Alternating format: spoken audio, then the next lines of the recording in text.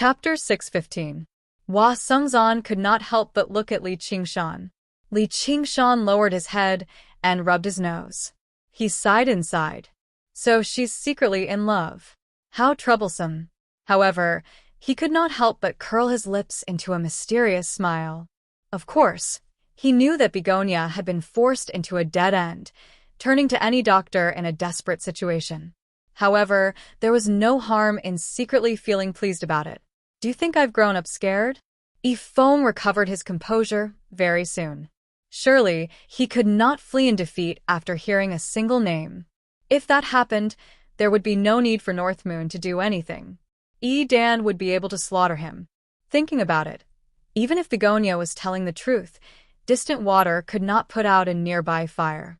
As long as he handed her over to Yi Dan, what happened next would no longer be under his control.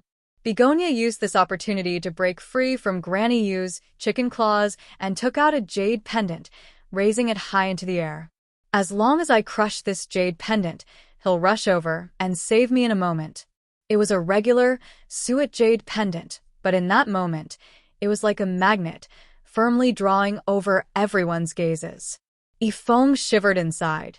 The jade pendant flickered with light. It was indeed a communication pendant, but he had no idea whether it was for North Moon or not. All he could do was carefully study Begonia's expression. However, women were born with natural abilities when it came to acting, and Begonia was one of the best among them. Having practiced the arts of charm for several decades, her expression and bearing were flawless. Yifeng could not help but become rather hesitant. Seeing how she had managed to stun the evil wind with this move, Qiu Haitang eased up slightly inside. She had to find a way to escape as soon as possible. She could no longer stay in the Rui Commandery, but how to escape was a problem. Yifeng and the others were like a few ravenous wolves. How could they allow their prey to escape? Begonia said to Li Qingshan through soul sense, "If I may be so bold as to make a final request, feel free to tell me. I'll find a way to escape later. If the situation becomes disadvantageous, please block it for me. If it doesn't work, I'll cut my throat on the spot. I'll never be humiliated. If I can escape alive, I will definitely fulfill your wish in the future. Don't worry, I won't let Qiongji know." Begonia was also a little disheartened at this moment. She felt that although Li Qingshan was not the one she loved in her heart, he was still a good person. At the very least, he was millions of times stronger than Yi Dan. For him to risk his life to save her time and again, other than this body, there was nothing else he could repay. Since you are in love with someone else, why would I take advantage of your perilous situation? I just need to drag it out until the North Moon arrives, Li Qingshan said resolutely. But in his heart he thought, just pick one of these two. I don't mind. Begonia couldn't help but smile bitterly in her heart. Do you really believe that I have any connection with the North Moon? Apart from that brief encounter a few years ago, they had only seen each other from afar. Yifeng's body suddenly trembled. With a face full of disbelief, he pointed at Li Qingshan behind Begonia and exclaimed, "North Moon." Everyone's gaze followed the direction that Yifeng was pointing at and looked towards Li Qingshan. Li Qingshan shuddered. How did this guy see through my identity? Begonia's mind was slightly distracted. A strong gust of wind came, and the evil wind went straight for the jade pendant in her hand. Begonia hesitated. If she really crushed the jade pendant, wouldn't her lie be exposed? With this hesitation, the jade pendant fell into Yifeng's hands. Everyone knew that Yifeng was deliberately deceiving Begonia. She secretly scolded him for being shameless, but her heart that had been raised to her throat also returned to her stomach. Apart from Hua Sungzan, no one knew that Yifeng had pointed casually. He was actually able to see through the heavenly secrets. Yifeng tossed the jade pendant in his hand and said smugly, "It turns out that I was wrong. However, beasts and evildoers are the same kind. Do you really think that I will believe that this thing can summon North Moon? Do you think that I have not investigated you before? You'd better go back with us obediently. Even if North Moon comes, facing my master, you can only flee in defeat." Although he looked like a hooligan, he was actually very meticulous and cautious. But in reality, he was meticulous and cautious. Otherwise, he wouldn't have survived until now. Begonia sneered and said, "Crush it if you have the guts. Do you think I don't dare? I think you just don't dare. Humph, do you think I'm a fool? Cut the crap and come here." Yifeng suddenly launched an attack. He waved a large silver net and covered Begonia's head. With Begonia's cultivation, facing Yifeng was like a chi practitioner facing a foundation establishment cultivator. There was no room for resistance at all. She could only use enchantment to confuse Yifeng's mind. Yifeng's gaze wavered slightly. He found the woman before him to be delicate and pitiful. He actually could not bring himself to lay his hands on her. However, his willpower was far greater than regular foundation establishment cultivators. He bit the tip of his tongue and immediately returned to his senses. A waterspout whistled over. Li Qingshan had finally taken action. Yifeng looked down on him. Two cultivators in black leapt out from behind him and struck the waterspout viciously. Although their cultivations were not as great as Yifeng's, they were still foundation establishment cultivators. However, they shuddered the moment they touched the waterspout. They felt an irrepressible, tremendous power, and it was endless, stacking on top of one another. They could not help but stagger backwards, creating a deep pit with each step. In the blink of an eye, they had retreated to Yifeng. They were all shocked. They did not feel anything when he clashed with the fire devourer, but they never thought he could actually unleash the violent side of gentle water to such a degree. Seeing how their companions could not hold on anymore, two more cultivators in black took action, pressing their hands against their backs again. Their teamwork was flawless. They faced Li Qingshan alone with the strength of the four of them. Li Qingshan suddenly remembered how Ruexian had destroyed his waterspout. He raised his arms, and the waterspout spun rapidly. However, he used the exact opposite method, making it explode with its greatest power. Boom! The four cultivators in black staggered backwards. Li Qingshan cut right to the chase, throwing a punch at Yifeng. He still managed to gain the upper hand despite fighting five alone. This was no longer just because of his strength and abilities, but also because of his invincible, fierce sparring. Everyone could not help but cheer. The Hawkwolf guards cheered the loudest. "You little bastard!" Yifeng cursed furiously as he drew his blade to receive him. Li Qingshan's bearing suddenly withdrew, and all of the light gathered towards his right hand, turning into an extremely resplendent droplet of water. With a flick of his finger, the droplet of water shot over, piercing through Yifeng's protective light and landing on the jade tablet with great precision. The jade tablet immediately shattered. Ocean wielding? The water drop stance. He condensed the boundless power of the ocean into a droplet of water, unleashing startling power. Li Qingshan had studied this move a long time ago, but he had always been unable to grasp its main points. Today, he had a flash of inspiration and improvised it on the spot. Originally, there should have been an 80 to 90% chance of failure, but he just happened to succeed. Li Qingshan laughed. "Since you're afraid, I'll help you out." Yifeng was alarmed, becoming even more infuriated. The blade in his hand pulsed with a blade aura that was several meters long as he swung it towards Li Qingshan. Li Qingshan swung his hands about wildly, and the space before him immediately became filled with streaks of blue light that flowed like turbulence. With each streak, the blade aura would be drawn over. Yifeng even felt like he was losing control of the blade in his hand. In the end, he swung it towards the ground beside Li Qingshan, creating a crack that was over 30 meters long. If it were not for the fact that the Parlor of Clouds and Rain had been constructed from special materials by the craftsmen of Moism, it definitely would have been split in half. Ocean wielding? The horizontal flow stance. The ocean flowed, and the waves surged.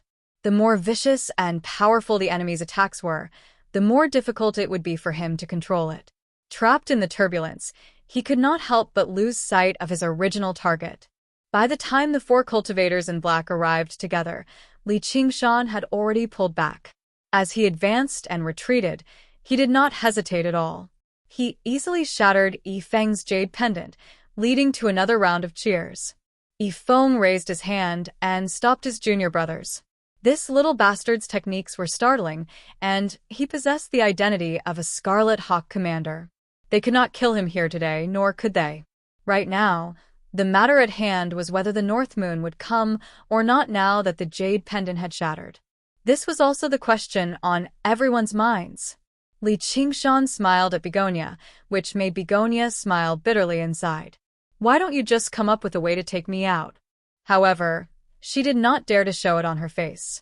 Instead, she sneered. Just you wait. Yifeng laughed madly. Do you really think I'll be afraid of a mere wretched demon? You've used him time and time again to scare me. However, he could not help but seem a little cowardly on the inside. If you're not afraid, then just wait here with me for a while. Having reached this point, all Begonia could do was endure it with no other choice. She obviously knew that even if she waited another decade or so, the North Moon would not come. I have matters to attend to. How can I waste my time here with you? Yifeng made his way towards Begonia. There was a flash before him, and Li Qingshan's large body stood in front of Begonia to protect her. Yifeng knew that it was impossible for him to take down Li Qingshan so quickly.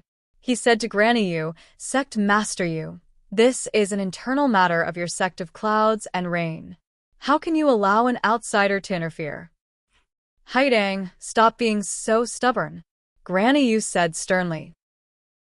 Just when she was about to strike, Li Qingshan stood with his arms crossed and said indifferently, when the North Moon comes later and asks what happened here, I don't mind telling him. Granny Yu immediately cowered. Yifeng said, You're a mighty Scarlet Hawk commander, yet you're actually colluding with a wretched demon. If this woman is lying, then so be it, but if she's telling the truth, then you're an accomplice protecting the wretched demon. Li Qingshan sneered. Go sue me if you can. Yifeng ground his teeth in hatred, but there was nothing he could do. The status of a Hawkwolf guard was special. In the Rui Commandery, no one had the right to judge him apart from Gu Yenying. However, everyone knew that this Commander Gu was colluding with the wretched demon more than any other cultivator in the Rui Commandery. You really are a stupid animal. You've been led around by a woman's lies. I'll be waiting right here, waiting for the North Moon to come.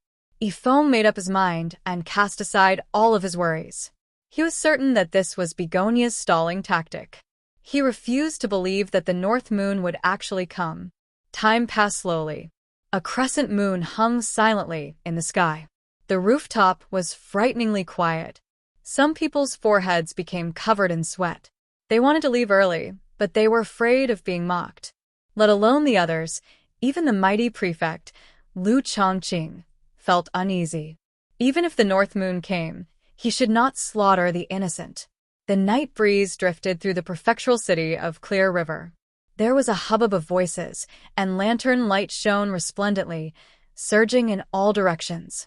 The rooftop was like a dark, isolated island that floated on the ocean, trembling gently as it waited for the arrival of an unpredictable tsunami. Chapter 616. In the beginning, Begonia felt extremely nervous, but as she gazed at the lights in the distance, her mind gradually settled down. Who knew how many times she had seen this sight since she was young, but this was the second time she found it so beautiful. She remembered the first time. She was still a little girl in simple clothes, lying on the edge of the rooftop. Her face was filled with amazement, and her eyes shone. She refused to believe that such a bustling and beautiful sight existed in the world. Today was probably the day they parted forever. In that moment, the memories of the past flooded her head before drifting away with the night wind. The little girl rapidly grew up like a willow twig. Until now. She smiled faintly, letting go of life and death. Instead, she remained calm, standing among everyone like a goddess, cold and inviolable. Yifeng's vicious smile gradually became more pronounced. In the end, he could not help but laugh aloud. His wild laughter was like the howl of a jackal. He spread his arms and spun around. Tell me, where's that wretched demon? Didn't you say he'd come to save you a moment later? Why haven't I seen a single trace of him after so long? Then he arrived before Begonia. Don't tell me you're lying to us? Come on, just admit it. Oi, you little bastard. How does it feel to be tricked by a woman? Everyone eased up as well. They all discussed, why would North Moon come? She's just putting up a front at the end of the day. Whatever. The matters of the sect of clouds and rain have nothing to do with us. She's embarrassed commanderly, though. Granny Yu was even more displeased. Children sure know how to make trouble. Commanderly, this is a matter of our sect of clouds and rain, so please move aside. Li Qingshan suddenly pointed behind Yifeng and called out, North Moon. Yifeng was taken aback. He squinted his eyes. Do you think I'm a child? And you're still trying to use something like that? Suddenly, he discovered that the terrace had become extremely quiet. Everyone's gazes followed the direction Li Qingshan was pointing in. Afterwards, they all froze there, as if they had been struck by a freezing curse. Their expressions twisted and changed, becoming panic, fear, trembling. Granny Yu was like an old hen that had been startled. She shrank back and seemed even shorter. Yifeng slowly turned around under the crescent moon.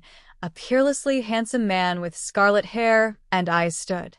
Standing at the edge of the rooftop, the moonlight seemed to be dyed red. Behind him was a resplendent sea of lanterns. His long hair and clothes fluttered in the night wind.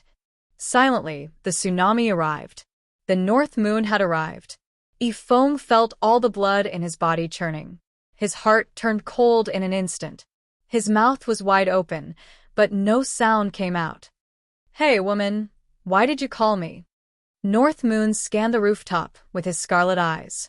Finally, his gaze fell on Begonia. When the cultivators met that pair of red eyes, they could not help but shrink back. With a whoosh, they retreated a large circle. It was as though North Moon's eyes contained some invisible witchcraft. North Moon. Begonia took a step forward. She didn't know how to answer. She had already made up her mind to die, but the savior that she had spouted nonsense suddenly fell from the sky, causing her to be in a daze. She even suspected that there was something wrong with her memories from several years ago.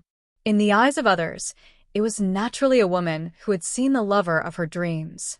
She was so excited that she could not control herself. The cultivators in black all looked horrified. Yifeng's back was dripping with cold sweat. He forced himself to calm down.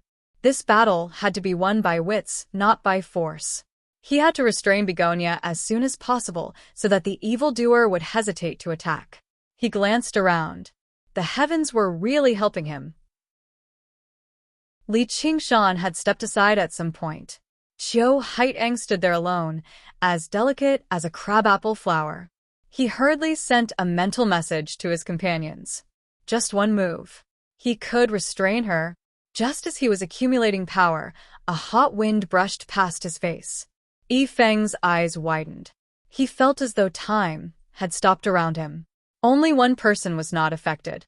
North Moon swept past him like he was taking a stroll in the park and came to Begonia's side. I can't win.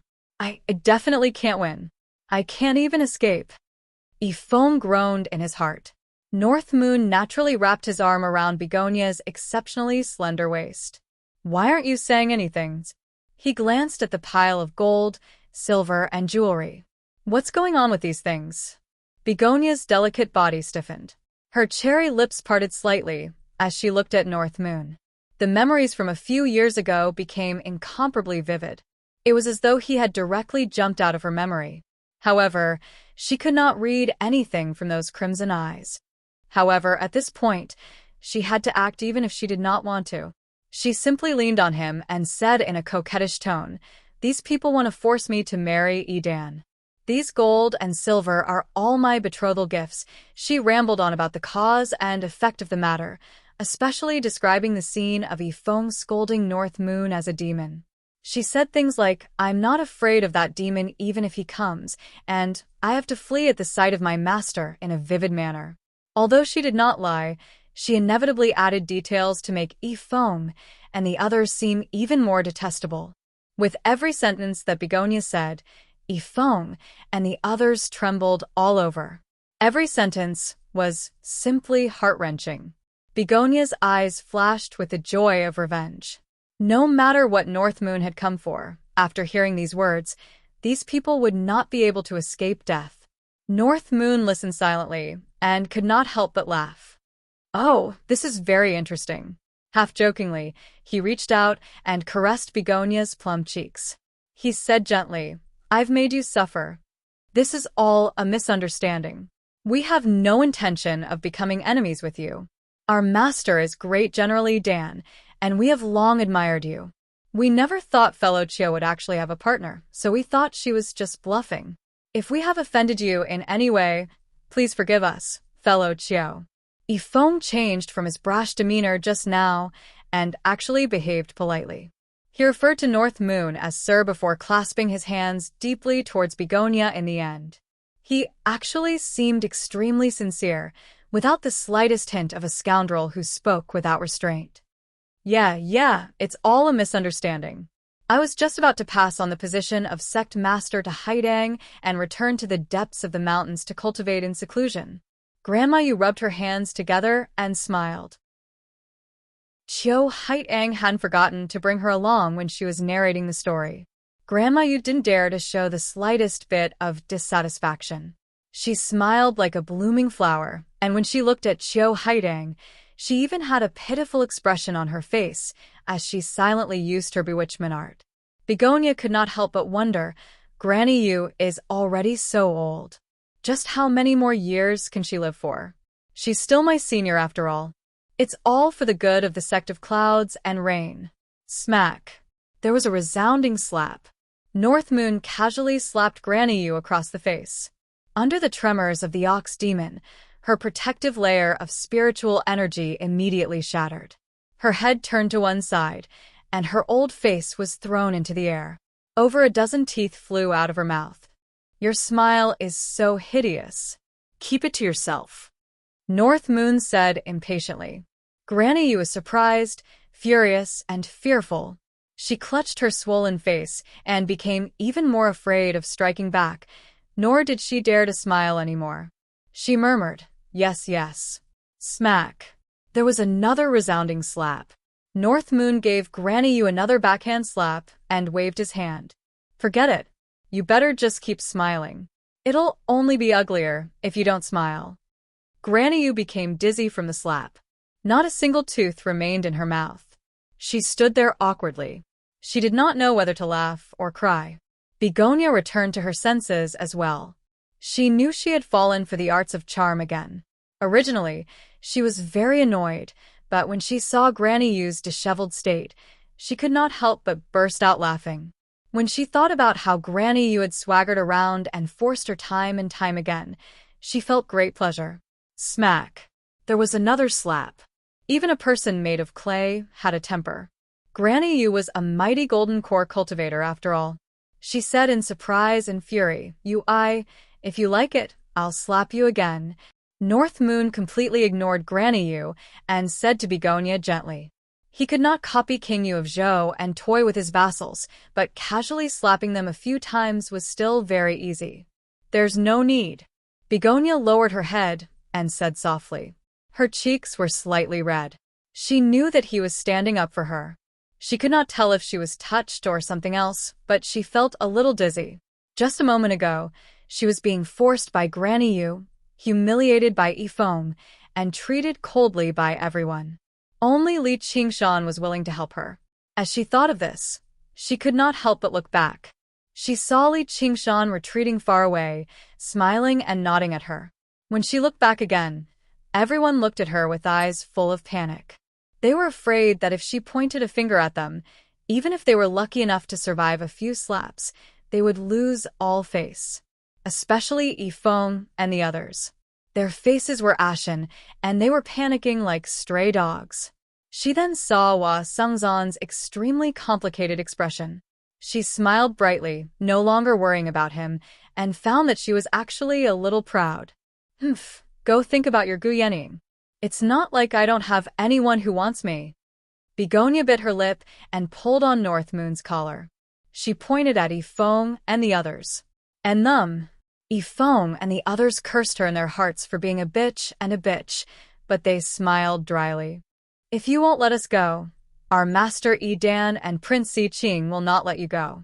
Why do you have to go so far for a misunderstanding? North Moon waved his hand. Since it's a misunderstanding, why don't you get lost? When Yifeng and the others heard this, they were overjoyed as if they had been pardoned. They thought, as expected, he still has some reservations. This evildoer will die a horrible death in the future. They wanted to say a few tough words, but they did not dare to. They cupped their hands and turned to leave. Begonia was a little unwilling, but she did not forget that they were acting now. If they did not agree with each other and made him unhappy, it would not be worth it. Wait. Yifeng and the others had already arrived at the edge of the rooftop. If they took a few more steps forward, they would be returning to the sea, and they would be entering the mountains. However, North Moon's wretched voice rang out from behind. He gulped and turned around. Sir, do you have any other orders? You forgot to bring betrothal gifts. North Moon glanced at the gold, silver, and jewelry. Yifeng and the others relaxed and walked back. They were about to put the small mountain of gold, silver, and jewelry into their 100 treasures pouches when they heard North Moon say, Wait, you're going to bring them just like that? How do you want us to bring them? North Moon raised his chin at the pile of gold, silver, and jewelry. Eat them. What? Yifeng was shocked and angry. How could these gold, silver, and jewelry be eaten? North Moon smiled and said, You have to take back what you said. You have to eat the things you brought. You can't eat one less silver. P.S. Wow, the Dragon God is so smart. Congratulations, Dragon God Messenger. Tao Wu. Tipping 3 Alliance Masters and being promoted to the Great Alliance Master has made all my wishes come true. Alright, I have to do something. You know I'm not cut out for this. But from tomorrow onwards, I'll be back to my daily update schedule of 8 in the morning and 6 in the evening. Chapter 6:17. An enchanting smile immediately appeared on Begonia's face. She agreed. That's a good idea. Yifeng's face twisted, and veins popped up on his forehead. North Moon, don't go too far. Go too far? Are you talking about me? North Moon asked Begonia beside him. Do you think I'm bullying them? Of course not. Then I'll bully them a little more seriously. Eat it. North Moon grabbed a golden ingot and tossed it casually. Although the mirror clone only possessed a fraction of his strength, the strength of the ox demon was still terrifying even if it was reduced slightly. The moment the golden ingot was tossed out, it twisted and turned into a streak of golden light. It pierced the protective arcane artifact of a cultivator in black before piercing his body. The cultivator in black lowered his head and glanced at the hole in his chest in disbelief. He let out a high-pitched shriek. Rather than pain, it was more accurate to describe it as fear. He was not afraid of dying in battle, but the feeling of being casually crushed sapped all of his courage. Only after the golden ingot flew into the distance did a sharp whistle reach his ears. Fierce winds blew on the rooftop, and the expressions of all the cultivators changed. In North Moon's hands, a mere golden ingot was a terrifying killing weapon. He could kill Foundation establishment cultivators like slaughtering chickens or dogs. Let's fight it out with him. Yifeng roared, but he did not sound confident at all. Looks like you won't eat obediently, so I'll have to help you out. A pair of magnificent, fiery wings suddenly unfurled behind North Moon. In the eyes of the surrounding spectators, he split into 5 in that instant, appearing beside the 5 of them at the same time. He only attacked each of them once, either with a casual slap or a gentle tap. The 5 cultivators in black, who had just leapt up and were about to fight to the death, all collapsed on the ground. However, they were not injured at all. Only their spiritual chi and bodies had been suppressed by the spirit turtle's power. They all widened their eyes and were immobilized.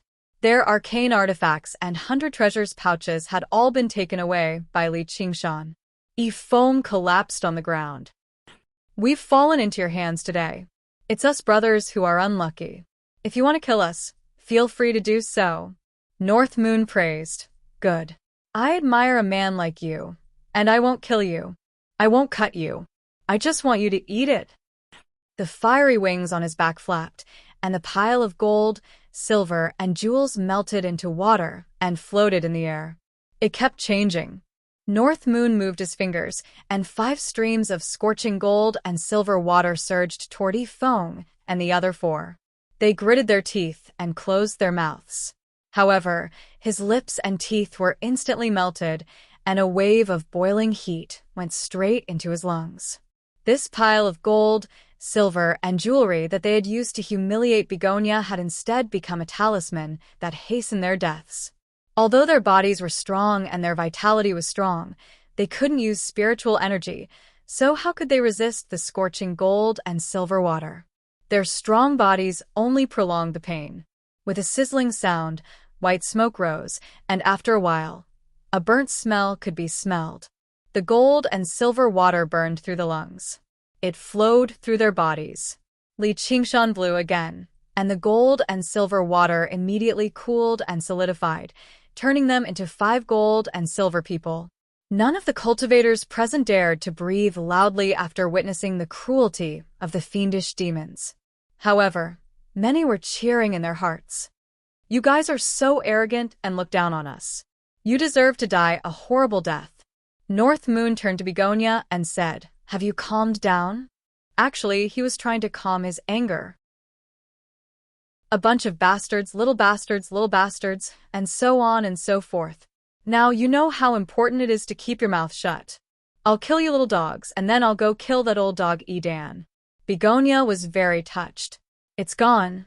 Should I kill this one?"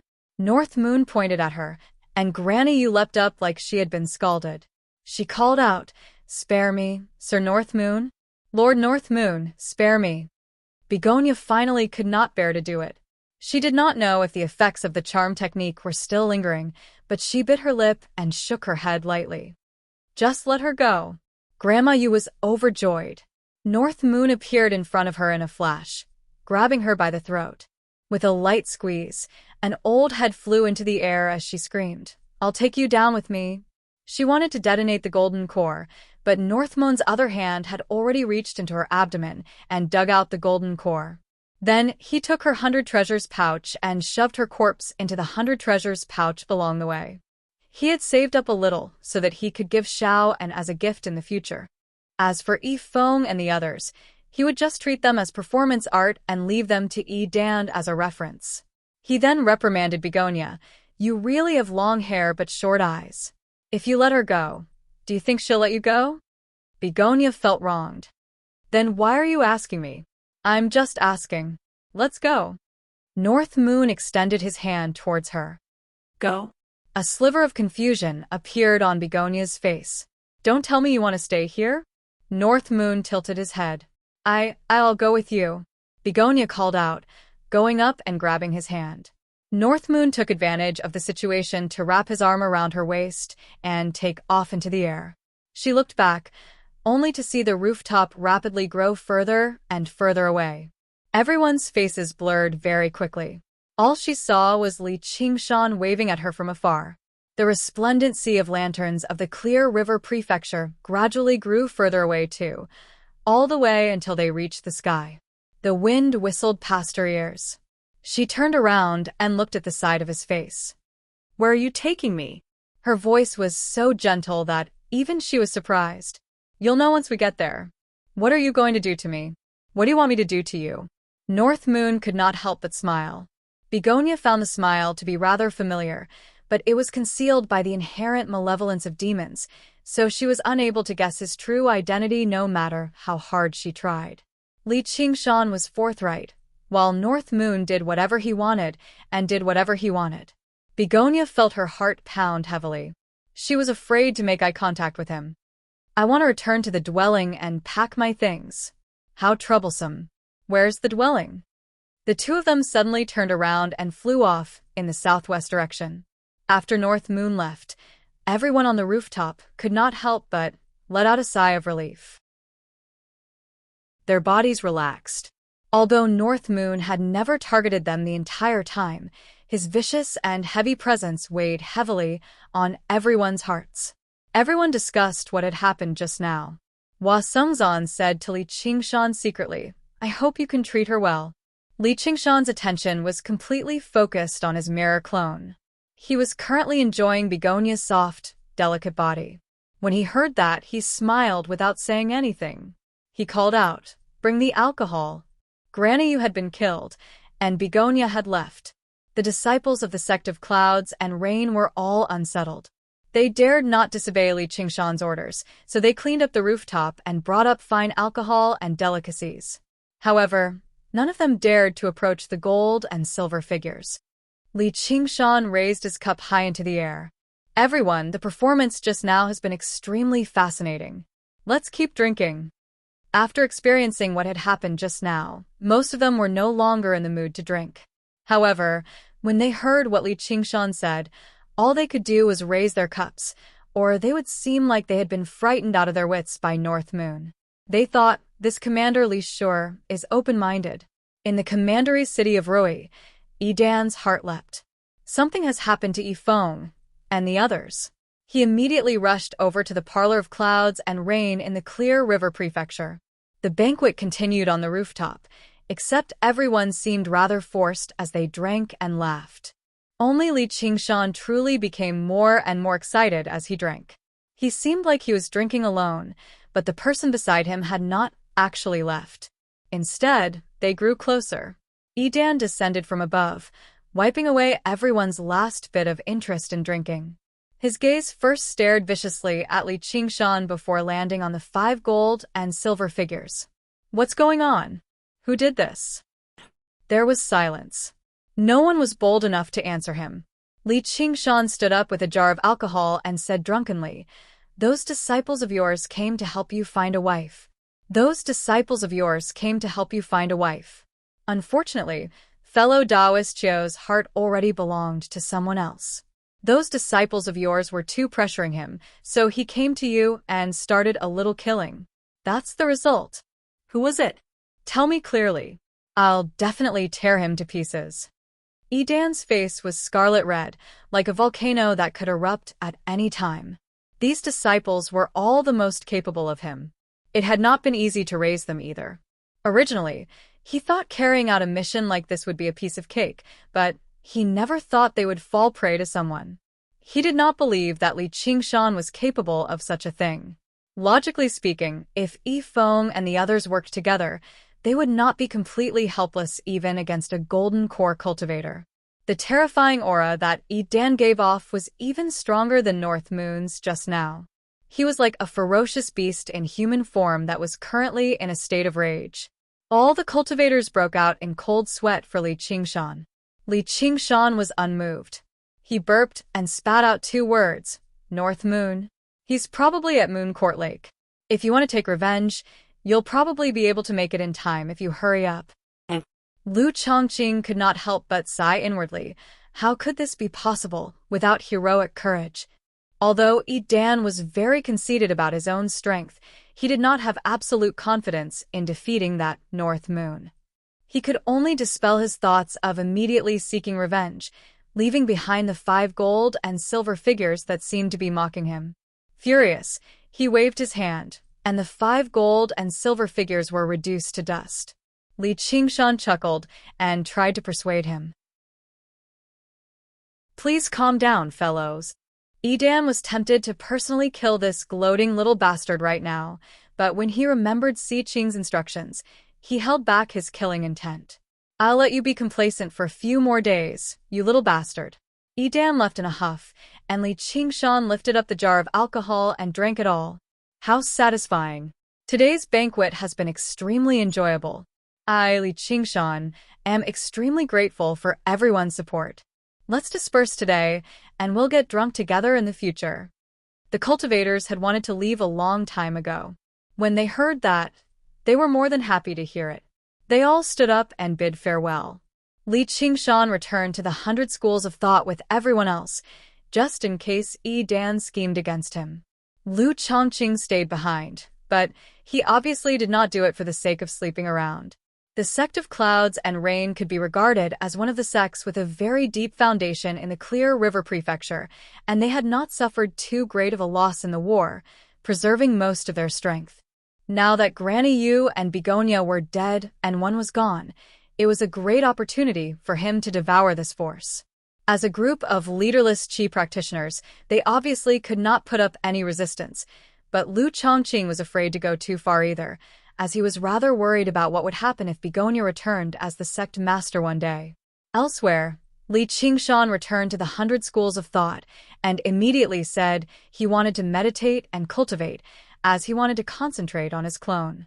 He closed his eyes before opening them again, and what he saw was Begonia's slender figure as she tidied up her things. Chapter 618. Li Qingshan had visited Ru Xian's cave many times. The decorations there were relatively simple, and there were almost no useless decorations. There were still traces of stone carvings on the walls, and the tables and chairs were all made directly from stone. There was only one reason for their existence, and that was to make cultivation convenient. As a woman, Begonia's cave was of a completely different style. Even though she also lived in a cave in the mountains, the stone walls were polished to the point that they could reflect one's reflection. Everywhere was decorated with complex and beautiful patterns, and the faint fragrance of flowers wafted through the air. The ground was covered with a thick carpet, and large and exquisite pieces of solid wood furniture were scattered throughout the large and small rooms of the cave. Li Qingshan ignored Begonia's gaze. As if he was in his own home, he wandered around and casually opened a few. He discovered that most of them were wardrobes, and they were divided into different categories. Some were specially for cloaks, and some were specially for skirts. If he had not seen it with his own eyes, he would not have believed that a woman could have so many types of clothes, and that she had over 100 pieces of each type. Li Qingshan arrived in front of another wardrobe. Right when he was about to open it, Qiu Haitang rushed over and leaned against the wardrobe. "I've already poured you some tea. Can't you just sit there obediently for a while? What's the taste of tea? If you want to drink, drink wine." Li Qingshan raised his eyebrows. Because of Yi Feng and Yi Dan, the banquet had to be interrupted twice and ended prematurely in the end. However, he had not drunk to his heart's content yet. Rather, it could be said that he had become even more excited. If there was anything more enjoyable than watching an arrogant enemy lose his composure in anger, it would definitely be to kill the enemy with his own hands. Tonight, he had experienced both of them. "All right, I'll get you some wine." Begonia could not do anything to this powerful demon in front of her. She could only lower her head and rummage through her 100 treasures pouch. She found a jar of spiritual wine and handed it to him. Li Qingshan opened the mud seal and gulped down a few mouthfuls. "This should be fine, right? Hurry and sit down. I still have to tidy up." "Ah." Begonia felt her waist tighten, and she could not help but fall into his arms. Her proud breasts were pressed tightly against his chest. Even though they were separated by a few layers of muslin, it was difficult to hide the wonderful feeling of softness and elasticity. Li Qingshan waved his finger, and the wardrobe opened. He couldn't help but laugh out loud. Inside the wardrobe were pieces of underwear. No wonder Begonia was so nervous. "Let me go." Begonia's face was red as she struggled with all her might. But how could he break free? Li Qingshan's milky breasts pressed against him, making him enjoy it even more. He casually took out a light pink undergarment from the wardrobe. The small undergarment was embroidered extremely beautifully, and it was as light as silk. He couldn't help but imagine what it would look like on Begonia. What kind of dress would she be wearing now? Li Qingshan lowered his head and looked down. He could see a deep, snow-white ravine. "Don't touch my things." Begonia's face turned even redder, and she struggled even more. Her eyes were shy and flustered, and there was no trace of the calm clan Master Qiu had in the past. Instead, it was more alluring than any kind of charm. Li Qingshan's lower abdomen became hot. He lowered his head and said, "If you move, I don't know what I'll do." You. Begonia also felt the change in a certain part of his body and immediately did not dare to move. She had a feeling that she had just left a wolf's den and entered a tiger's mouth. This ferocious tiger could easily tear a group of wolves to shreds, but the situation of a lamb like her did not change at all. The only difference was that she had entered the tiger's mouth of her own accord. Li Qingshan wrinkled his nose and caught a whiff of a heavy fragrance. It was like the fragrance of a flower, but it was a little different. Actually, at the banquet just now, when she was drinking with him, he smelled the fragrance on her body. At first, he thought it was the fragrance of cosmetics, but upon closer inspection, she seemed to have no makeup on. And with his keen sense of smell, the fragrance was not some kind of perfume, but came from her body. He buried his head in the pit of her neck, and the fragrance filled his mouth and nose. He could not help but take a deep breath, and he felt that his lungs were filled with fragrance. The tip of his nose and his lips touched the skin of her neck, and it was as thin as sheep fat. Like a fierce tiger sniffing the petals of a begonia, he did not even dare to sniff too hard, for fear of damaging the soft petals. Suddenly, he felt her body tremble slightly. Li Qingshan raised his head and saw that her eyes were tightly closed, and her long eyelashes were trembling like small fans. He could not help but smile and said, "I won't eat you. What are you afraid of?" Begonia opened her eyes and said, "I'm not afraid." Li Qingshan smiled and brought the wine jar to her lips. Begonia stubbornly turned her head away, and her big eyes were covered with a layer of mist. She thought that he would continue to use force, but she did not expect that he would let go of her and said with a smile, "You're already so old, yet you're still crying like a little girl. I originally thought that you were a good monster, but I did not expect you to be so detestable. You're practically no different from that Dan." Begonia covered her neck with one hand, and her face was red. She thought of the first time they met. At that time, she was also on the brink of despair, and he had descended from the sky to save her. He was not stingy with his words to ease her emotions, but it was nothing like this. "At least it's better than Dan. Hurry up and pack your things," Li Qingshan said with a smile. He casually stuffed the undergarments into his bosom and carried the wine jar and continued to wander around. The building of this cave was extremely large.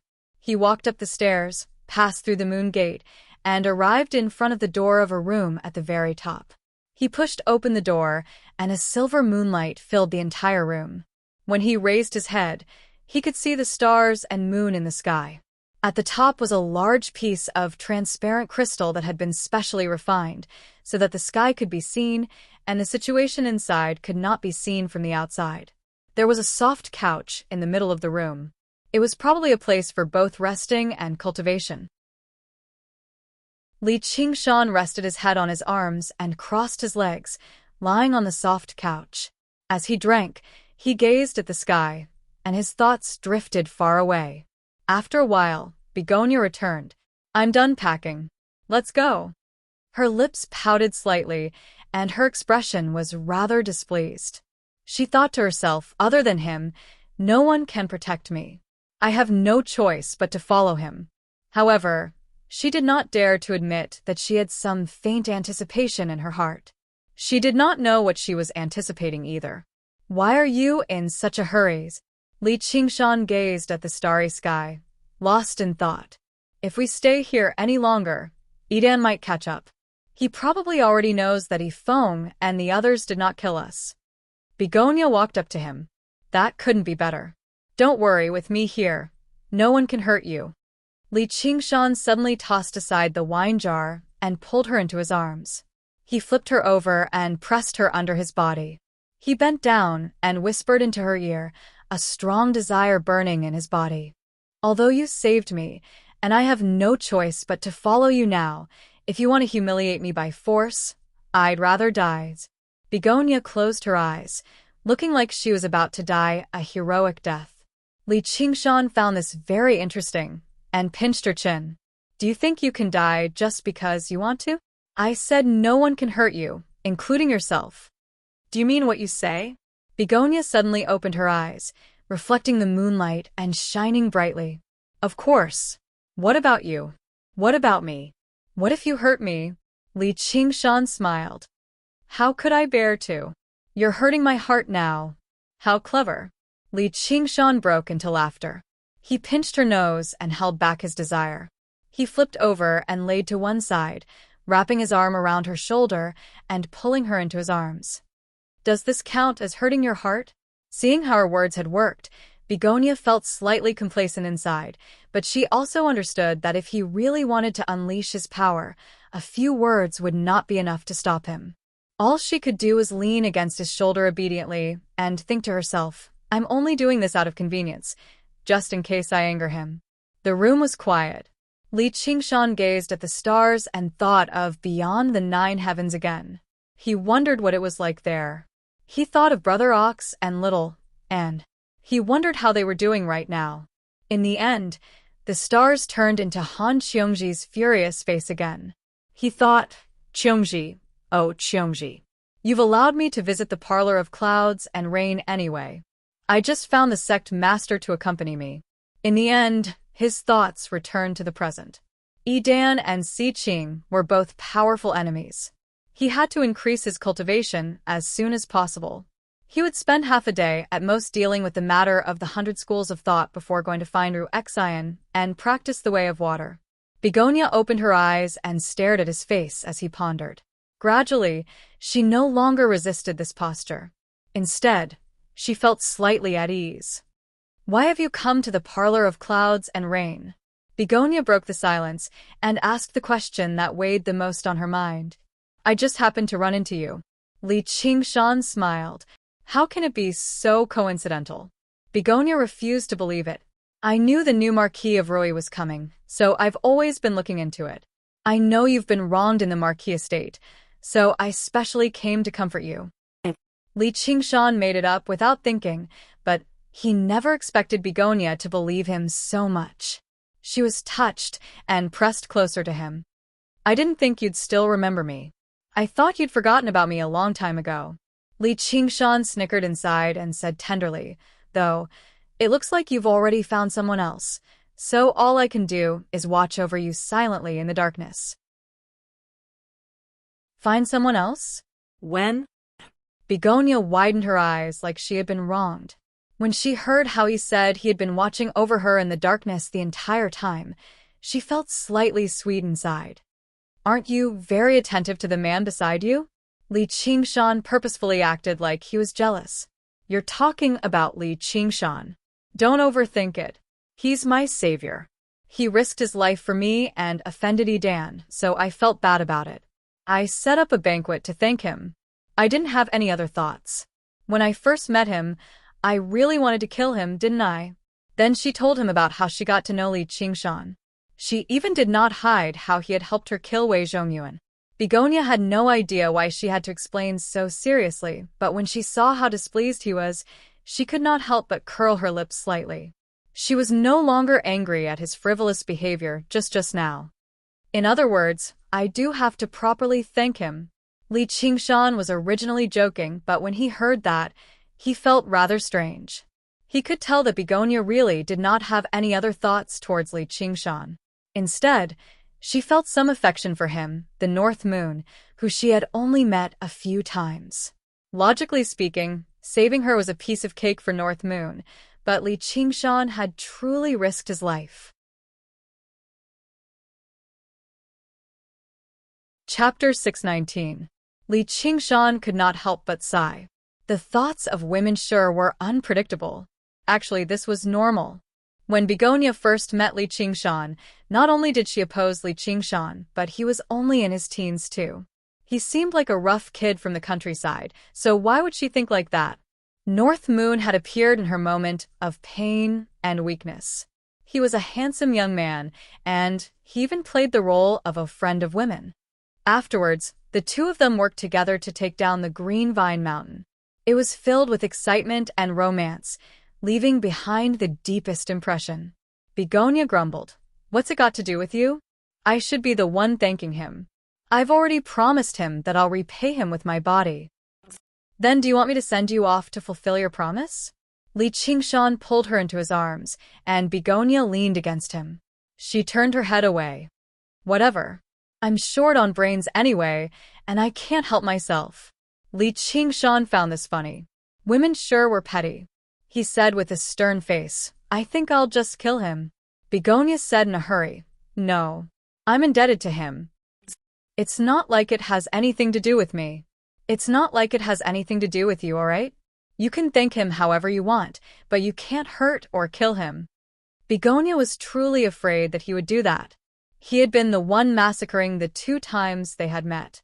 In the eyes of cultivators, the name North Moon had never been gentle or kind.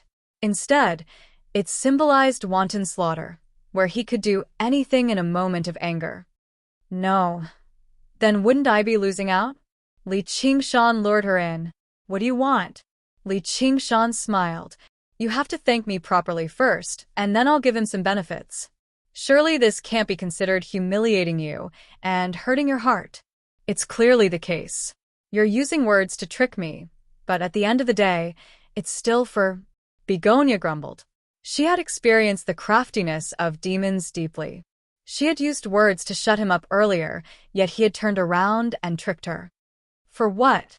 The love between man and woman, the combination of yin and yang. It's only right and proper. That's what you said. I didn't. Stubborn. Li Qingshan raised his head and kissed Begonia's lips. He found that not only were they not hard, but they were soft and tender. Begonia's eyes widened, and she was at a loss of what to do. Such a scene. Who knew how many times she had witnessed it in the parlor of clouds and rain? However, this was the first time he had experienced it personally. His entire body felt as if he had been electrocuted, and he felt waves of numbness. Li Qingshan took a sip and asked with a smile, "How do you feel?" Qiu Haidang was excited. It was hard for him to control himself, so how could he answer? Li Qingshan kissed her again, forcing open her teeth and entangling her tongue. Begonia was even more defeated. He laid limp on Li Qingshan's body and kissed her until he was aroused. He climbed up to her full breasts that seemed like they were about to burst out of her clothes. He laughed and said, "Let me see if your heart has ever been hurt." No. Begonia grabbed his hand. Li Qingshan was already aroused and could not care less. However, when he saw the pleading look in her eyes, his heart could not help but soften. Bullying a weak girl for the sake of a momentary desire was not what a man should do. In any case, he had already taken enough advantage of her, so he picked up Begonia. It looks like no one will come. Let's go. After leaving the cave abode, Li Qingshan did not head in the direction of Mooncourt Lake. Instead, he came to a quiet valley in a mountain range. There was a beautiful little lake there.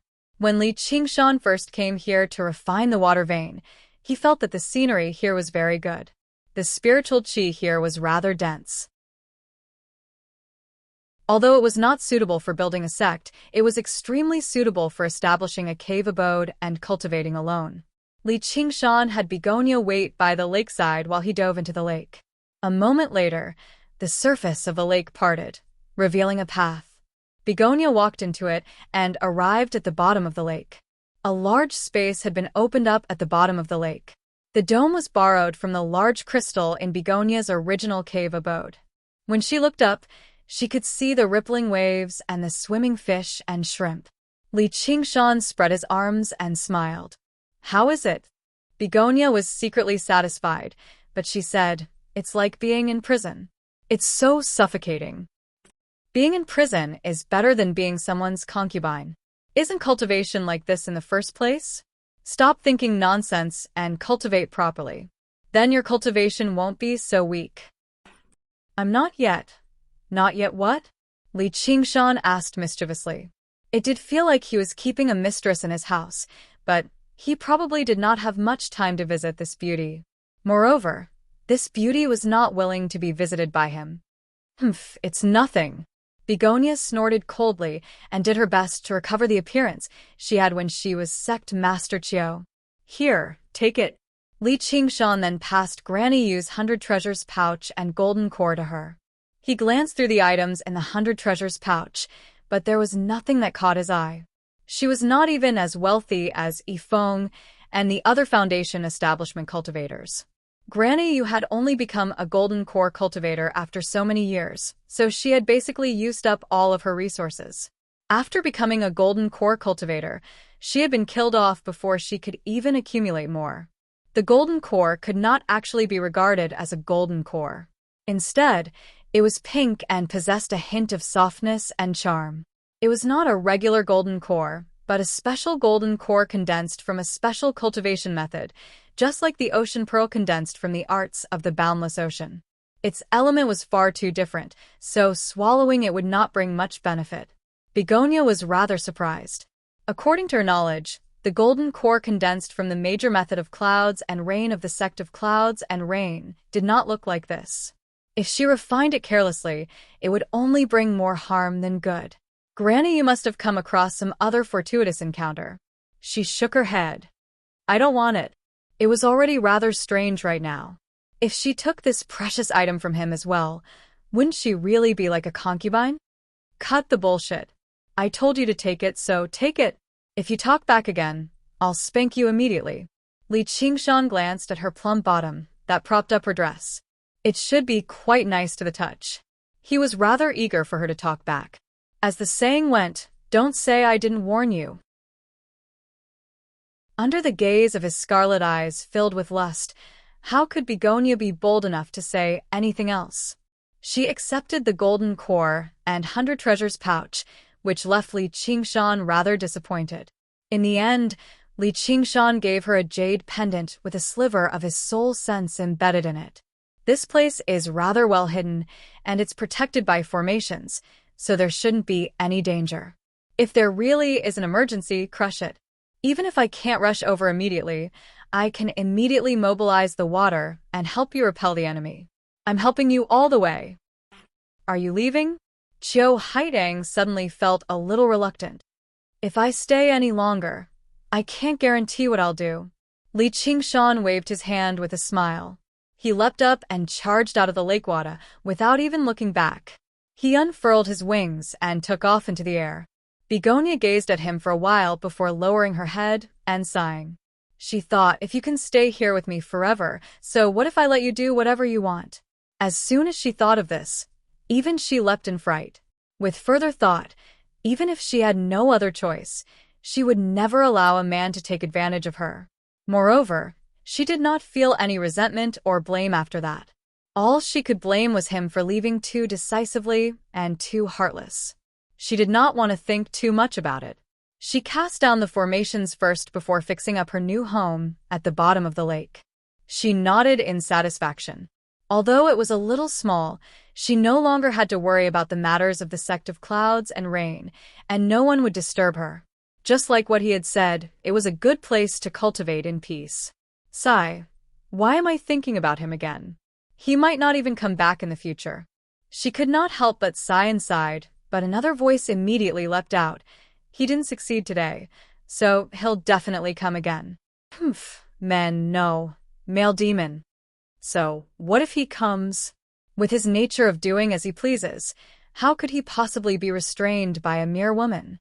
You're a little too lacking in confidence in yourself. Didn't he specially come to see you? He's even jealous because of you. He's saved you from disaster twice. Fate has brought you together. The two voices continued to argue.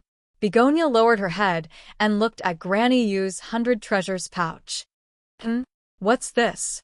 A pink jade slip had appeared in her hand. Jade slips like this were mostly used to record cultivation methods.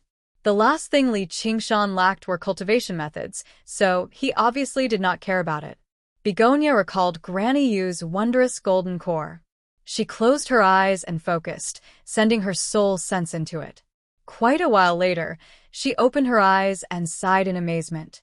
As it turned out, this cultivation method was called the heart-dyeing art. It was even more profound and wondrous than the major method of clouds and rain. The foundation of the major method of clouds and rain was still dual cultivation. The arts of charm were only an extension of it. Both men and women could practice it. However, this heart-dyeing art could only be cultivated by women, and it possessed the ability to charm in itself. Rouge was originally a cosmetic that mortal women applied to their cheeks and lips to enhance their beauty. However, for a naturally beautiful woman like Begonia, even without any cosmetics, her lips would still be as red as vermilion, and her face would be as beautiful as a spring flower. Rouge was actually dispensable. As the name suggested, this heart-dyeing art was like applying rouge to one's heart. increasing a woman's charm from the very foundation. The deeper one cultivated, the greater the charm. Even without deliberately using enchantment, one could still fall head over heels. The golden core that was condensed was called the Rouge Heart. Without dual cultivation, Begonia's greatest problem was solved. She was unwilling to easily give up her body for another, so she had never had a dual cultivation partner. With this cultivation method, she would not have to worry about that. It's no wonder, Granny, you managed to undergo the tribulation in secluded cultivation despite her age. Turns out it's all because of this cultivation method. However, Granny Yu was just too old, so she could no longer unleash much of her charm. She also faced Li Qingshan, who practiced the spirit turtle's method of sea suppression, so she still failed to escape death in the end. To Begonia's great surprise, there were also a few techniques with wondrous effects recorded in the heart-dyeing art. With a gentle brush of soft hands, the enemy's body would become limp and immobilized, while once rouge makeup was used, no matter if the enemy was male or female, no matter how vicious they would not be able to harm you. Begonia believed that this was how she had fallen for it. She had never been a soft-hearted person. She had known Wei Zhongyuan for many years, yet she had still killed him as she pleased.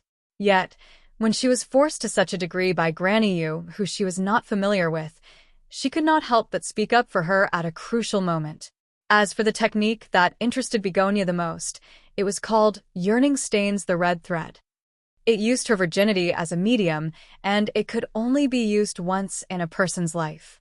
It could make a man fall in love with her for the rest of his life, infatuated with her, and never tired of yearning. Even tempered steel would become soft. Even if he was not a lover, he would become one.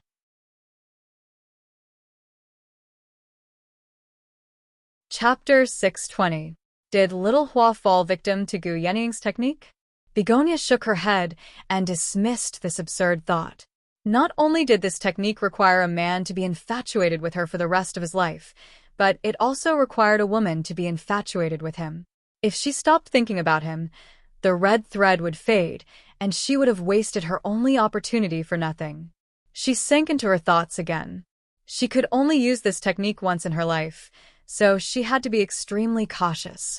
She became slightly excited inside. They all say that people with the aspect of peach blossom will not be able to find love in the end and die of depression. I refuse to believe that. Master, oh master, watch as I break this fate. If she had obtained this cultivation method a few years ago, she definitely would have used it on Hua Sengzan without the slightest hesitation. However, it took her quite a bit of thought now. After much thought, she finally decided not to think too much about it for now. She would practice this cultivation method first. Switching cultivation methods had always been difficult. The major method of clouds and rain was rather similar to the heart-dyeing method of rouge, and they both practiced profound spiritual qi. On top of that, she possessed a rouge heart. North Moon, if you're really bold enough to use force on me, don't even think about getting away scot-free. Begonia smiled proudly and immediately sat down with her legs crossed. She held the rouge heart and began practicing the heart-dyeing method of rouge. Gradually, a smear of red light spread out, dyeing her surroundings. It illuminated the pitch-black bottom of the lake in an extremely magnificent manner. As Li Qingshan controlled his mirror clone, he continued to refine the rivers and lakes of the Rui Commandery. Although he had refined many large rivers and lakes in the past, he had always swallowed them in one go. Now he was chewing on them carefully. He wanted to refine all the bodies of water in the Rui Commandery so that he could make preparations for his breakthrough to the 5th layer of the spirit turtle, or even the 2nd, heavenly tribulation. On the other side, he spent half a day dealing with most of the matters regarding the 100 schools of thought. Then he went to the School of Medicine's Benevolence Island in search of Ru Xian. In the alchemy room, Ru Xian had already refined the jade melting cauldron. She was currently refining a cauldron of pills as she frowned slightly. He looked a little uneasy. When he suddenly heard Li Qingshan calling him from outside the door, he got up and opened the door. A smile immediately appeared on his face. "Congratulations, fellow Taoist. You've taken in another beautiful woman." From now on, you'll only be envious of mandarin ducks and not immortals. It was rare for Li Qingshan to hear that she didn't say anything harsh this time, but the ridicule on her face was simply undisguised. He couldn't help but laugh. Yes, you don't know. That figure, that voice, Ru Xian interrupted. Then what are you doing here? Don't make me keep explaining. Didn't we agree on this? TSK, looks like he didn't succeed. I'm not as lecherous as you think. Li Qingshan was not boasting. If he really was lustful by nature, then just how many women were there among the night roamers for him to enjoy? They came in all shapes and ages. Even a harem of 3,000 paled in comparison. As long as the night roamers prospered and developed, he could switch to a different one every day, all the way until the end of time. That would be too stupid. Ru Xian could not help but admit this. Even the minor qi practitioners of the 100 schools of thought would often go drinking with prostitutes. It was completely normal for them to have a few concubines outside. Li Qingshan could already be regarded as relatively disciplined in this aspect. Let's go, you lecherous man. Ru Xian stowed the jade melting cauldron away. She no longer had to watch over the cauldron at all times. Where are we going? A place to cultivate, obviously. Ru Xian took off, and Li Qingshan followed closely behind. They left the 100 schools of thought. They arrived in the sky. Ru Xian closed her eyes as if she was sensing something. A while later, she chose a direction. They flew towards the south. In the distance, Li Qingshan saw a black curtain of clouds on the horizon. Rain as thin as a cow's hair drifted down from the hazy sky, moving with the wind. It was like white mist, silently nourishing everything on the ground. Ru Xian descended from above and landed on a plain. The verdant grass reached all the way to her waist. So you were looking for a place where it rained. Li Qingshan landed close behind her. This is the first lesson. Ru Xian extended her right hand, and the rain in the surroundings swirled and danced, gathering in her palm and turning into a white ball of water. That's easy. Li Qingshan raised his hand, and all the rainwater within a radius of 300 meters was suddenly sucked away, forming a semicircular hole without any rainwater. It gathered into a huge ball of water in his hands. As long as he wanted to, sucking away all the rainwater within 5 kilometers was nothing difficult. In terms of control over water, even as a merfolk, Ru Xian paled in comparison to him. Fool, it's not like this, look carefully. Ru Xian handed the white ball of water in her hand to Li Qingshan. Li Qingshan found that every drop of rainwater was dancing, but they did not merge with each other. In the seemingly chaotic dance, there was not a single collision. Ru Xian's eyes drifted like the mist in the rain, as if she was immersed in a very deep memory. Li Qingshan threw away the big ball of water in his hand and stretched out his hand again, gathering the rainwater again. He found that it was not an easy task to maintain the whole ball, but also to maintain the dance of thousands of rainwater. Let's go. Ru Xian casually threw the ball of water in her hand at his face, and it turned into a cloud of mist in midair, landing on Li Qingshan's face. He just felt a little wet, and the cloud of mist dispersed. He said in surprise, "Go? You haven't said anything yet?" Ru Xian said, "This kind of free class. What else do you want to listen to?" Li Qingshan curled his lips. "How much do you want?" "I don't want to say how much. Take that thing in your hand." Ru Xian flew away and came to the edge of a village, a small fenced courtyard. A yellow dog that guarded the yard barked at her, and when she glared at it, it immediately whimpered and went back to its kennel with its tail between its legs. Then she pointed at a water tank in the corner, and with the same stare at Li Qingshan, she said, "Put your head in. What kind of cultivation is this? I've seen many big rivers and lakes. What can a water tank do? Don't try to fool me." Ru Xian smiled slightly, or more accurately, it was a fake smile immediately. Li Qingshan looked at her for a while, then helplessly walked to the water tank and plunged his head into the water tank. In the house, a farmer woman held a kitchen knife in her hand and looked out through the crack of the door in fear and saw this strange scene. A fairy-like woman in white stood in the middle of the courtyard, and a tall man plunged his head into the water tank. After a long time, Ruexian knocked on the water tank and said with a smile, "Let's go." Still without any explanation. Li Qingshan ran around with Ruexian and saw all kinds of water, from wells to puddles, from small streams to deep pools. Except for the water ball that was in Li Qingshan's hand at the beginning. It felt a bit like cultivation, but at other times it was completely performance art, or more like he was being played. For example, the well that he jumped into turned out to be a dry well. He said, "There's no water here." Ruexian said, "No water is right." Then she sealed the well cover, and it was sealed for a whole day. Li Qingshan sat at the bottom of the well. He even had the intention to kill. If someone else were bold enough to trick him like this, he would have punched them in the head a long time ago. However, Ruexian's various requests really were similar to performance art.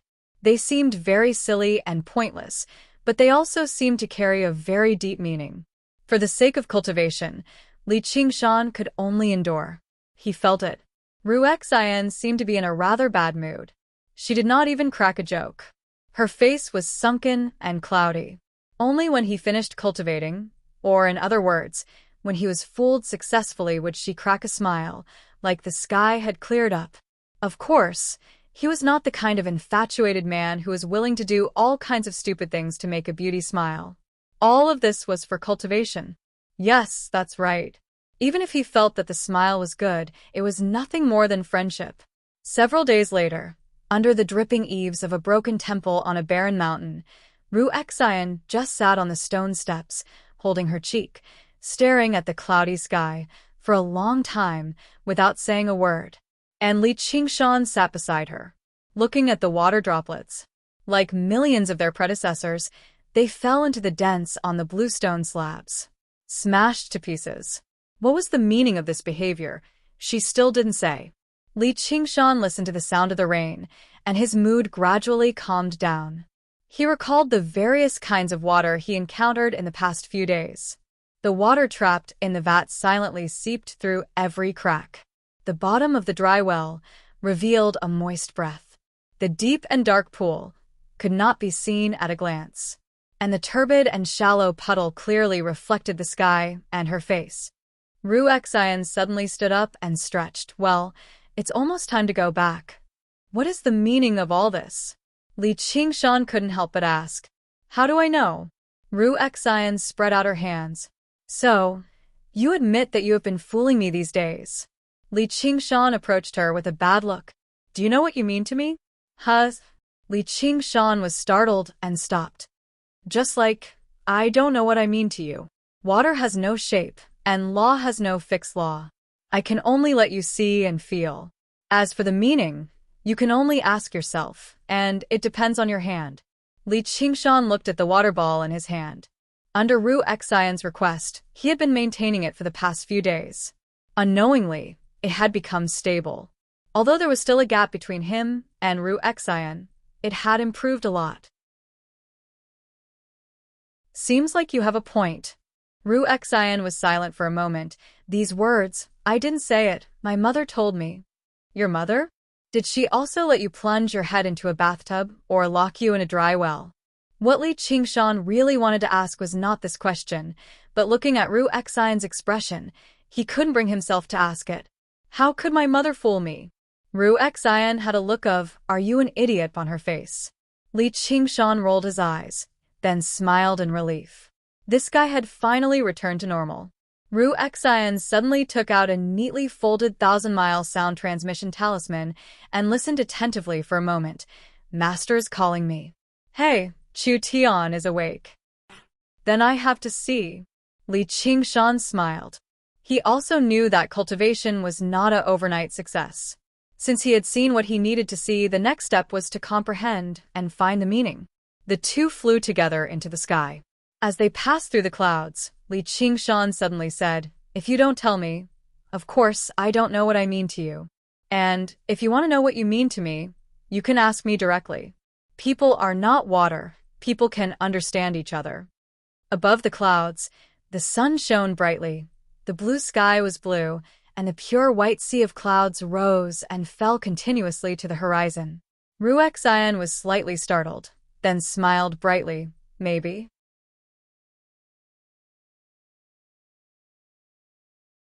Chapter 6:21.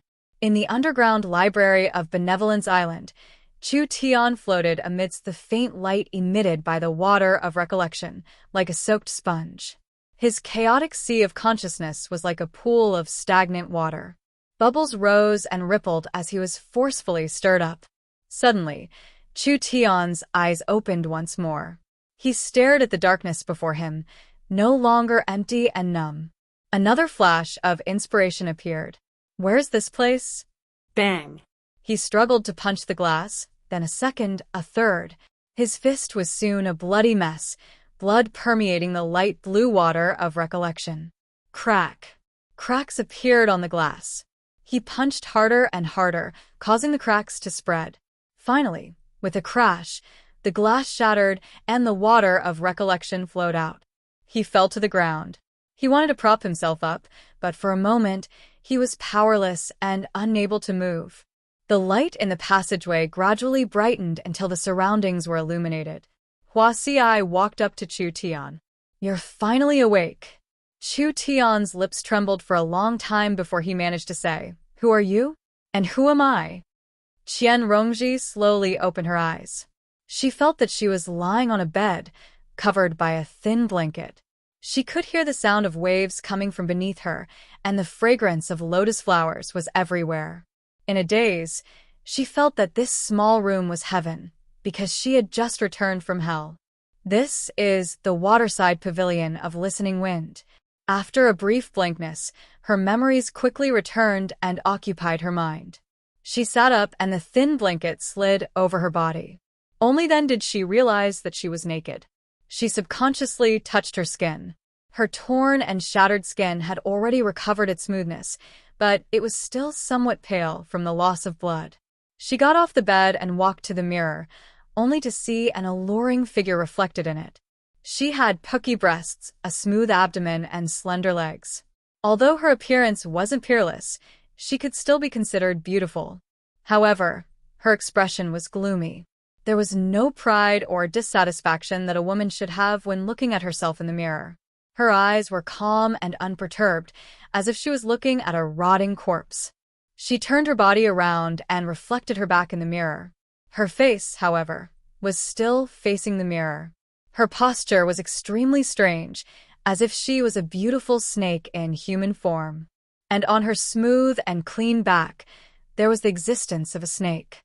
It was still that gorgeous little snake. However, it had become much larger, curling into the shape of an 8. It bit its tail as if it wanted to devour itself as well, but it didn't move at all. It seemed to have fallen into a deep sleep. A smile appeared on her pale face. She recalled the situation at that time. Dozens of hell snakes were biting her body. Originally, the effects of the hell torture were intermittent. However, the existence of dozens of snakes meant that the pain would never end. This was the most realistic situation for those souls that had sunk into hell. However, she would not sit and wait for death. She maintained a sliver of consciousness in the pain that was on the verge of collapse. She controlled the colorful little snake from the beginning. It swallowed the other poisonous snakes one by one. In the end, that gorgeous little snake treated its own tail as another poisonous snake and tried to devour it with all its might. Only after she comforted it did it calm down and fall into a deep sleep. At that time, she also fainted. Qian Rongji retracted his gaze. She walked out of the door. Gu Yenying sat on the edge of the balcony, holding a long fishing rod in her hand. The silk line hung into the lotus pond. She looked back and asked, Did you sleep well? Qian Rongji stepped forward and knelt down. She bowed. Qian Rongji begs master to teach me the Naraka scripture! Gu Yenying reached out and stroked Qian Rongji's face, sliding down to her neck. She gently grabbed it. Perhaps killing you now is the best choice. What do you think? I think so too. Otherwise, I will kill you sooner or later. Silly child. Why do you have to suffer like this? Gu Yenying sighed slowly. There was a trace of pity on her face. It was not fake. However, this made Qian Rongji even angrier than humiliation and coercion. She straightened up, and the house snake behind her immediately woke up and flicked its tongue. Master, why do you have to suffer like this? Then I'll wait and see. Ha! The fish has taken the bait. Gu Yenying waved her fishing rod, and a carp jumped out of the lake. She threw it to Qian Rongji. Go and cook it. Show filial respect to your master. Qian Rongji was stunned. She had never done such a thing in her life. Although she was bullied in the Qian family, she was still a qi practitioner after all. Hurry up and go. You can't possibly think that I'll just pass on the highest secret technique of the school of legalism to you so easily, right? Yes, master. Li Qingshan and Ru Xian came to the underground library of Benevolence Island. They saw Chu Tian sitting there quietly with a blanket draped over him. Although his cultivation was destroyed, and he was not much stronger than a mortal, he gave off a deep and lofty feeling. I'll leave this place to you. He has recovered some of his memories from his previous life, but he seems to have lost all of his memories from this life. However, we can't be sure. Hua Xiai told Ru Xian and turned to walk out the door. He had completed his responsibility as a doctor. Li Qingshan and Ru Xian looked at each other, then at Chu Tian on the ground. Fellow cultivators, please tell me why I lost my memories from this life. And how did I suffer such heavy injuries? Chu Tian asked. In fact, what he wanted to ask the most was where the sky-climbing vine seed buried in the depths of his soul went. Were they taken away by these two people? Li Qingshan was not used to this. If the original Chu Tian was a hot-tempered primary school student, then this person in front of him was a calm university tutor. They were two extremes. Why? Because you're a bastard. Chu Tian revealed an interested expression. Fellow cultivator, please explain.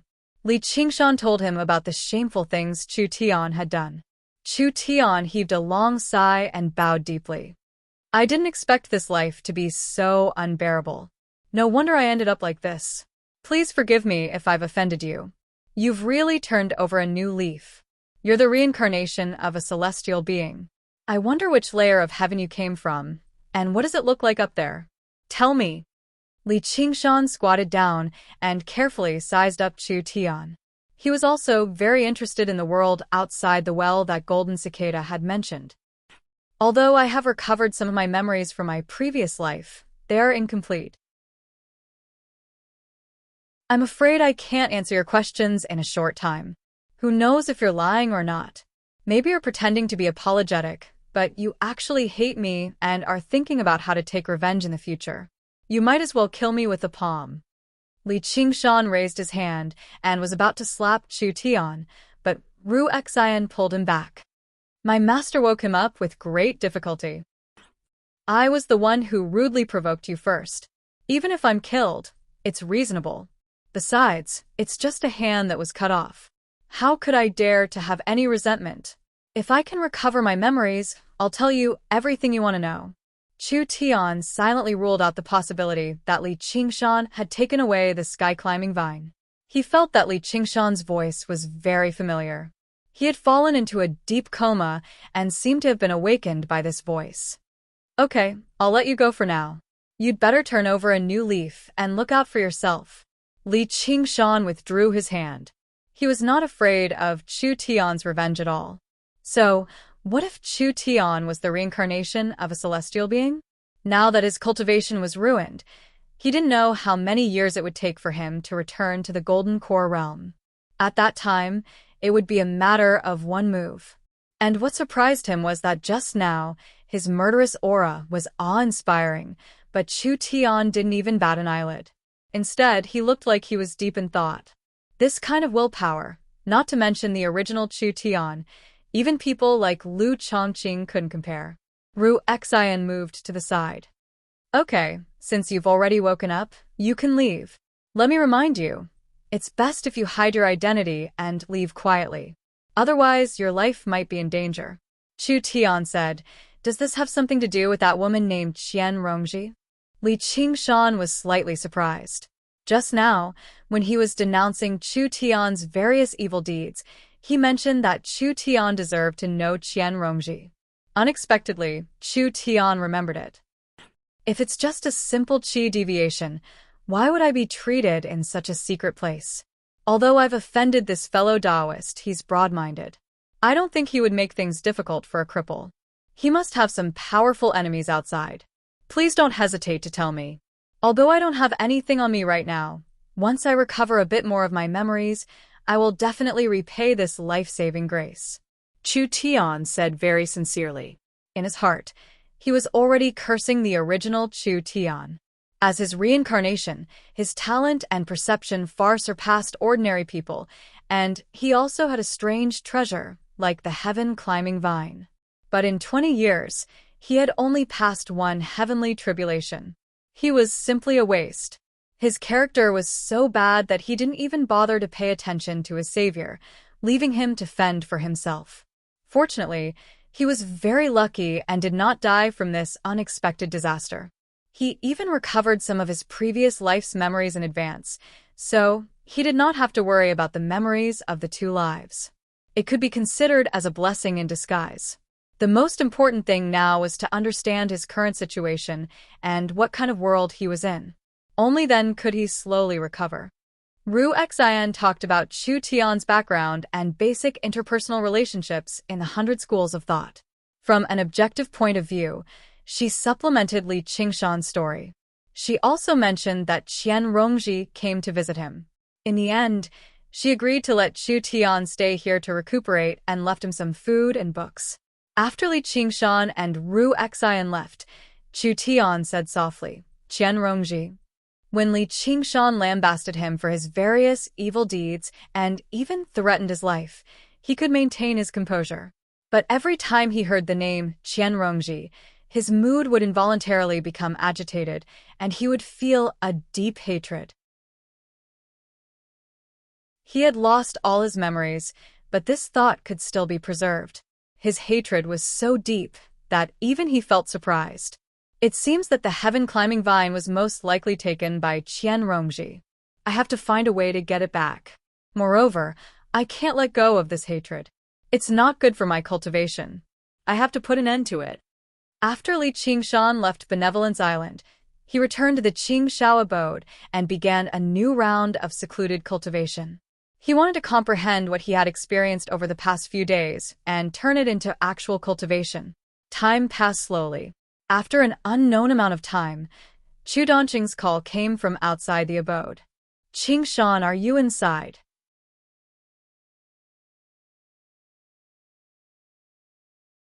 Chapter 6:23. In the pitch-black belly of the mountain, Li Qingshan's long hair draped over his shoulders as he raised his head. Specks of water danced around him, flickering with blue light in the darkness like fireflies. He had seen all kinds of water. He had a godlike talent and was the master of countless rivers and lakes. However, he had never considered the meaning of water. Was the meaning of water gentle? Maybe it was right. Was it kindness? Probably right. The stream was gentle, while the river was majestic.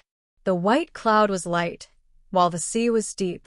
The water in the vat nurtured life. The water under the eaves contained Buddhist wisdom.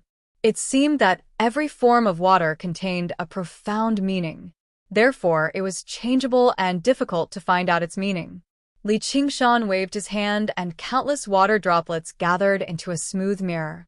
Gifted supernatural power? Flowers in the mirror, and the moon in the water. He stared at himself in the mirror for a long time and suddenly smiled. He understood that what he was looking for was not the meaning of water, but the meaning of me. Just like this water mirror, if it reflected flowers, it was flowers, and if it reflected the moon, it was the moon. So, Ru Xian did not answer his question. What was kindness like water? What was softness to conquer hardness? Other people's words were worthless. Water had thousands of forms. Therefore, he only needed to ask himself, which one did he prefer the most? Was it the freedom of the white cloud, the majesty of the river, or the calmness of the dripping water? No, none of them. There was only one he preferred. Ru Xian had never shown it to him, but it had always been deeply engraved in his memory. It was the boundless sea. It could be turbulent, and it could be calm for thousands of miles. Except for the general word vast, there was no other word that could simply sum up the form of the sea. The form of the sea was probably the most difficult to imitate. The sea was tolerant of all rivers. How much pain and frustration did people have to go through to calmly accept all the sand? How much forbearance and wisdom did people need to suppress the endless surging sea? Li Qingshan was still unable to answer. He was still too young, but he was not dejected as he was still very young. He had enough time to experience. He believed that even the oceans that existed in the ancient past began to gather from the very first drop of water. He smiled and opened his arms.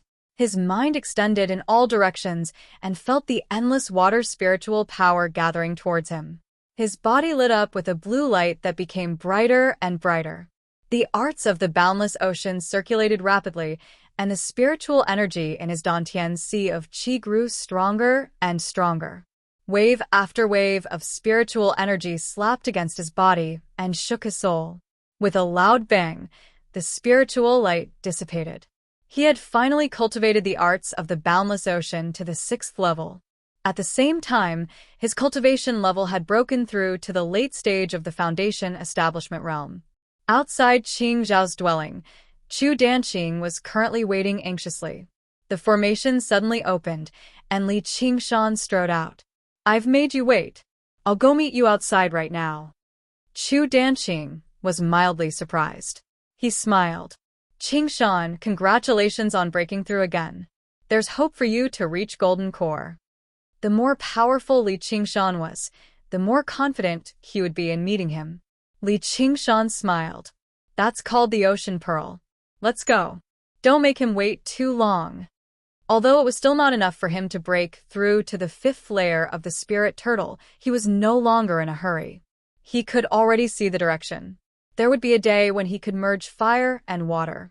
The two of them traveled east until they arrived at the boundary of the Clear River Prefecture. The lone peaks stood like huge pillars, pointing at the sky like sharp swords. White clouds drifted through them. It was a dangerous and beautiful landscape. "Look, it's right there." Chu Danqing pointed at the tallest peak among the peaks. It was surrounded by cliffs. Even apes would struggle to climb it. Only birds could fly over it. However, there were 2 men and a woman sitting at the top of the mountain, overlooking the mountains as they sipped tea and drank alcohol. They were all graceful like immortals. "Little junior brother, you're late. Who's this?" The 3 of them made their way over from afar. The oldest male cultivator asked. He seemed to be in his 40s or 50s, and his bearing was the most mature and level-headed. No one could tell that he was someone who would betray his master. "First senior brother, this is my friend, as well as the Scarlet Hawk commander of the Clear River Prefecture, Li Qingshan," Chu Danqing introduced. "Friend? We're gathering together, yet you've called an outsider over. What's the meaning of this?" The female cultivator squinted her eyes and studied Li Qingshan. She found the name to be rather familiar. She was in her 30s, thin and beautiful. She wore a dark palace dress, and she truly was a beauty. However, her cheekbones were rather high, which made her seem rather mean. Chu Danqing said in a manner that was neither servile nor overbearing, "Second senior sister, before master passed away, he told me that if my seniors came looking for me, Commander Li must accompany them and uphold justice." "Li Qingshan? Are you the Commander Li who defeated the other folk in the Marquis estate? I've heard a lot about you. Now that I've seen you today, you really are extraordinarily valiant. However, I'm afraid it's inconvenient for you to participate in the matters of our sect today, Commander. My master is advanced in age, so his mind is a little muddled. Please don't take offense." In the end, the 3rd senior brother was amiable. His round face carried a smile the entire time, but he seemed a little like a street person. He spoke politely, but he also wanted to get Li Qingshan to leave. With his reminder, the 1st senior brother and 2nd senior sister both shivered. "I was wondering why it sounds so familiar. Turns out it's that mad tiger." The news of the clash between Gu Yenying and Si Qing in the Marquis estate spread like wildfire. Li Qingshan's reputation rose as a result, but the main reason for his fame was not because he defeated the fire devourer Zhu Lai and helped Gu Yenying win the crucial battle. Instead, it was because he had publicly cursed Yi Dan. With such reckless, crazy actions, he became known as the Mad Tiger. As the three of them studied Li Qingshan studied the three of them too. The strongest was the first senior brother, who was at late foundation establishment, while the second senior sister and third senior brother were both at mid-foundation establishment. They really could not pose much of a threat. Chu Sherdao was quite good at teaching his disciples, but unfortunately, he only taught them how to draw and not how to conduct themselves. Chu Danqing wanted to introduce the three of them to Li Qingshan, but Li Qingshan interrupted him. Even if you tell me, I can't be bothered to remember it. If the three of you have something to say, just say it. I'll make my own judgment. What he hated the most was these empty courtesies, let alone with three scumbags like them.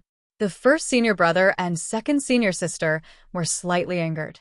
Only the third senior brother maintained his smile, but it was rather forced. The second senior sister said, Commander Li, you sure don't hold back. Li Qingshan turned around and arrived on the edge of the cliff, gazing at the scenery of the mountain. Chu Danqing said, Senior brothers and sisters, just say what you have to say. Little junior brother, there's nothing we can do to be envious of masters doting on you. All we can do is cultivate diligently and not embarrass master. If anyone mentions us, don't call them Great Master Chu. Don't think that we're coveting master's belongings. You can keep them for yourself, but if master has any last words, you have to tell us. The first senior brother's words were reasonable. If an outsider heard it, they would think that Chu Danqing was taking advantage of master's doting on him. Not only did he swallow the inheritance, but he also deliberately refused to tell master's last words. However, Chu Danqing knew that the so-called last words and explanation were all referring to the secret of the painting tomb. Before he could answer, the second senior sister said, What the first senior brother said is reasonable, but there's one thing I don't agree with. Little junior brother, you can keep the other paintings, but you have to take out master's wife's painting and let us take turns worshipping it. I've already said that master's wife has already left with master. Chu Danqing had vaguely heard Chu Sherdao mention that the first senior brother had betrayed him for fame and fortune, but the second senior sister was slightly different. She had once been rather close to Chu Sherdao, and it had already surpassed the relationship between master and disciple. However, in Chu Sherdao's eyes, there was only that painting, so jealousy turned into hatred. Even with the temptation of the painting tomb, she did not forget about the painting and wanted to vent her anger. A painting will commit suicide. Who do you think will believe such an absurd lie? Unless you want to keep it for yourself to enjoy. You're shameless. Chu Danqing was so angry that he could not speak. I'm shameless. Can I talk about what you did? I don't want to hear any last words. Hand over the painting, and I'll leave now. Do you want to keep it as a family treasure and pass it on to your descendants after you're done using it? What a great idea. Li Qingshan frowned. He slid and instantly appeared in front of the second senior sister. He raised his right hand and gave her a solid slap on the face. His actions were like moving clouds and flowing water, indescribably smooth and natural. After cultivating to the late stage of foundation establishment, the strength of his human cultivation had also greatly improved. With his magic tools, he was already standing at the peak of foundation establishment cultivators. The second senior sister was only in the middle stage of foundation establishment, and the painter was not good at close combat. She could not react at all. Although she also had spiritual power to protect her body, she was instantly defeated by the endless water spiritual power in Li Qingshan's hand. She covered her face and glared at Li Qingshan in shock and anger. You actually dare. There was also a faint trace of fear. He's only in the late stage of foundation establishment, which is only a small realm higher than me. How can he be so powerful? It's already a light punishment to speak nonsense. If you dare to speak nonsense again, do you believe that I won't keep you as a family treasure? After I'm done using you, I'll pass it on to my descendants." The second senior sister waved her hand and scrolls flew out and unfolded behind her. Many ferocious ghost beasts were drawn on them, ready to come out at any moment. The eldest senior brother and third senior brother also hurriedly activated their spiritual tools and magic tools to protect themselves. They also took out the scrolls. The strength that Li Qingshan displayed shocked them. The eldest senior brother said, "It seems that the commander insists on interfering in this matter." The third senior brother said, "Don't you know that right and wrong are caused by talking too much, and all troubles are caused by standing up for others?" Li Qingshan sneered. "That's right. Do you still dare to fight me?" Suddenly, the surrounding light and shadows twisted and changed. Wild beasts leaped out of thin air and roared angrily, echoing between the mountains. 100 Beasts Formation. Chu Danqing cried out. This 100 Beasts formation required 100 paintings, and each painting was an extremely ordinary jackal, wolf, tiger, leopard, pig, dog, cow, and sheep. However, the strength of each beast was equivalent to the early stage of foundation establishment, and the formation they formed was even more shocking. Since the formation was activated so quickly, it was obvious that it was set up in advance to deal with him.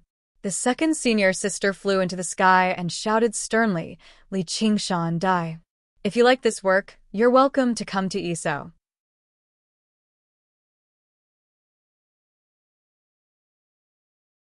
Chapter 624. Junior Sisters. Senior Sisters. The first senior brother and third senior brother were surprised as well. They never expected her to take action on a whim. Originally, they planned on laying down a trap. If Chu Danqing refused, then they would trap him in formations and force him to comply. However, Li Qingshan's arrival had disrupted their initial plans. They were not afraid of how powerful Li Qingshan was. Instead, they were worried about his identity as a Scarlet Hawk commander. Once they took action, he would become an enemy of the Hawkwolf Guard. Moreover, the unfathomable Commander Gu seemed to favor him very much. "Stop being so wishy-washy, the two of you. A true man needs to be ruthless. If you want the secret of the painting tomb, then hurry up and take action. Kill that bastard Li Qingshan, and then capture Chu Danqing. I have plenty of ways to make him spill the truth." The first senior brother and third senior brother exchanged glances, and killing intent rose up in their eyes.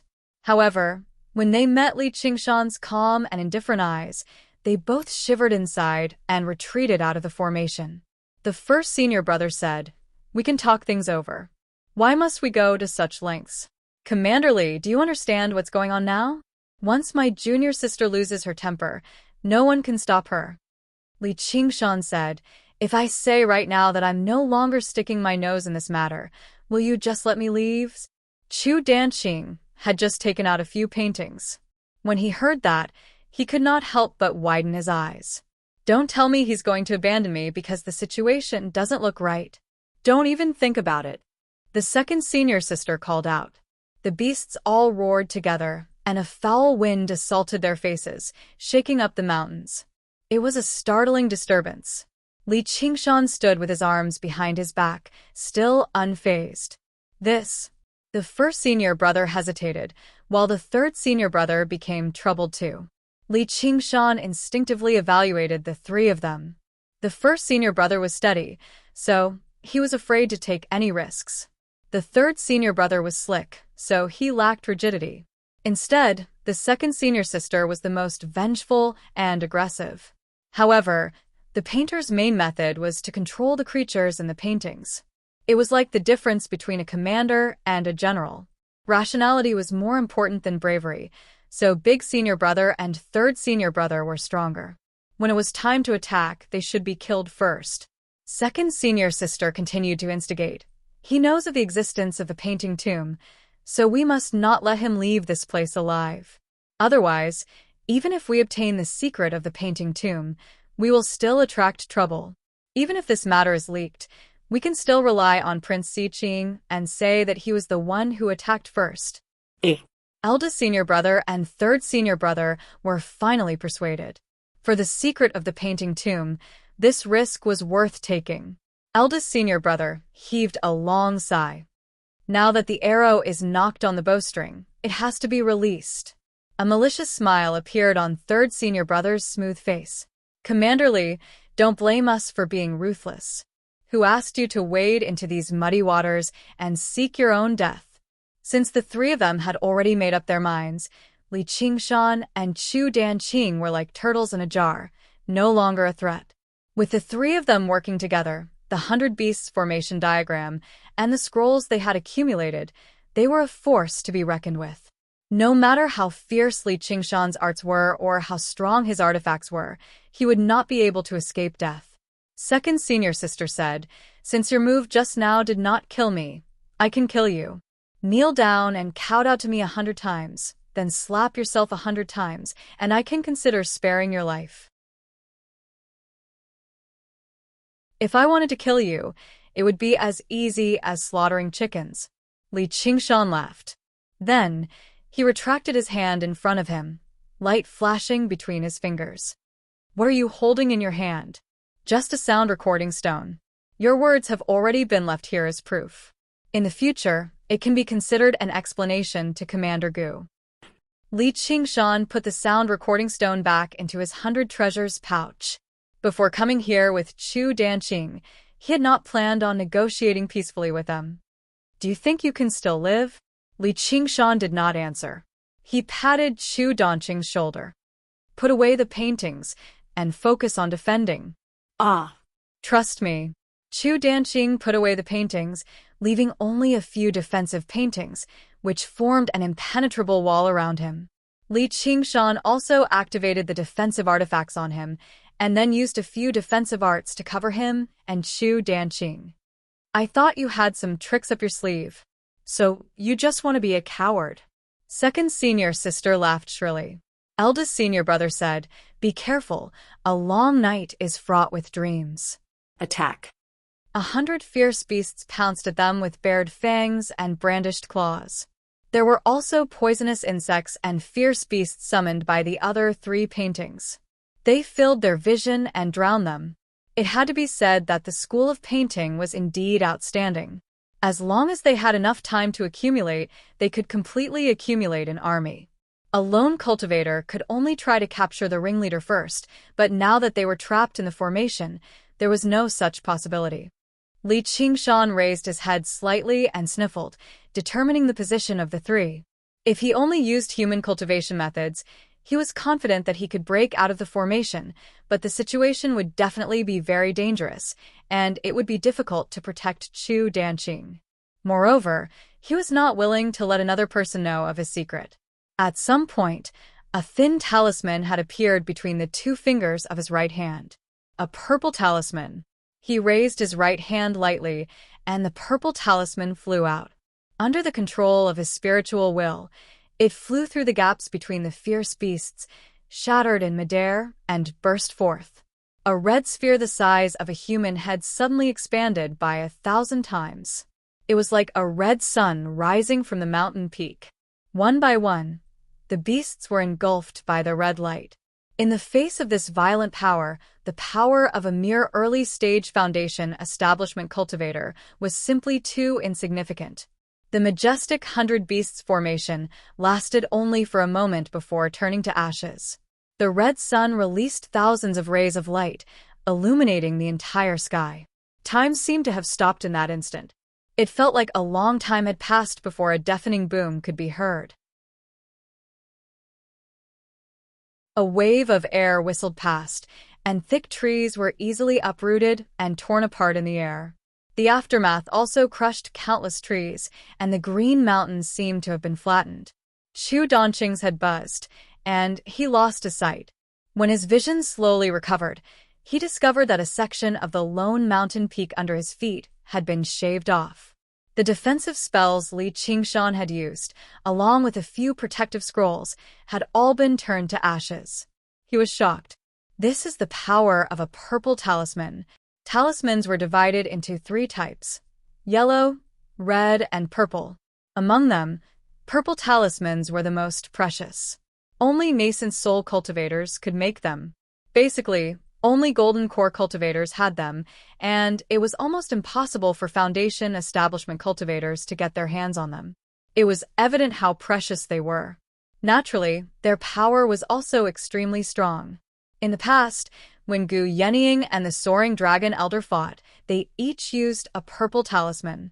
Li Qingshan had killed a group of golden core cultivators to accumulate a few, and he had never had the chance to use them. He casually used one, and the effect was pretty good. The biggest flaw of talismans was that they could not distinguish between friend and foe, and were difficult to control. If not for the 100 fierce beasts forming a meat shield, even Chu Danqing would have been injured. Qingshan.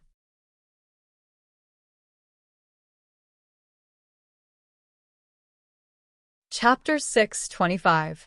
When the power of the purple amulet's explosion reached its peak, Li Qingshan took the opportunity to kill eldest senior brother and third senior brother in one fell swoop. The two of them died with their eyes wide open. Their last thought was, how could he have a purple amulet?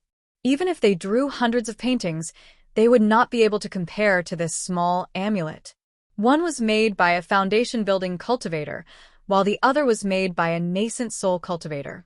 The difference between the two was like heaven and earth.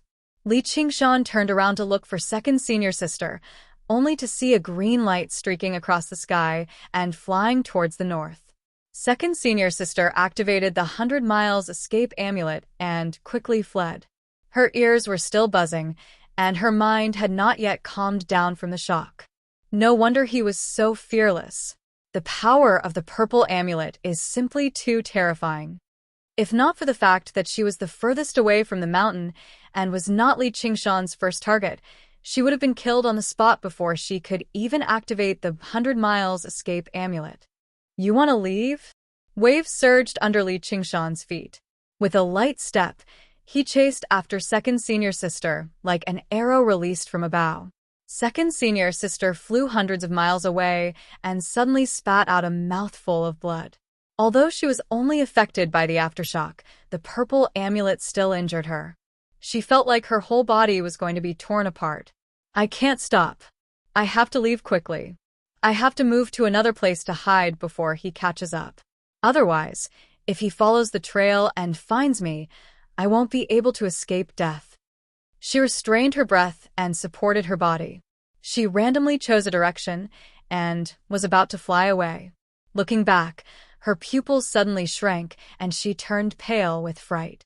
How is this possible? Li Qingshan's figure suddenly leaped out of the horizon and aggressively attacked. How can he be so fast? That's right, he even has a purple amulet. He definitely doesn't lack escape amulets. Damn it! Second senior sister guessed wrong this time. Li Qingshan did not deliberately accumulate escape amulets. He only flapped his wind and fire wings a few times after he left Chu Danqing's sight. She gritted her teeth, took out another escape amulet, and turned into a ray of light and flew away. This bitch has a lot of escape amulets. Huh. Why did she stop? Li Qingshan saw the ray of light fly out of his sight. It turned out that the 100-mile escape talisman was hard to come by, and the one second senior sister used was just the 10-mile escape talisman. In a battle of magical powers of this level, it did not have much significance. Second senior sister stopped running as if she had accepted her fates. Li Qingshan walked over the water and arrived before the second senior sister. Why aren't you running anymore? Li Qingshan, what do I have to do for you to spare me? It wasn't that second senior sister didn't want to escape, but that she had used the escape talisman continuously while she was injured. Her internal injuries were acting up, and her true qi was in chaos. She was on the verge of qi deviation. Kneel down and kowtow to me 100 times, then slap me 100 times, and I'll consider it. Although he had said that he wanted to emulate the magnanimity of the sea, Li Qingshan could not help but admit that he was still very lacking. He was very vengeful. You, second senior sister looked at Li Qingshan. There was not even a trace of ferocity on his face. This kind of battle, where the strong bullied the weak, could not stimulate his passion and fighting spirit. He even found it a little boring. What about me? Li Qingshan extended his hand and spread his fingers, reaching towards her left breast. However, he obviously did not have any lecherous thoughts, as in the next moment, his fingers would pierce through her rather thin chest and dig out a bloody heart. The tiger demon digs out the heart had always been his favorite move. Second senior sister saw the corner of his mouth curl up slightly. His eyes seemed to flash with a red light, and a murderous aura went straight to her heart. She recalled the scene when eldest senior brother and third junior brother were killed. He will kill me without hesitation, like slaughtering a chicken or a dog. Fear overwhelmed everything. Second senior sister's legs went soft, and she really knelt down with her head on the ground. She felt a deep sense of humiliation and shouted, "Don't kill me." Li Qingshan's hand hung in the air. He was very surprised. She looked like she was facing death calmly just now, but in the blink of an eye, she turned into a pile of mud. Can't you have some backbone of a foundation-building cultivator? She looks smart. Doesn't she know I'm deliberately playing with her? When a person is about to die, there are not many who can face death calmly. She obviously did not have this kind of courage. Even if she knew Li Qingshan was playing with her words just now, she was like a drowning person. Even if there was a life-saving straw, she would desperately grab it. Even if she could live a little longer, it would be good. Li Qingshan smiled. Since you've already said something, I'll think about it. Second senior sister clenched her teeth. Her mouth was full of the taste of blood. She slowly raised her head and kowtowed.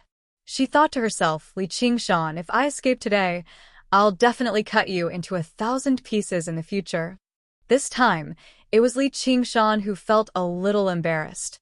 He had killed countless people in his life, and he did not lack all kinds of cruel methods. However, it was the first time that he made his enemy kneel and kowtow to him. If it was a man who was so disgusting, he would immediately kick him. But since it was a beautiful female cultivator with an extraordinary temperament, he could endure it a little. I'm giving her a taste of her own medicine. But she can't really think that I'll let her go after she kowtowed a few times and slapped herself a few times, right? Second senior sister kowtowed a few times, and the last bit of her courage disappeared without a trace. She repeatedly cried, "Commander Li, I was confused for a moment. Please spare my life. I won't dare to do it again." "Wait until you finish what you have to do." Li Qingshan laughed. His devil heart faintly stirred. After the second senior sister kowtowed, she slapped herself left and right. Li Qingshan ordered again, "Raise your head." Second senior sister raised her head. Her hair was disheveled, and her eyes were hazy with tears. She looked like she was begging for mercy, while her cheeks had become bright red from the slaps. "Who told you to stop?" Continue. Why, yes. The demonic nature in Li Qingshan's heart burned brightly. His gaze began to burn intensely and invasively, almost piercing through her palace dress. Under these circumstances, the second senior sister instead stuck out her chest, whether intentionally or not. Li Qingshan licked his lips and thought, if I put all the thoughts in my head into action, that'll be interesting. Just like how the things the law forbids us from doing are usually very interesting. If absolute power led to absolute corruption, then absolute strength would lead to absolute brutality. If it were not for the Great Xia Empire and the Hawkwolf Guard, this would definitely be a world filled with demonic cultivators. When the second senior sister finished slapping herself 100 times, Li Qingshan crouched down and placed his left hand on her shoulder. He smiled. I've considered it seriously. You better die. She held a bloody heart in her right hand. The second senior sister lowered her head, and a bloody hole appeared in her chest. Her expression twisted madly as she extended her hands and grabbed Li Qingshan's shoulders. She said hoarsely, Li Qingshan, I curse you. I curse you to die a horrible death. Perhaps I really will die a horrible death one day, but at least when I die, I won't kowtow to others or slap myself. Thank you for putting on such a good show for me before you die. Li Qingshan casually removed her 100 treasures pouch. The reason why he did not do whatever he wanted with his demonic nature was not, because he had suddenly found his conscience. Instead, it was because Chu Danqing had appeared on the horizon and was currently hurrying over. With how soft-hearted brat Chu is, he'll probably feel sorry for her when he sees how pitiful and disheveled she is. Once she kowtows a few more times and slaps herself a few more times, he might even plead for mercy for her. If I kill her then, I'll come off as too cruel, so I'll just kill her off. Though, I suddenly miss Helicoverpa a little. I'll go visit her again, when I have the time. Chu Danqing approached her, and sure enough, he let out a long sigh. He saw the second senior sister kneeling on the ground with her cheeks bright red. He could not help but say, "Qingshan, you could have just killed her in a single strike. Why must you? I'm not that senseless. She was the one who strongly requested me to spare her. Stop being so wishy-washy. You've dealt with a problem, so let's go drink and celebrate." Li Qingshan did not take offense. He patted Chu Danqing's shoulder with a smile. Everyone had their own temperament.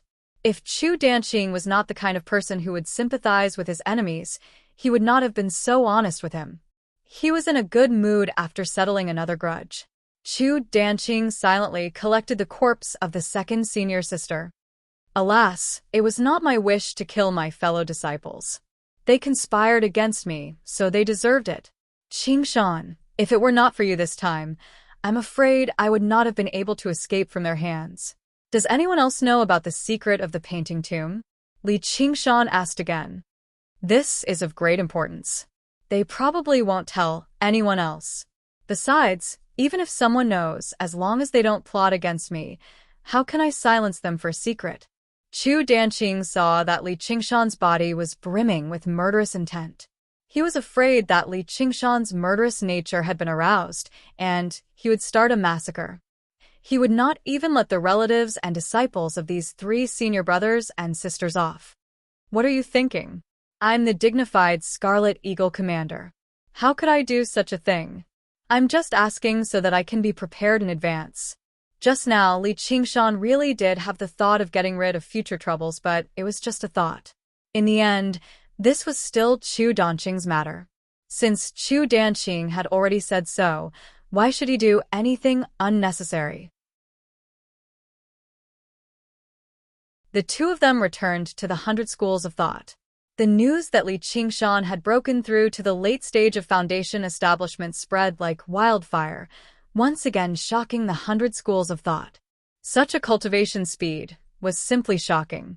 It turned out that he was not just talking nonsense when he said that he would break through to the golden elixir realm before the age of 30. Li Qingshan dealt with a group of people who came to congratulate him and called Hua Sengzan, Han Tie, and the others. They sat on the ground in the bamboo forest of Cloudy Island and drank together. Li Qingshan raised his cup and said, "Last time, there were too many idlers waiting, and Yifeng and those bastards came to cause trouble, so we couldn't drink to our heart's content. Today, we won't go back until we're drunk." After 3 rounds of drinking, Li Qingshan had already drunk a few jars.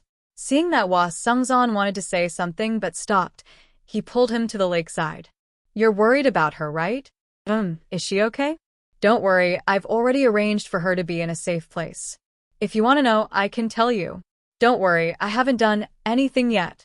If I really do something, it'll really be too late," Li Qingshan said with a chuckle. "There's no need. I have too many responsibilities, and I'm too weak. Please help me pass on a message. Just say, I've let her down. In my next life, I'm willing to be an ox or a horse to repay her affection," Hua Sengzan said apologetically.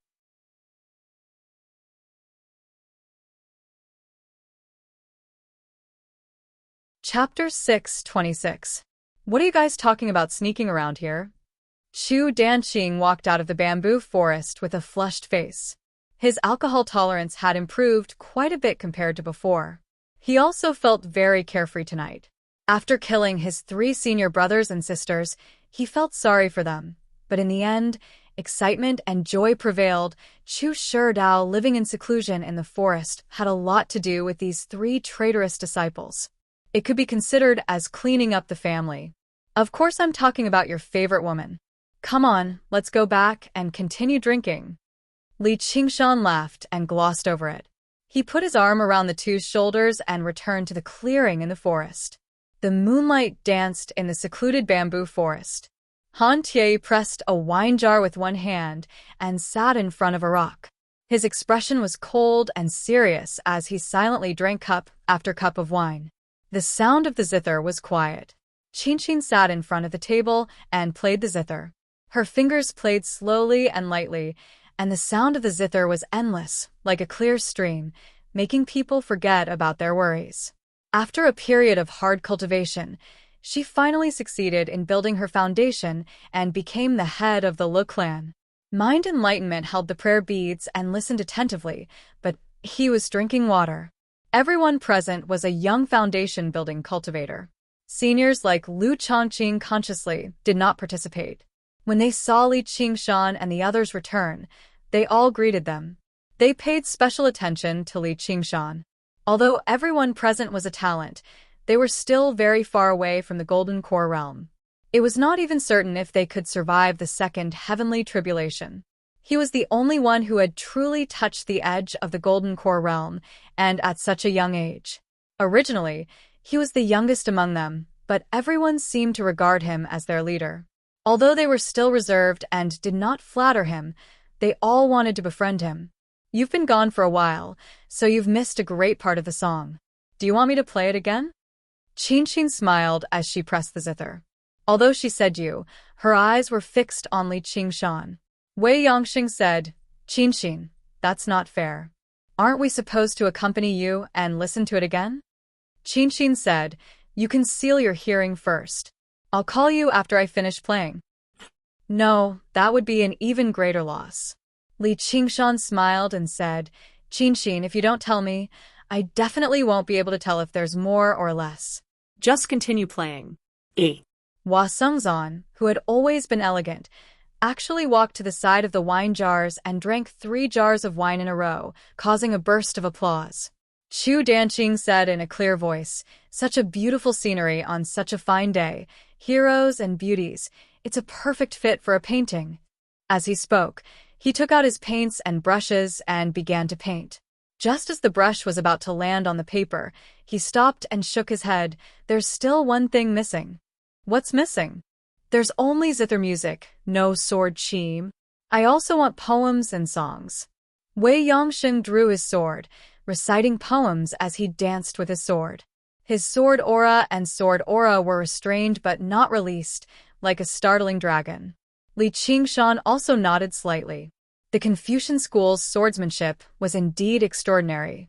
Walking to Han Tie's side, he sat down and said with a smile, Tie, I heard that you've been quite lucky with women recently. Don't waste too much of your energy and embarrass the Han family during the exhibition matches of the 9 prefectures. Han Tie glanced at him disdainfully. If you're envious, you can do the same, Li Qingshan said, but no one wants me to have more children. The exhibition matches of the 9 prefectures this time probably won't be that simple. You have to be prepared. The same goes for you.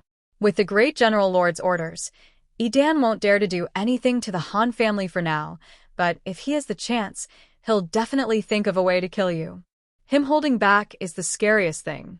I don't want my sister to become a widow before marrying into the family. Don't worry, I'm also the son-in-law of the Han family.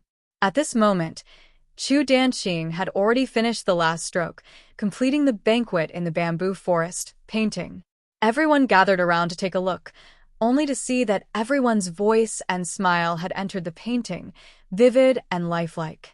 Best of all, they could even hear the music of the zither and see the flying sword chi. Qingqing couldn't help but ask, Danqing, you're in such a good mood tonight, but you still haven't told us what you want to do with Qingshan. Chu Danqing's mind cleared, and he couldn't help but look at Li Qingshan. Li Qingshan nodded slightly. The deaths of 3 foundation establishment cultivators was no small matter. It would be exposed very soon, and deliberately hiding it would only make him look guilty. Chu Danqing then roughly explained the whole story, but he hid the secret of the painting tomb and the matter of the purple talisman. When he finished in one breath, the bamboo forest fell completely silent. Only the sound of the wind could be heard whistling through the forest. Everyone's gazes gathered on Li Qingshan's face once more. Aside from respect, there was also some fear. He had killed 3 Foundation establishment cultivators by himself, and after returning, he was still chatting and drinking as if nothing had happened. It's not that I'm fond of killing, it's just that the circumstances of the world push me. If I don't kill, people will kill me. Li Qingshan took out the recording stone and replayed what the 3 of them had said. He felt helpless. I didn't think they'd be so bold. They all deserve to die. Wei Yongxing scolded furiously, and the others all chimed in. However, no one present was an idiot. They all thought to themselves, you've even prepared a recording stone, so it's probably not just because the circumstances of the world push you. Under his forthright appearance, there was no lack of schemes and schemes. As it seemed, he had his own reasons for being bold enough to oppose Yi Dan in public. However, if he had such a powerful friend, then it would be for the best. Danqing, why didn't you ask us to go with you and support you? With Qingshan taking action, is there a need for us to interfere? Haha, that's true. Compared to elegant matters like poetry, playing the zither, or painting, at the end of the day, the most primitive form of slaughter was more convincing. The prevalence of duels in the Dragon Province was not without reason.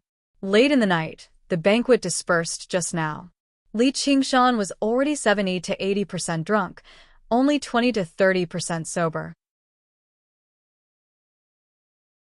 He continued to refine water with his mirror clone. After leaving the 100 schools of thought, he originally wanted to return to the Qing Shao dwelling. However, he changed his mind and flew into an underground cavern. He transformed and erased his presence, turning back into North Moon. He smiled. "Ma, I'm Spider Queen, I'm coming." He flapped his wings of wind and flew through the complicated cavern. Very soon, he sensed Helicoverpa Rosa's presence. He smiled and directly passed through the obstruction of countless rocks, arriving in a huge space. Strands of spider silk crisscrossed, forming a huge web. A cold, elegant woman in tight black clothes stood in the center of the web. She looked at him with hostility. "North Moon, what are you doing here?" "Obviously, because I missed you." Li Qingshan smiled drunkenly and studied the surroundings. This is Cobweb City. More accurately speaking, it was the cavern where Cobweb City stood. During the battle, Cobweb City had been destroyed, and the cavern had collapsed before being flooded. However, as time went on, the water receded, and the cavern stabilized once more. Helicoverpa Rosa then returned and used it as her nest. Li Qingshan arrived behind Helicoverpa Rosa in a flash and pressed her against the center of the web. He leaned over and smiled. As they say, a single night as husband and wife means 100 nights of devotion. "Did you miss me?" Helicoverpa Rosa said coldly. "I wanted to kill you." "Then it's best if you don't try that again. I'm afraid I won't be able to hold back my killing intent, and it'll be bad if we end up breaking off all ties." Li Qingshan touched her beautiful cheeks and gently slid it down to her chest. He grabbed a plump mound and played around with it recklessly. Although it still paled slightly in comparison to Begonia's sturdiness, it was much more bouncy. He felt like he was about to flick his fingers away with a gentle squeeze. His lust immediately boiled. The lust that he had not fully indulged with Han Qiongji, the lust that had been stirred up by Begonia, and the demonic nature and brutality that had been stirred up by his second senior sister today erupted in his body while he was tipsy. Ah! Helicoverpa Rosa cried out gently. A wave of pain came from her chest. Li Qingshan's fingers sank deeply into the plump mound. Even her body found it rather difficult to endure the great strength of the 5th layer of the Ox Demon, but he completely ignored it. He used even more force.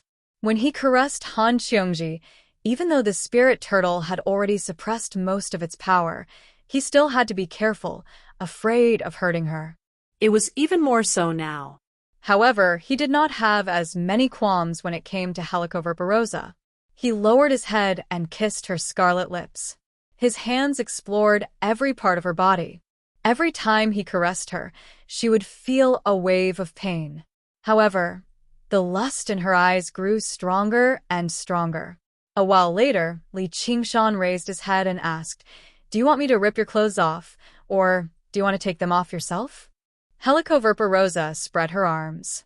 The black, tight-fitting clothes that she had weaved meticulously unraveled like silk from a cocoon. Her smooth, white body was completely revealed before Li Qingshan. Two dark red spots trembled slightly on her snowy peaks. Her slender legs crossed each other. It was an extremely enchanting sight. After Li Qingshan had violently conquered her body, she could no longer search for offerings freely like before she killed him. Her body was also filled with lust. As a demon, she was not very good at suppressing her lust. Moreover, it was in her nature to submit to the strong. Regardless of whether he still had hatred or dissatisfaction in his heart, he had already proven his great strength, so he had this authority. Furthermore, he was the only male who had authority at the moment. North Moon, I will definitely kill you with my own hands. Right now? Ah. Before Helicoverpa Rosa could even finish speaking, Li Qingshan had already started a new round of conquest. After a while, Li Qingshan stretched in satisfaction. He had completely sobered up. Helicoverpa Rosa fell into a deep sleep at the side. Although this place is nice, it's not my home after all. After resting, I can continue cultivating. At this moment, he suddenly felt a strong sense of danger. He immediately raised his guard. It's the spirit turtle's warning. Someone wants to deal with me. Could it be that Helicoverpa Rosa has come up with another move to trick me? I won't let her off this time. Li Qingshan waited for a while, but there was no movement around him. No, that's not right. It's from the mirror clone side. In that instant, he completely focused his mind on the mirror clone 500 kilometers away. The mirror clone was currently controlling the water god seal to refine a river. Although he still could not see the enemy, he could vaguely feel an invisible net looming over him. To be able to make the spirit turtle feel such a strong sense of danger, the enemy could not be compared to the three fools of the school of painting.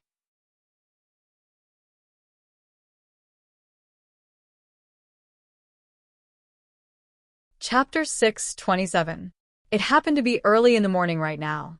A thin mist drifted over the surface of the water, and the air was clear and transparent. Everything seemed so peaceful. However, the sense of danger in Li Qingshan's heart did not decrease at all. Instead, it grew heavier and heavier.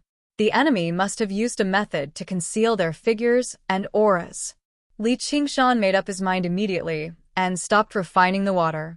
He completely erased his aura before swimming upstream and changing his position.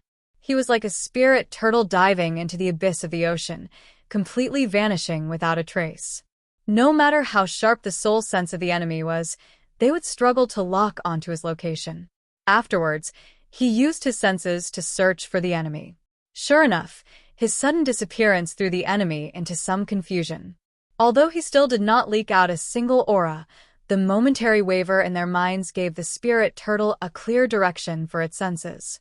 The spirit turtle suppresses the seas. There are 3 enemies, and they're all people I've interacted with in the past. Oh, so it's them. Sure enough, they can't help themselves anymore and want to make trouble for me?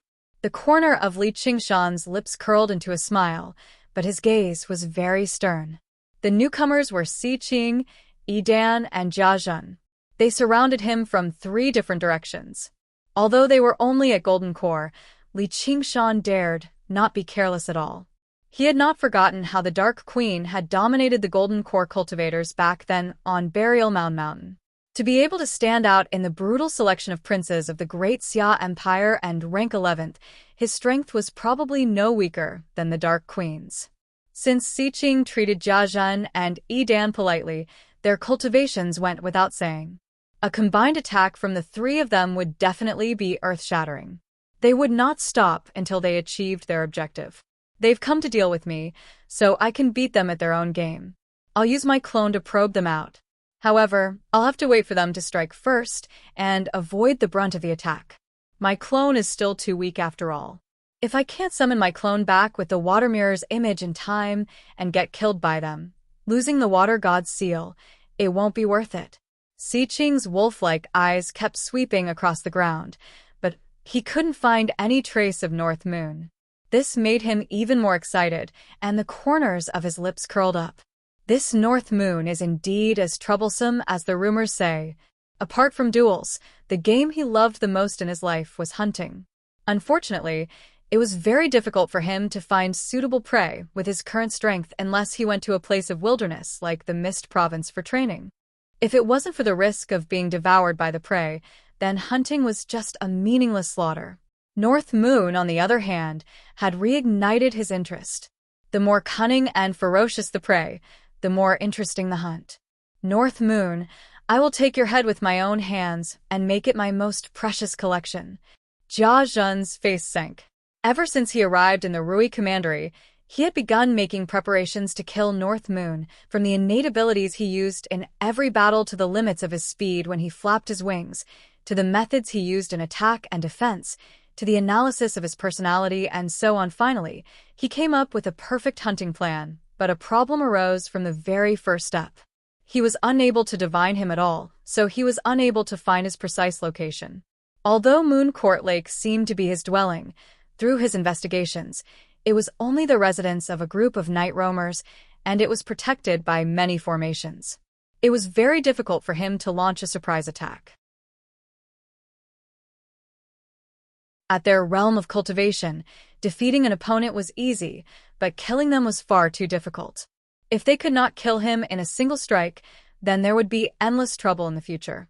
They were instead better off maintaining the current situation. In the end, they had to rely on the great cauldron of the Marquis estate to observe the situation of the water being refined in real time, and only then did they find his location. However, he actually seemed to sense it, hiding at the final moment. Old Jia, what do we do now? Yidan asked Jia Zhen, through his soul sense. The impression he had left on Li Qingshan and the others was filled with a violent aura. North Moon bore a grudge against him for killing his disciple and stealing his wife. In particular, he had raised Yifeng single-handedly, where even his surname was derived from him. He was even closer to him than his own son. A blood feud like this was enough to drive a regular person mad and make them do everything in their power to seek revenge. But at a time like this, he actually behaved extraordinarily calmly. There was not the slightest restlessness in his eyes, and his body was relaxed and at ease. His usual behavior was not necessarily an excellent disguise. If anyone really treated him as a brute, they would definitely pay a heavy price. Wait. North Moon is rather arrogant. As long as we wait until he runs out of patience and provokes us first, we'll strike at the same time. All right. Si Qing and Yidan both nodded in agreement. The sun rose bit by bit. Both sides stood in a silent standoff when they could not see each other at all, waiting for the other to show an opening first. The sun rose to the highest point in the sky, scattering scorching sunlight on the ground. Water vapor rose into the air. Helicoverpa woke up afterwards and saw North Moon sitting to one side, staring straight ahead as if he was looking at an extremely distant place. What are you doing? You're awake. The new Marquis of Rui is currently bringing his 2 lackeys to deal with my clone. I'm trying to compete with them in patience. Li Qingshan casually pulled Helicoverpa into his arms. His lust had already faded, but the feel was still very good. Helicoverpa was very unaccustomed to his gentle caresses. She sneered. What? Even you have times when you're afraid. Smack. Li Qingshan slapped her plump bottom without holding back. This isn't fear. This is temporary forbearance. Back then, didn't I still have to call you Ma and Spider Queen and let you amuse me? Now, haven't I become your master? I've become your man. You won't be smug for too long. Helicoverpa eyes were filled with viciousness. Her words seemed to be dripping with venom, enough to strike fear into people's hearts. Li Qingshan smiled gently and said in thought, "The new Marquis of Rui is a prince from the Dragon Province. He has a group of soul nascence cultivators standing behind him." On the other hand, I've fallen out with the crown prince of the demons of the Green Province, MOU. The Dragon King of the Sea probably won't support me. If I want to kill him, I don't just need the power to defeat him. I also need to be fearless of his background. Helicoverpa Rosa said maliciously, if you can kill him, I'll admit you're my man. Li Qingshan laughed aloud and pinched her chin. You can deny it all you want. All I want is your body anyway. I'm not interested in your heart, so you better keep it for yourself. Instead, I'd say your indignant yet powerless appearance is what I love the most. Afterwards, Helicoverpa Rosa revealed his favorite expression. Time passed bit by bit. Li Qingshan teased the Spider Queen, but he did not find it boring. He would not be afraid even if he were to waste time with his clone until the end of time. Suddenly, he came to a realization. This was the Spirit Turtle's method of battle. Although he was a coward, no one could do anything to him. As for him, he could use his long lifespan to destroy all of his enemies through time. The sun began to set in the west. Siqing said, looks like he knows how powerful we are, so he's unwilling to show himself. Edan said, what do you think? Should we startle him? He's in this region anyway. Jiazhen said, let's retreat for now. We've already lost the opportunity. If we take action forcefully, we'll only alert him. What do you think, Your Highness? My father once told us that the most important quality in hunting isn't courage or intelligence, but patience. You're right, Your Highness. The three of them retreated silently again, as if they had never been there at all. However, they could not help but feel rather resentful that they had wasted a day for nothing. You've come uninvited and left without saying goodbye. Why don't you tell me about it? Soon after the three of them left, a voice rang out from behind them. That bastard North Moon flapped his wings, smiling at them with his arms crossed. Siqing said, I've long heard of the North Moon's great name. Now that I've tried it today, it really does live up to its name. Jiazhen and Edan silently flanked him again.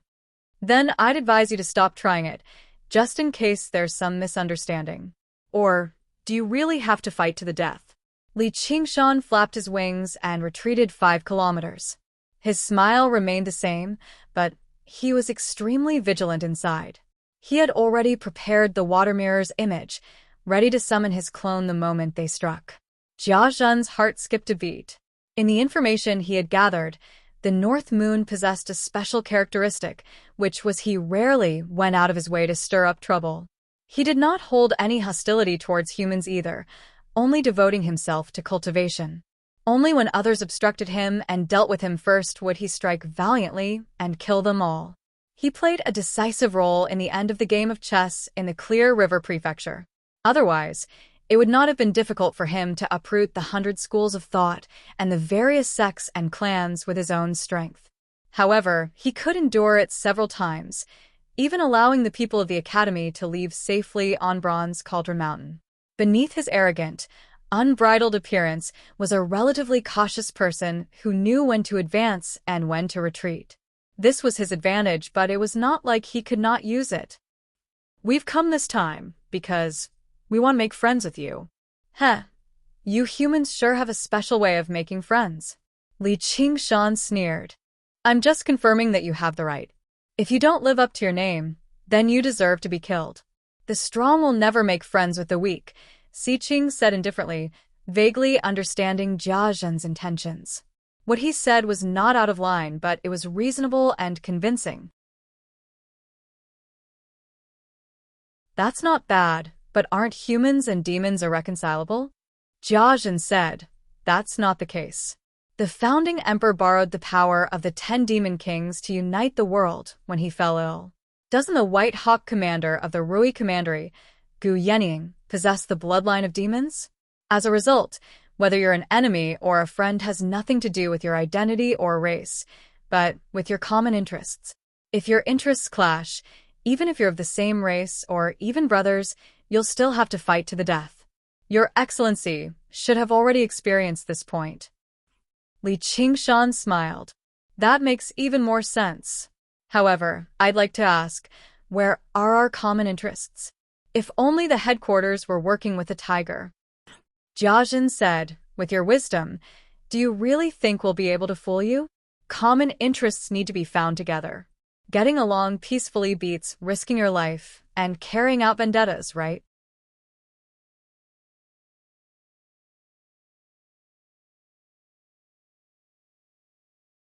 Chapter 6:28. In the past, the founding emperor obtained the power of seniors Hawk God and Wolf God to establish his great cause. As a descendant of the imperial family, I'd like to emulate him a little and become allies with you. We'll rule over the Rui commandery together. You'll rule over the demons, and I'll rule over the humans. Isn't that perfect? Si Qing made this promise, but the killing intent in his heart did not decrease in the slightest. Deception was only a part of hunting. When dealing with intelligent prey, one needed to use their intelligence even more. That's fantastic. Though, I want to refine the waters of the Rui commandery. North Moon's eyes lit up. He seemed very tempted, but he also seemed rather doubtful. You are free to refine the rivers and lakes of the Rui commandery. We will no longer obstruct you. Si Qing said generously, but in his heart, he thought, I must obtain this water god's seal of yours. Only by refining the mountains and water veins, and then gathering the wish power of all living beings, can I refine the real seal of mountains and rivers. Its power is so great that even nascent soul cultivators would not dare to be careless. Li Qingshan smiled and said, You are much more generous than Jiang Fu. Not bad, not bad. Jia Jin said, Why don't you come with us to the Marquis estate for a chat and discuss how to rule the Rui commandery together? What's so good about the Marquis' residence? Si Qing said, Fine wine and delicacies, music and dance, rare treasures. There's nothing we don't have. Are there any beauties? So this is North Moon's hobby. You can choose any beauty you like. That's great, but I don't know if there are any beauties more beautiful than Begonia. That's right, I seem to have killed a few people 2 days ago. They said they were disciples of Edan or something. That Edan can't be you, right? Li Qingshan said with a smile, his gaze drifting to Edan's face. Edan showed no anger at all. Instead, he laughed aloud. Sect Master Chiao is obviously a rare beauty. We heroes think alike, but she's not the only beauties in the world. Once we get to the Marquis estate, let's sample the various beauties of the Rui commandery together. As for those few good-for-nothing disciples, so what if they were killed? I have to thank you for saving me from losing face elsewhere. Fellow Taoist Xie is indeed a forthright person. I like it. Li Qingshan praised aloud, but he thought inside, if you could speak like that in the past, would I even have to kill you? It's getting late. Let's go. Li Qingshan thought, and shook his head. God, another day. I still have to continue refining the water veins and wait until I'm done. I still have to continue refining the water veins. All right, then I'll await your arrival at the Marquis' mansion. Si Qing cupped his hands and then flew up with Jia Zhan and Edan.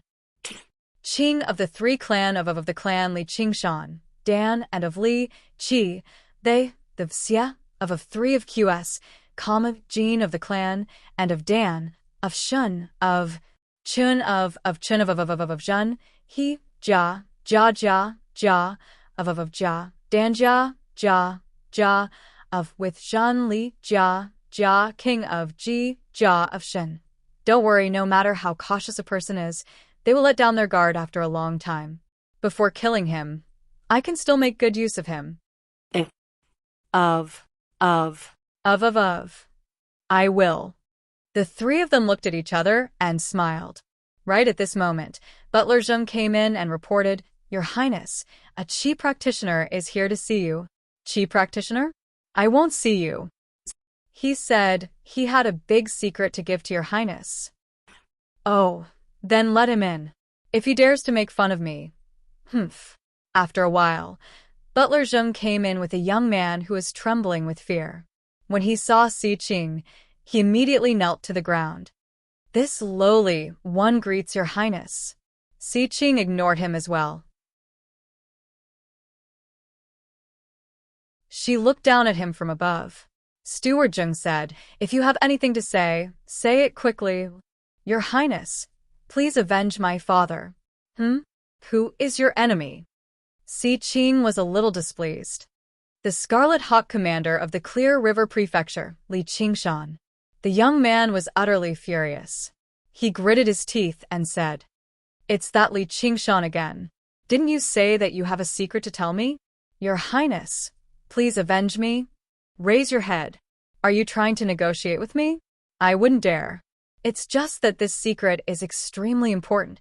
The young man made eye contact with Si Qing, and his face paled. Say it. There's nothing to hide. It has to do with the painting tomb. The painting tomb. As it turned out, Chu Donqing's first senior brother had always been cautious. After he left, he told this secret to his most beloved son just in case, but he never thought he would really never return. Meanwhile, the news of Li Qingshan killing the three of them spread very quickly. This child was both hateful and afraid. Not only was Li Qingshan's cultivation powerful, but he also had Gu Yeniying's support. He even possessed a recording stone as evidence. With his strength, not only was it impossible for him to avenge his father, but he was also constantly afraid that Li Qingshan would come and eliminate him. In the end, he made up his mind to offer this secret to Prince Si Qing, who had grievances with Li Qingshan. All he wanted was to avenge his father and receive protection. Si Qing listened to the whole story. In other words, you only know who grasped the secret of the painting tomb, and you heard it from your father. Whether this piece of information is true or not is questionable. It must be true. Believe me, Your Highness. I guarantee it on my head. Apart from you, does anyone else know about this? Absolutely not. Si Qing patted his shoulder amiably. Don't worry, I will avenge your father and you. Li Qingshan left the cavern and arrived in Moon Court Lake again. With a wave of his right hand, the water before him condensed into a mirror. A while later, his mirror clone emerged. Li Qingshan took back the water god's seal and began to circulate the arts of the boundless ocean. After breaking through to the sixth layer, his dantian could hold even more spiritual energy, just like how he could hold even more water after expanding a pool. This required the consumption of a large number of medicinal pellets in order to cultivate.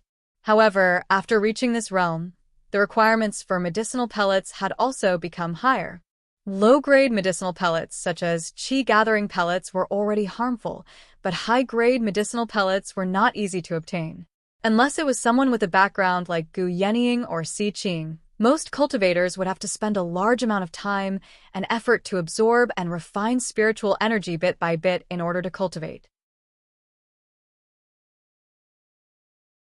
Right now, however, Li Qingshan was using the power of countless rivers and lakes to cultivate, saving him a great deal of time and effort. Li Qingshan's eyes were tightly shut as he sat with his legs crossed. Specks of spiritual light shone from the water god's seal, fusing into his body and seeping into his dantian. After being refined, it turned into surging waves of pure spiritual energy. The sun rose and the moon set. Day and night alternated. Time flew by, and the water's spiritual energy finally filled his entire dantian. It could no longer hold any more. Li Qingshan slowly opened his eyes. Although his foundation was still unstable and his mental cultivation was insufficient in terms of spiritual energy alone, he had already reached the peak of foundation establishment. But in terms of spiritual power, he had already reached the peak of the foundation-building realm and could almost see the door to the Golden Core realm.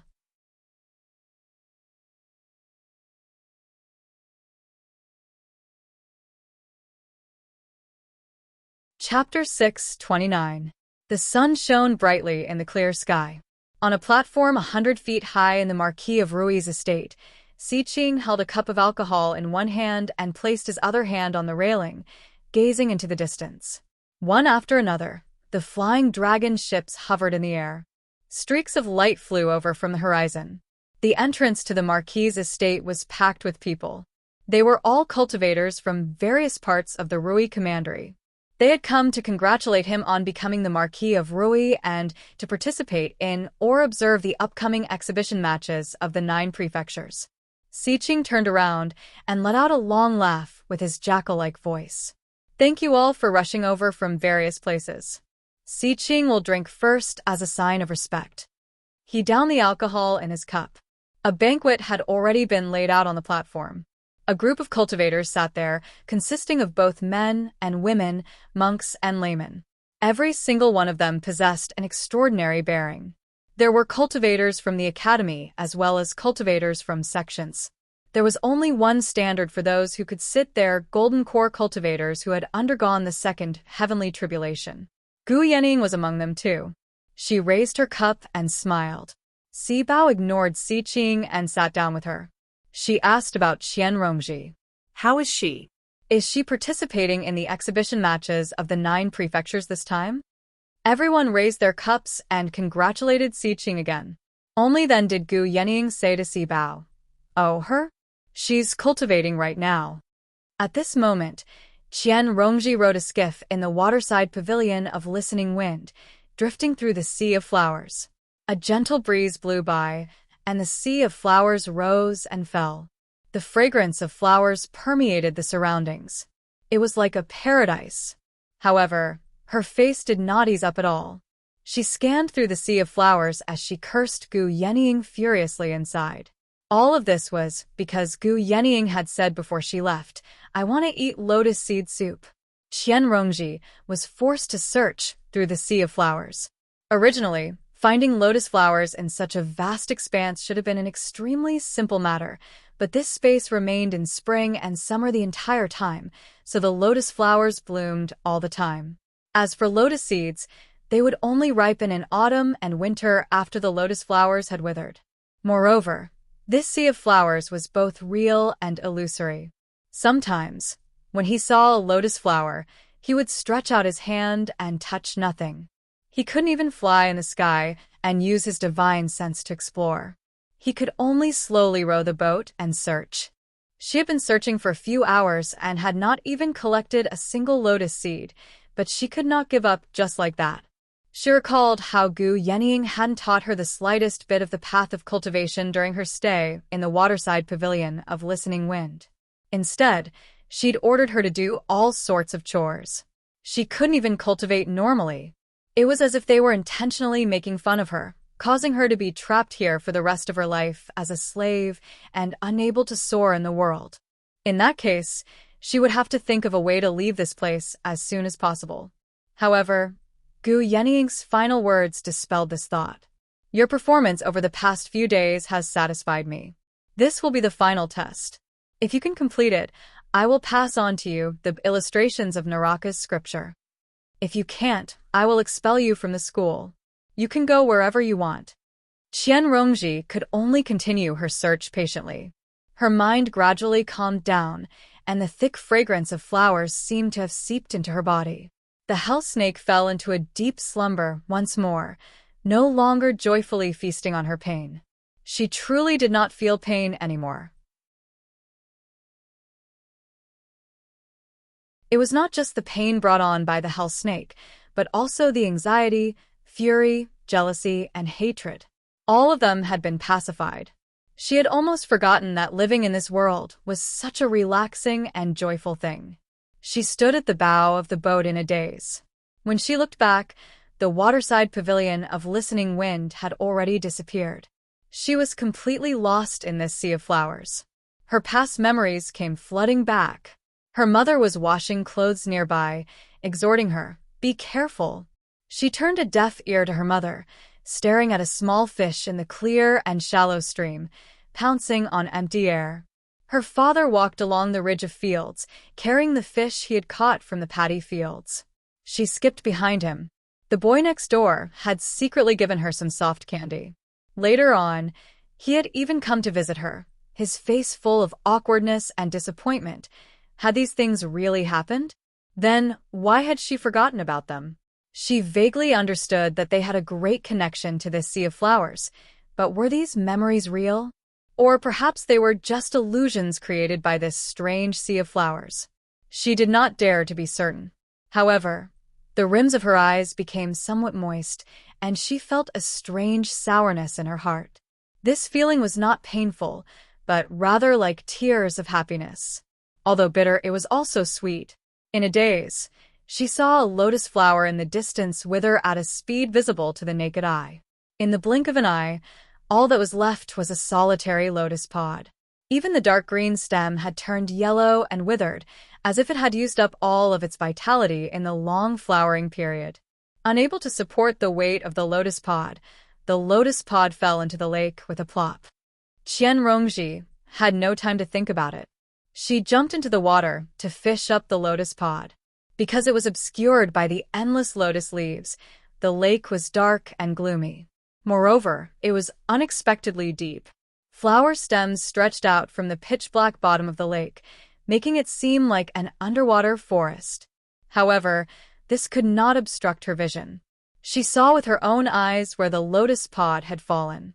Like a swimming fish, she circled around the flower stems and arrived there to fish up the lotus pod. However, the moment her fingertips touched the mud, her entire body trembled and her pupils dilated. Flower stalks burrowed out of the mud and quickly grew. The power was so great that her entire body was lifted up. She rose up and soon broke through the surface of the lake. Lotus flowers bloomed one after another. She suddenly understood. Sitting cross-legged at the bow of the boat, she closed her eyes and took a deep breath, allowing the fragrance of the flowers to completely permeate her lungs. Beside her, the lotus flowers began to wither. She allowed the lotus pods to fall into the deep lake water and stretch out from the mud. They bloomed once again, multiplying from 1 to 10 and from 10 to 100. They filled the surface of the lake and surrounded the boat. Layer upon layer, they completely drowned her.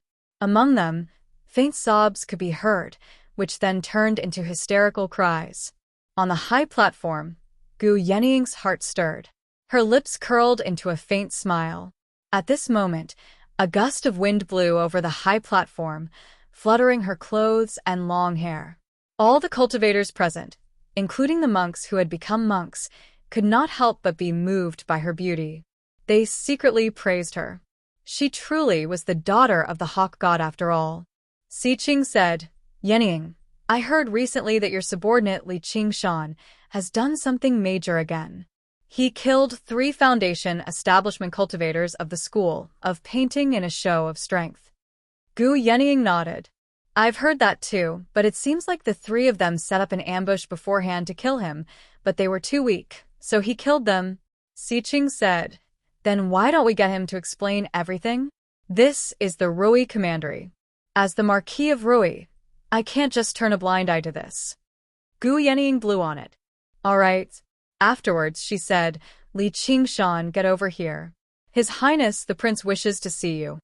Her voice was not very loud, but it drifted away with the wind, reaching the ears of every single cultivator. They all looked at one another. A while later, when Li Qingshan did not appear, Jiazhen said, "Looks like the 2 of you still aren't respected enough. Speaking of which, he's even bold enough to not come on a day like today. That's pretty disrespectful." Yidan said, "I think he knows he's committed a great crime, so he's fled to avoid punishment. Commander Gu, you better issue a warrant for his arrest."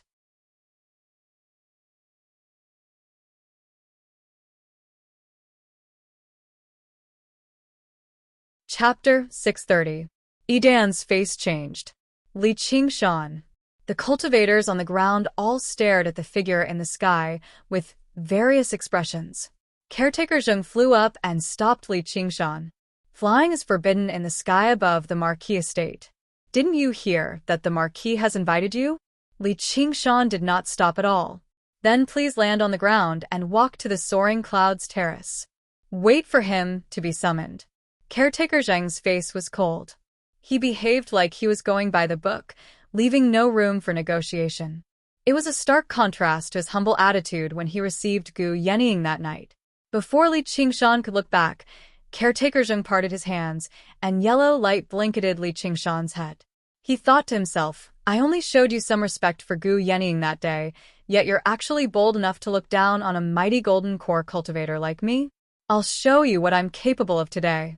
Apart from the cultivators of the Clear River Prefecture, most of the cultivators who had come to attend the ceremony below had heard of Li Qingshan's name.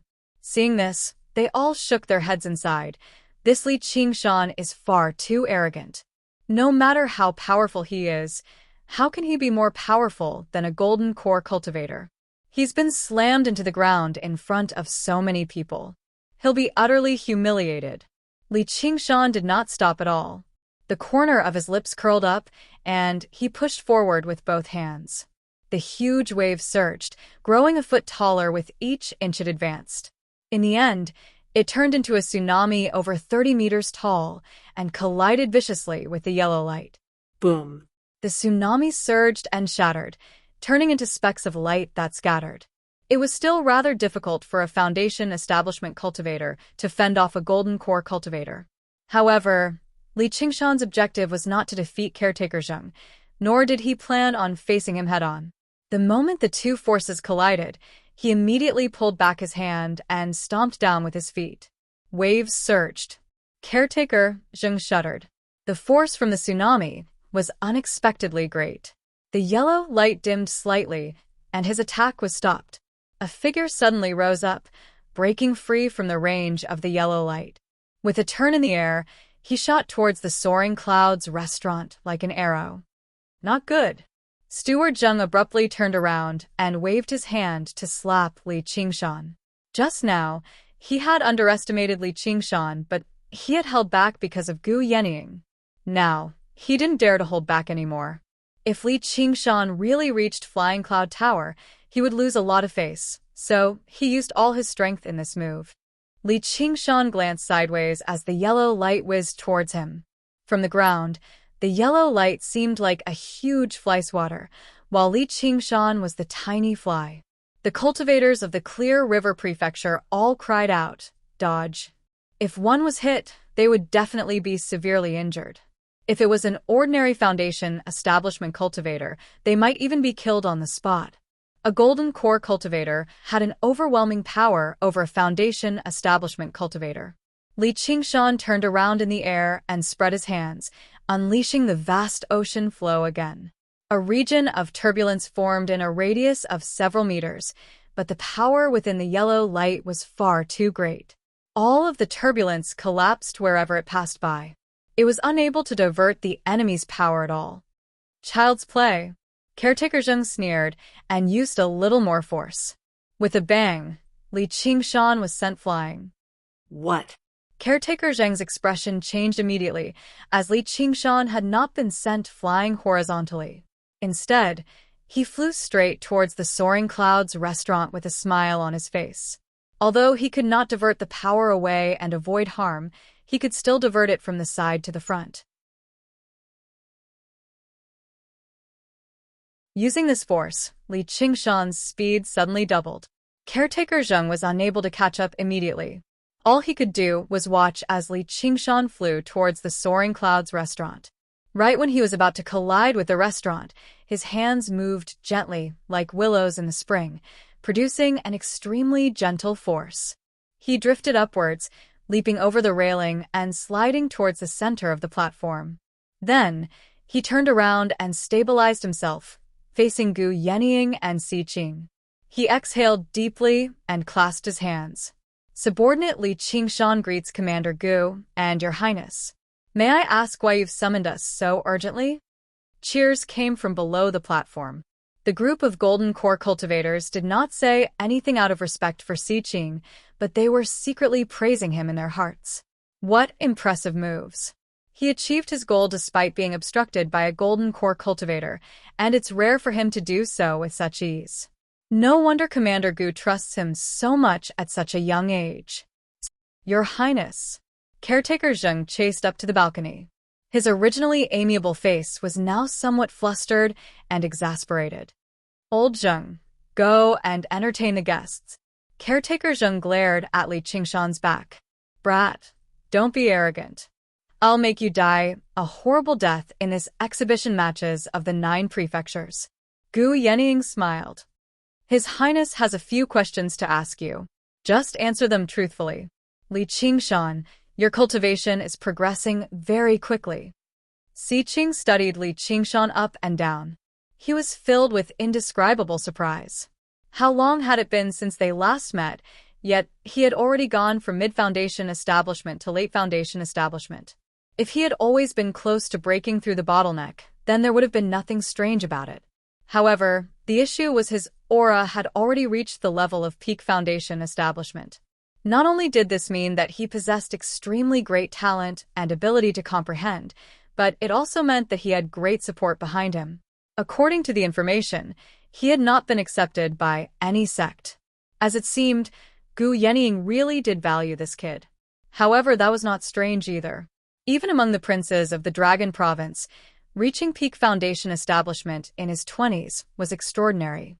In a place like the Rui Commandery, he would definitely be an outstanding genius.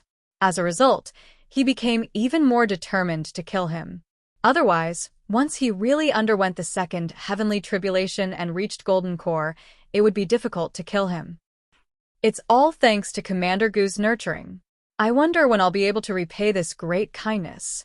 Li Qingshan bowed slightly towards Gu Yenying in gratitude. He had already learned how to push everything onto Gu Yenying now. Gu Yenying smiled but said nothing. She knew he was reminding her. Oi, you still owe me money. Li Qingshan, do you know why I've called you here? Si Qing's voice suddenly sank, like the threatening growl of a jackal. The atmosphere on the soaring clouds terrace became tense as a result. I don't know, Li Qingshan said calmly. Have you killed anyone recently? Li Qingshan thought about it. I've killed 3. Even if the Golden Core cultivators present did not know who Li Qingshan had killed in the first place, they had asked one another about it during this time. Seeing how easily he answered, they all frowned slightly. The Green Province had been peaceful for several thousand years. The concept of peace had already been deeply rooted in everyone's hearts. Qi practitioners still tended to kill one another, but once they reached foundation establishment, they all cherished their lives a little more. Even conflicts between the academy and sects would rarely reach a point where they would have to fight to the death, let alone kill one another within the academy. If they ended up killing one another over a tiny bit of profit and conflict, the entire cultivation community would be thrown into chaos. The Green Province would become a barbaric land like the Mist Province. You worked with Chu Danqing and helped him murder his fellow disciples. You're a Hawkwolf guard who carried out the executions on behalf of the School of Legalism. Tell me, what kind of crime is that? I'll be honest, Your Highness. I really don't come from the School of Legalism, so I really don't know much about the laws of Great Xia. However, if someone wants to kill me, surely I can't just stand there and let them kill me. If you look at it, this should be called legitimate defense. Let me say one more thing. I killed all 3 of them. Chu Danqing didn't do anything the entire time. Li Qingshan told them everything that had happened. He fished out the recording stone from his 100 treasures pouch and played it, proving that he was telling the truth. Only then did everyone understand what had happened. They thought if that really is the case, then the 3 of them really are looking to die. They deserve to be killed. However, even after being ambushed, he still managed to take on 3 of them alone. This Li Qingshan sure is vicious. Jia Zhen said sinisterly, I know you're a novelist, and you're most skilled at making things up. Who knows if you didn't force them to talk after you captured them? It's not difficult to fake the voice in the recording stone. If you're out to pin a crime on someone, you can always find a pretext. If you insist on sticking to me like this, then there's nothing I can say. Li Qingshan said indifferently, as if he could not be bothered with arguing. With Gu Yenying here anyway, it was impossible for the 3 of them to take the blame for him with just a few words without any concrete evidence. Si Bao smiled. Si Qing, you've only killed 3 treacherous scoundrels who sold out their masters for glory. Is it worth it for you to go to war? Let's put this matter aside for now. Bang. Edan suddenly slammed the table. Then what crime do you deserve for working with that wretched demon, North Moon, to kill so many of my disciples? When the name North Moon was mentioned, the Golden Core cultivators all lurched inside. Whether it was his actions of refining all the water in the Rui Commandery on a large scale, or his terrifying battle record of killing basically all the demon commanders in the Rui Commandery in one fell swoop, it made him the most famous and powerful demon in the Rui Commandery. Right now, the situation between the humans and demons was becoming more and more tense. North Moon was definitely a sharp sword hanging over the heads of all the cultivators in the Rui Commandery. Once a full-scale war erupted, he would behead everyone. There were not a lot of people present who were confident they could survive a direct clash with him either. To Golden Core cultivators with long lifespans and noble statuses, this was basically the worst possible outcome. His crimes were getting heavier and heavier. Li Qingshan replied with a question, "May I ask how I ended up working with North Moon and killing so many of your esteemed disciples? Back then, I asked you what happened, and you actually dared to lie to me. Only afterwards did I get to the bottom of it. Tell me, the jade pendant in the possession of that bitch, Begonia, to report to North Moon had originally been snatched away by my disciple, Yifeng. Did you personally shatter it before summoning North Moon in the end? Even your disciple refused to believe the jade pendant was real. When we clashed, I accidentally shattered it. Who knew it would actually summon the Moon Devil? You're afraid to seek revenge from the Moon Devil, so you came to vent your anger on me. You're basically bullying the weak and fearing the strong. How unreasonable.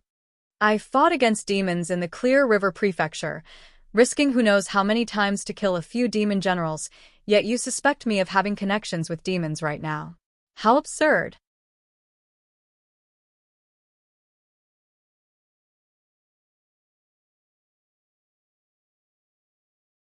Chapter 631.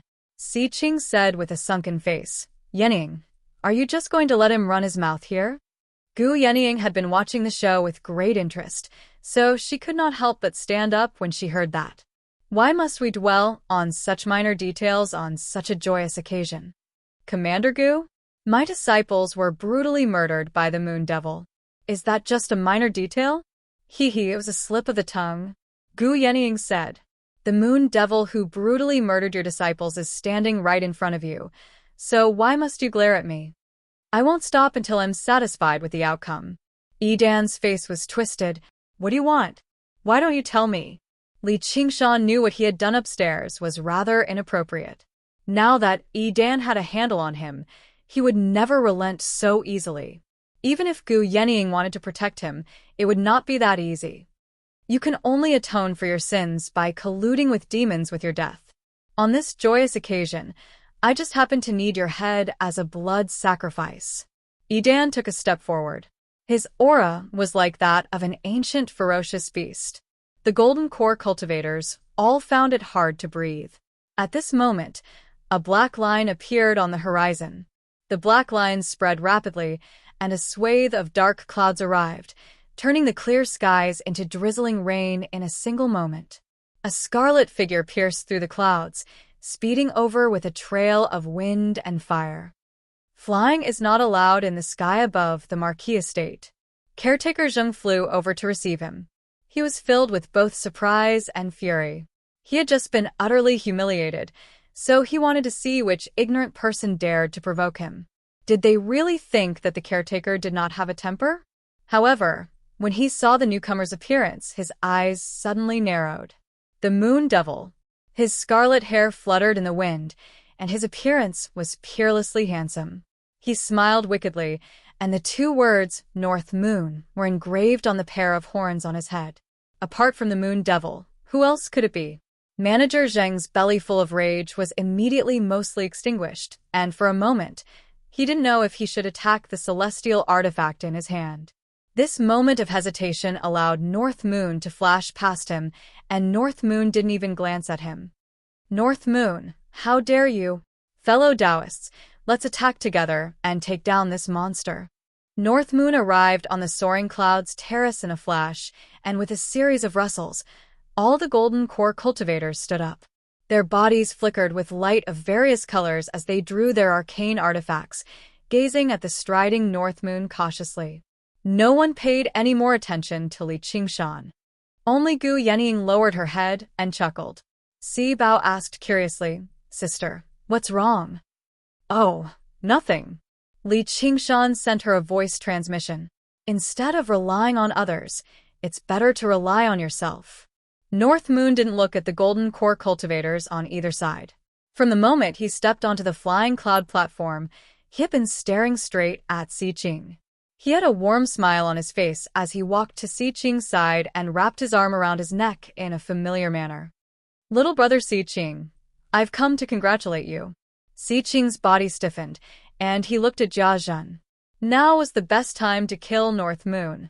Jia Zhen shook his head slightly. North Moon didn't use any methods to hide his aura, but the aura he was showing right now didn't seem very strong. He was clearly telling them on purpose that this wasn't his main body. Furthermore, he didn't even have 100 treasures pouch on him, let alone the water god seal. That was why he dared to be so fearless.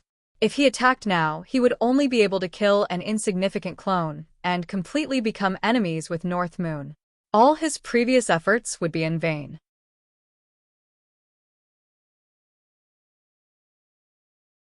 Si Qing took a deep breath and smiled. "Fellow North Moon, you're here? Why are you being so polite? Aren't we allies? Of course I have to come and congratulate you on such a joyous occasion. Didn't you say a few days ago that you were going to invite me over? Calling me fellow Taoist North Moon is too unfamiliar. Just call me a you, and I'll call you a Qing." North Moon laughed aloud as he patted Si Qing's shoulder. With the shrewdness that Si Qing had developed from his struggles against the princes in the Dragon Province, the veins on his forehead bulged.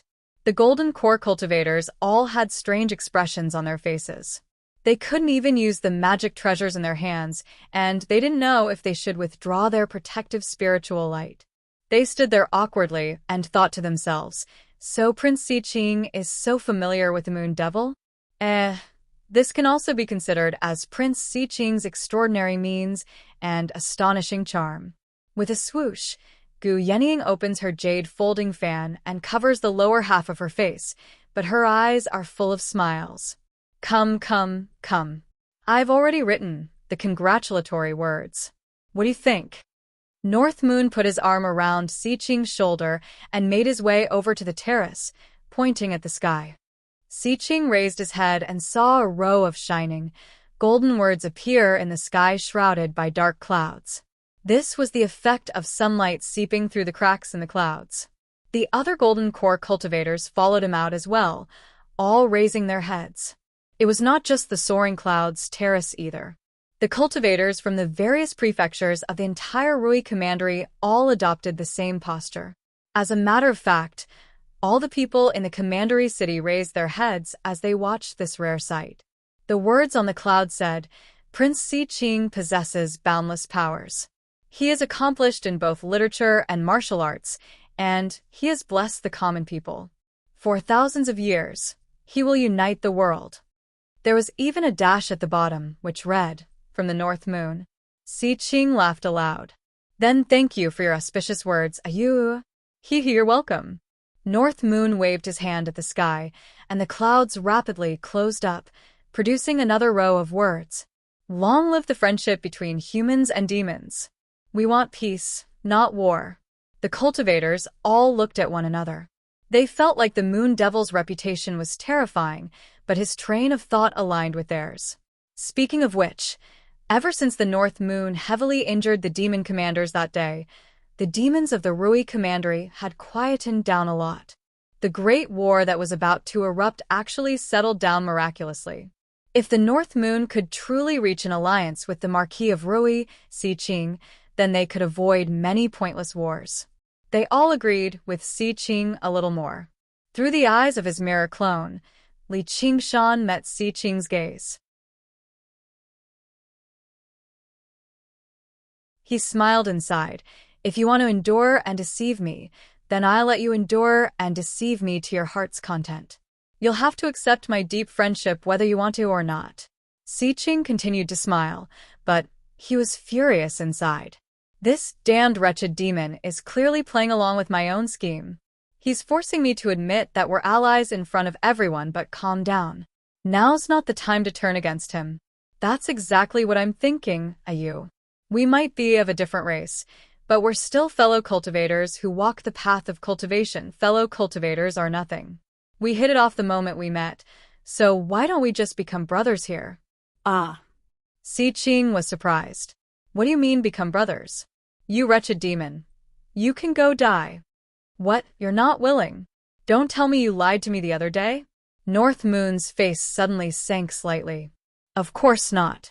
However, as a prince, I need the imperial family's permission to become brothers with someone. North Moon's face immediately cleared up, and he began to laugh. I see. Though, as a forthright man, I don't care about these empty formalities. You just need to get that imperial family, or whatever, to agree to it sooner. My dear brother, I'm a little older than you, so I'll just be frank and call myself your foolish brother, ha ha ha. The group returned to the Soaring Clouds terrace. North Moon released Si Qing's neck and made his way over to Gu Yenying. He leaned over and placed his hand on the table, saying lovingly, Yenying, you're here too. Gu Yenying smiled without saying anything.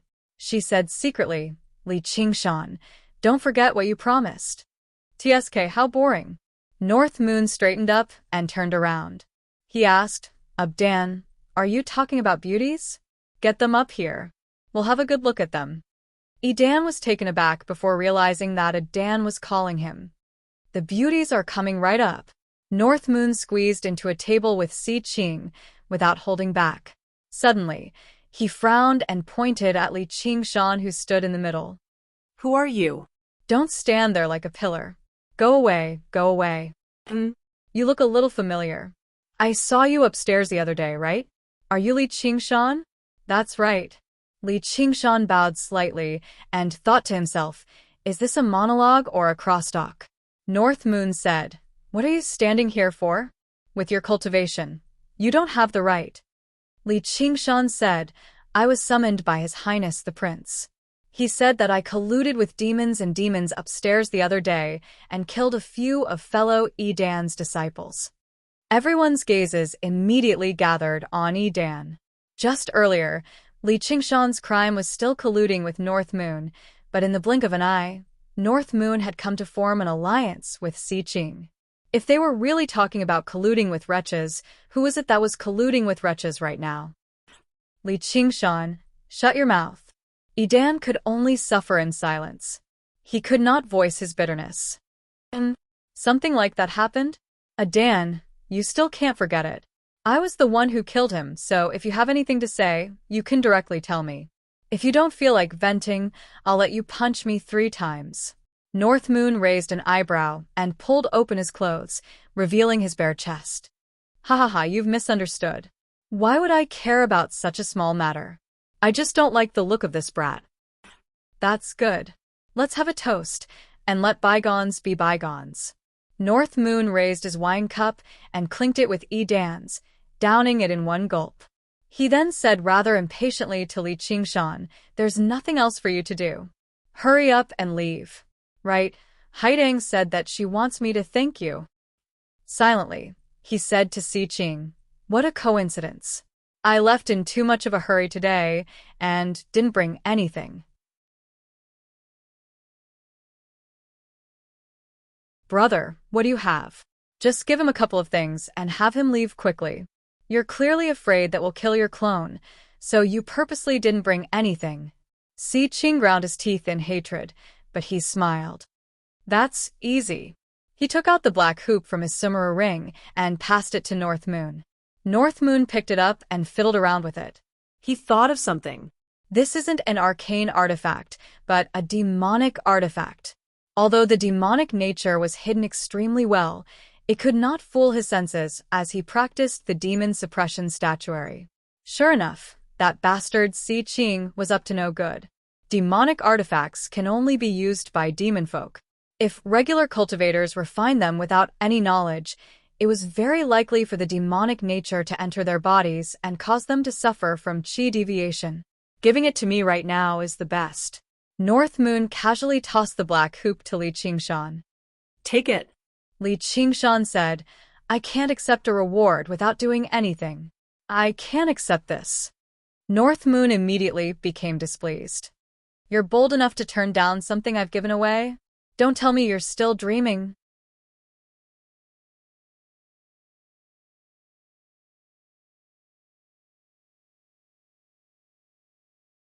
Chapter 632. Li Qingshan glanced back at the soaring clouds terrace before turning around again. The corner of his lips curled into a mysterious smile. It's a joyous occasion, so I'll let you properly celebrate. Qingshan, are you fine? Han Xiongji went up to receive him. I'm fine. His Highness has been very good to me. He even gave me something. Li Qingshan waved the black hoop in his hand with a smile. Han Xiongji revealed a strange expression. Li Qingshan said, "Let's go. I still have to maintain order. You better go to Prefect Lu's place quickly. Come with me later." The White Wolf Guards patrolled the surroundings in groups of 2. A woman in the uniform of a White Wolf Guard stood nearby, waiting for Han Xiongji. Seeing Li Qingshan look over, she nodded at him in greeting. Li Qingshan returned the gesture with a smile. "You better go. Your friend is waiting." Before the soaring clouds terrace was a large square. It was divided into a total of 9 formations, led by the prefects of the various prefects. The Scarlet Hawk commanders and generals stood to the left and right, while each formation was divided into over a dozen different colors. Those were the attires of the disciples of the various schools. Coupled with the cultivators from other sects in the surroundings, there were over 10,000 people, but it did not seem crowded at all. This was the first time Li Qingshan had seen so many cultivators stand together. He could not help but sigh. It really is a grand gathering. He passed through the square and discovered that the Clear River Prefecture's formation was the smallest among the 9 prefectures. It was nowhere near as populous as the other prefectures, but due to the baptism of war, the disciples of the Clear River Prefecture possessed a different bearing and edge. Wherever he passed by, the place would fall silent. Everyone stopped chatting and focused their gazes on him. At first glance, he did not seem particularly striking. His bronze face still seemed very young, but due to the hardships he had gone through, he possessed a sense of steadiness beyond his age. However, his features were still distinct, making him seem resolute and almost unruly. He was tall and sturdy, and he walked with composure. His expression was not as arrogant as he was rumored to be. His head was slightly lowered, as if he was in thought. But as his eyes wandered, everyone could feel that he did not take them seriously. He was like a fierce tiger quietly walking in the forest, with a natural contempt. The leaders of the various prefectures were rather worried. With this person present in the Clear River Prefecture, the final display of martial arts probably won't be very optimistic. This was especially so for the heads of the School of Novels. They were thinking hard about how to limit this person's power during the School of Novels martial arts exhibition. What the ordinary disciples thought was that a few years ago, he was just a nameless pawn without any background. If he could do something, it might not mean that they couldn't. This ignited their lofty ambitions. Qiongji, your Qingshan is almost at the peak of the foundation establishment realm, right? His cultivation speed is truly astonishing. I heard that at that time, Junior Marshal Sister Han was the one who took the initiative to pursue him. Your foresight is truly admirable. Do you have any wonderful methods to teach me? Recently, my family has also been forcing me to get married. They are clearly looking down on me. Ding Min was troubled. After Han Qiongji became a White Wolf Guard, she had been the one to show her around, and the 2 of them had become good friends. She was also born in an aristocratic family. If she couldn't advance further in the cultivation world, she had the responsibility of breeding children for her family. How am I supposed to have any foresight? I just like him.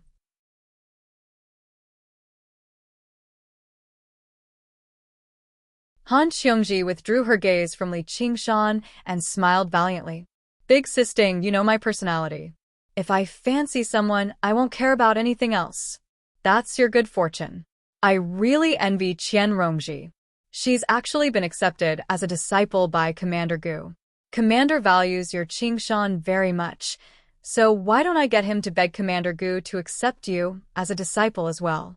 It's not like he's teaching 1 or 2 anyway. I hate begging people the most, and I don't want him begging people for me either. What a stubborn fool.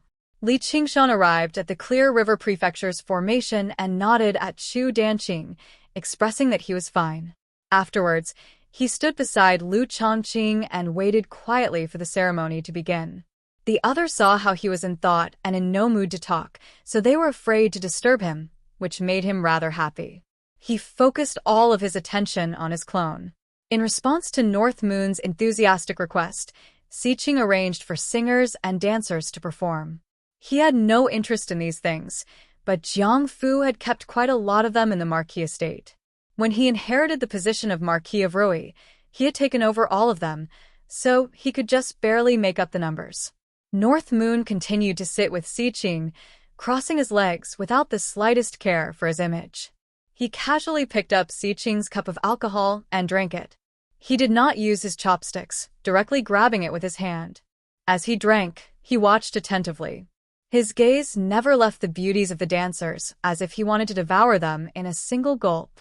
Although Xiqing was displeased from his behavior, exchanging glances with Jia Zhan and Yi Dan, there was a sense of delight from his scheme succeeding. Whether they were humans or demons, they could be controlled as long as they had desires. Gu Yenying smiled inside. This kid's acting like he's the real deal. Big sis, you said North Moon is impressive, but I don't think there's anything special about him.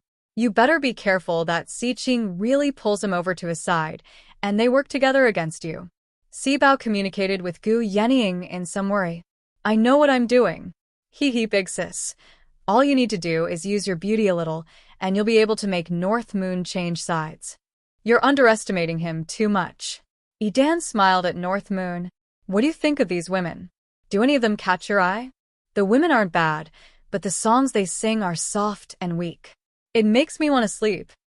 Oh, I didn't think you'd be proficient in music too. Then what kind of sound is strong? Don't tell me it's the roar of wild beasts? Xiqing smiled. The cultivators could not help but smile.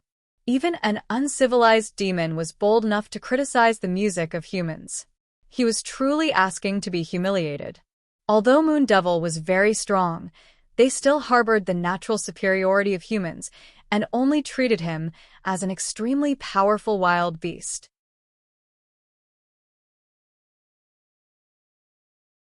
North Moon pretended not to understand Xiqing's mockery and leaped up from his seat. Speaking of which, that night, I refined the great river and looked up at the stars. I was in high spirits and sang a song. Today, I'll let you all broaden your horizons. He arrived beside the musicians in a flash. The musicians were all women, and they all cried out in surprise and scattered in all directions. He ignored them and picked up a zither. He casually fiddled with it, shook his head, and threw it at his feet. Then he picked up a shang and blew on it a few times before throwing it to the side. The cultivators looked at each other and secretly communicated with their divine senses. Is Moon Devil for real? Forget it, we'll just take it as watching a monkey show. North Moon's eyes glanced outside the window. Suddenly, his eyes lit up, and he flew out before flying back. He carried the big drum used for reporting from the city gate tower and placed it on the ground with a bang. Then, he raised the drumsticks and began to beat them. Rapid drum beats suddenly rang out. North Moon sang loudly. The great river flows eastward. The stars in the sky join the Big Dipper. Join the Big Dipper. A bowl of wine for friends in life and death. When this shout came out, it reverberated through the clouds, and the sound traveled for 5 kilometers. Not only were Xiqing and the others dumbfounded, even Gu Yenying felt like she was shocked.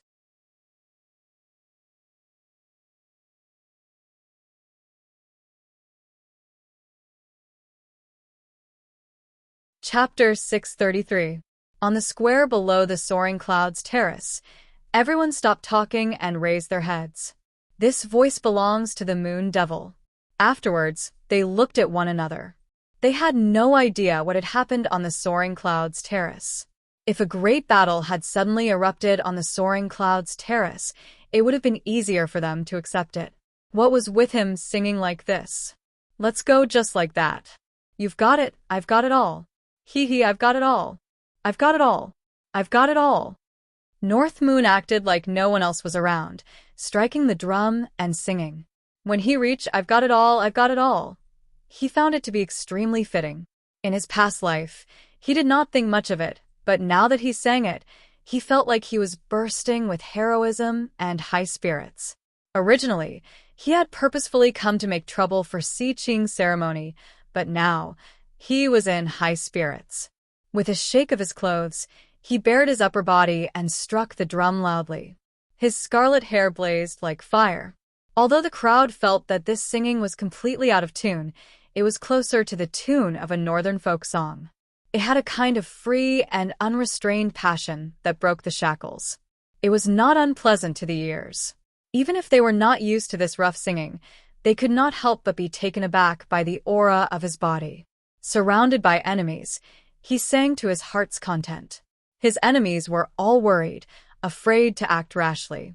Above and below the terrace, the entire cultivation community of the Rui Commandery listened attentively.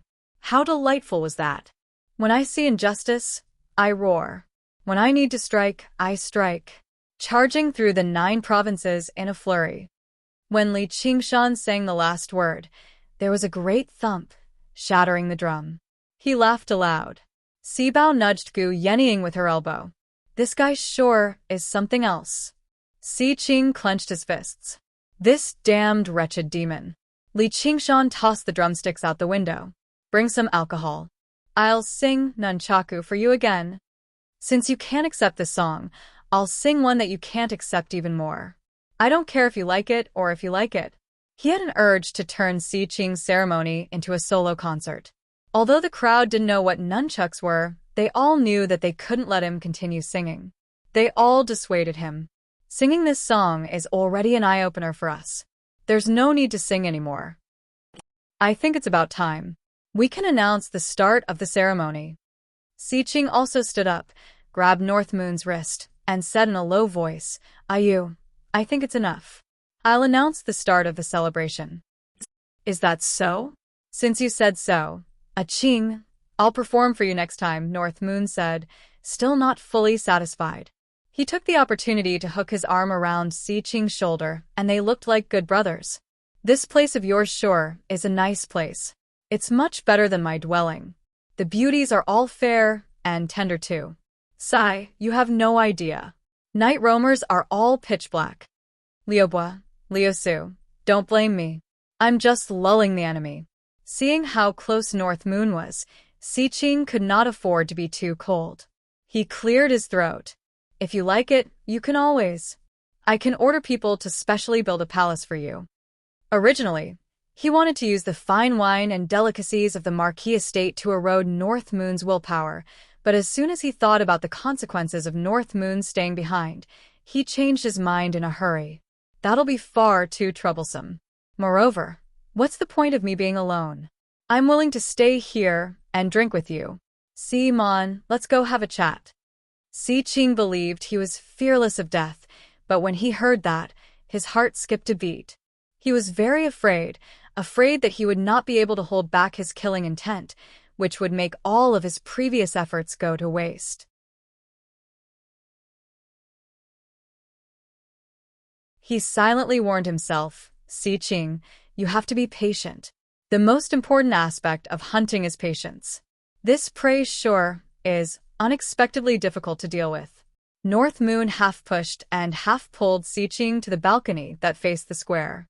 Gu Yennying arrived beside the two of them, and the golden core cultivators all stood up and followed behind the 3 of them. By now, the clouds in the sky had already dispersed. The sunlight shone down at a slanted angle, extremely resplendent.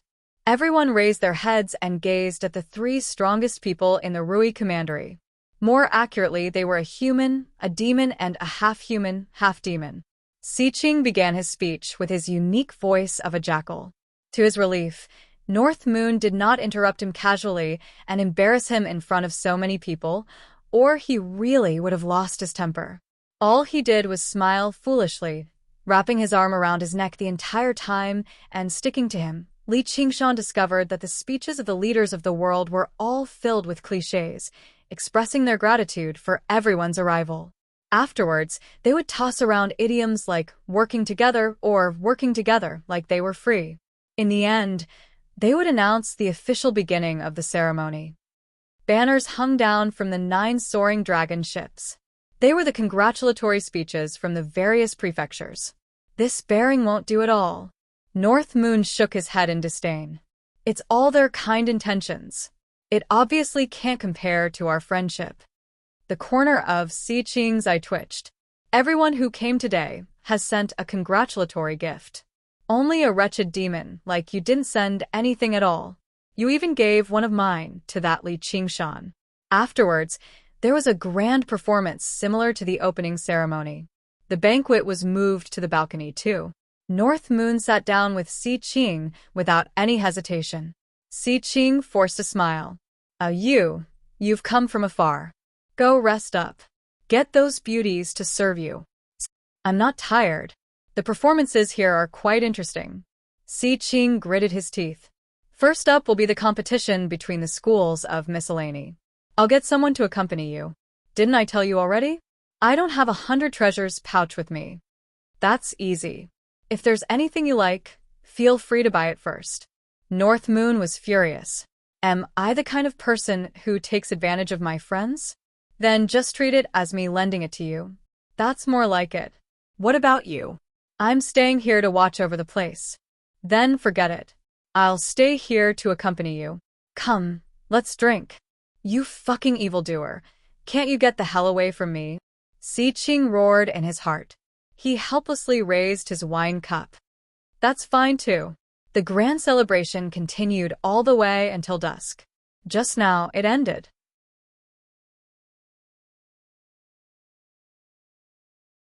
Thousands of fireworks rose into the sky, exploding with a bang, transforming into thousands of different shapes and forms. They were far more colorful than the fireworks Li Qingshan had seen in his previous life. They complemented the sunset, creating a magnificent sight. This was naturally the work of the school of Moism. Li Qingshan and Han Xiongji stood side by side as they watched. Han Xiongji turned her head and watched as his face was reflected in a myriad of colors. It flickered between bright and dark, as if he had been smeared with colorful rouge and powder. Sometimes he looked a little comical and other times he looked a little mysterious and even terrifying. Li Qingshan sensed her gaze. He turned his head and asked, "What are you thinking about?" "Nothing." Han Xiongji grabbed his hand. When the sunset completely disappeared from the west, the fireworks also became sparse.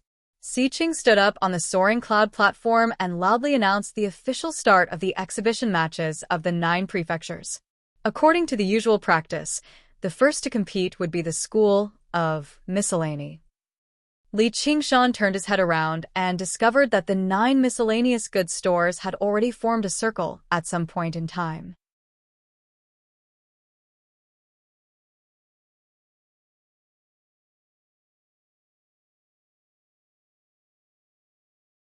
Chapter 635. The competition between the schools of miscellany was extremely interesting. It was not a battle of martial arts, but a competition to see who could sell the most items and earn the most spiritual stones. Not only would the school that emerged victorious receive a tremendous reward, but they would also gain an advantage in the transactions between the various prefectures. As a result, whenever the exhibition matches of the 9 prefectures came, the schools of miscellany would take out their trump cards to sell, and the prices would often be extremely discounted. The cultivators of the various schools and sects temporarily broke through the barriers between sects and territories, surging into the various stores and buying what they needed. Everyone was beaming with joy.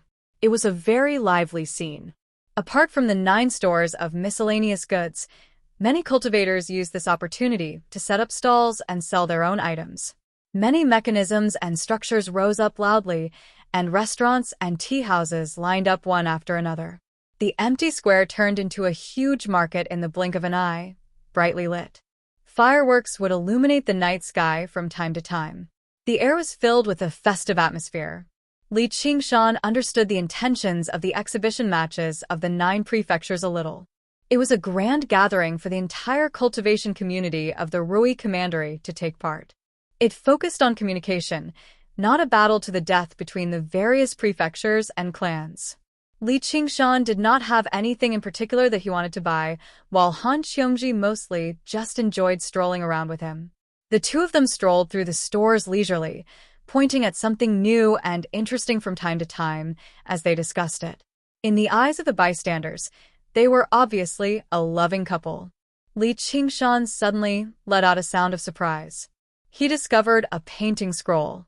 It was covered in ink, but it did not resemble calligraphy or painting.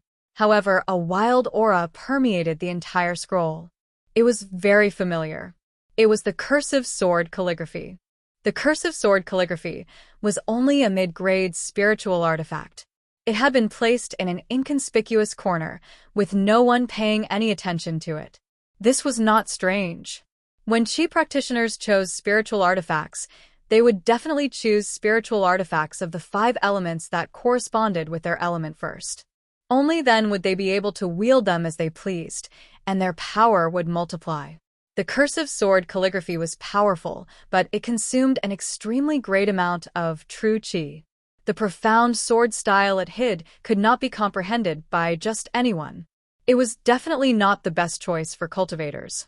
Han Xiongji said, "This seems to be a set with the scroll in your hand. Not bad." Li Qingshan immediately called over the school of miscellany disciples and bought the cursive sword calligraphy. He was also interested. Let's go take a look at the other shops. According to his guesses, although the original cursive sword calligraphy had been scattered in all directions after shattering, it was basically impossible for it to have dispersed too far away. It probably could not have made it out of the Rui Commandery. Furthermore, the remnant scrolls were not actually suitable for ordinary cultivators. Even if they obtained them by chance, they would not particularly cherish them. They would most likely be willing to exchange them for a suitable spiritual artifact. As time passed, it was not surprising that they would eventually gather in the grocery store. If he took this opportunity to look around, he might be able to find something. Han Xiongji was fine with it, but Li Qingshan couldn't find any traces of the cursive sword calligraphy after running through all 9 stores. He couldn't help but scratch his head.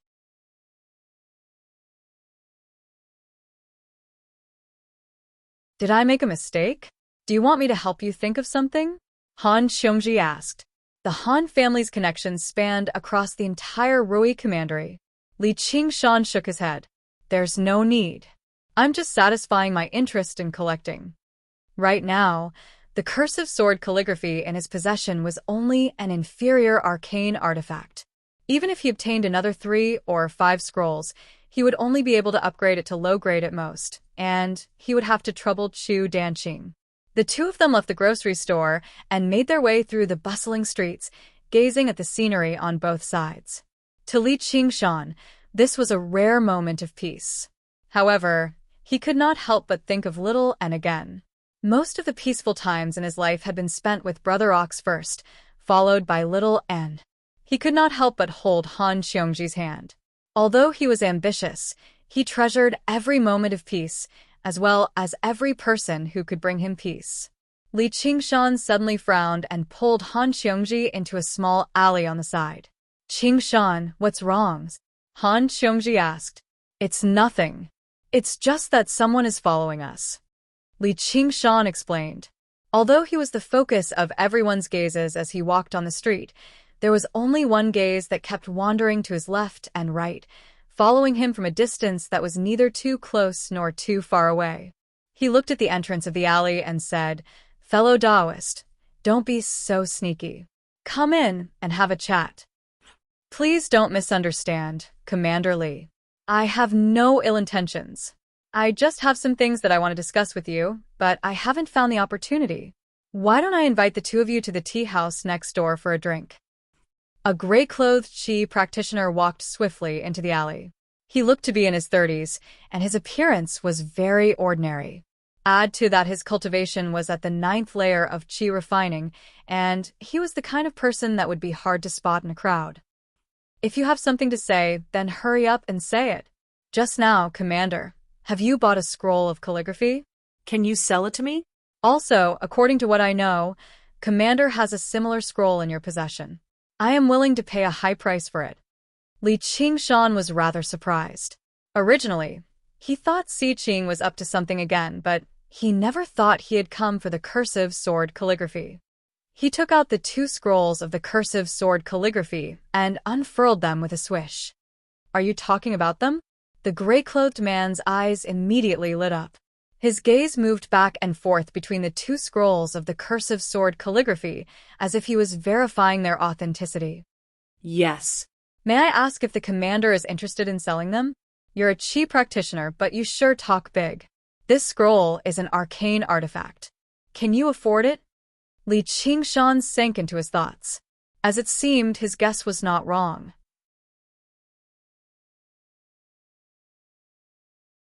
He was not the only one who collected the cursive sword calligraphy. I don't have any other hobbies in my life, but I have a special fondness for calligraphy. If I come across something I like, I'll buy it even if I have to bankrupt myself. You can say that I come from an aristocratic clan, so I do have some wealth. As long as the commander is willing to sell it, there's always a way. What's your surname? Han Xiongji studied this person in doubt. There were actually not a lot of prominent aristocratic clans in the Rui Commandery, and they were all connected to one another. In the past, when Han Hongguo was a great general, the various aristocratic clans would send their descendants to congratulate him on every festival. Of course, every single clan had many descendants, so it was impossible for her to recognize all of them. However, the aspect that left her doubtful the most was that this person's appearance was far too ordinary. He did not seem like a descendant of an aristocratic clan. My background is far too lowly. It's nowhere near as great as the Han family. Even if I tell you, you probably won't have heard of it, fellow Han. The cultivator in gray bowed slightly and played dumb before looking at Li Qingshan again. It's a pity that I don't want to sell it. Xiongji, let's go. Li Qingshan stowed the 2 scrolls of the cursive sword calligraphy away and called out to Han Xiongji before making his way out of the alleyway. Please wait, Commander. These 2 scrolls of calligraphy aren't of much use to you, so please feel free to name your price. The gray-clothed cultivator called out to Li Qingshan's back. Name your price? His tone was getting more and more arrogant. Li Qingshan's heart skipped a beat, but he did not stop walking. No matter what price you name, I won't sell it. Commander, you'll regret it in the future if you miss such a good opportunity. The gray-clothed cultivator was flustered and exasperated. These 2 scrolls of calligraphy were not as simple as a magic weapon and a spirit weapon to him. If he could not complete the mission, he would definitely be punished when he returned.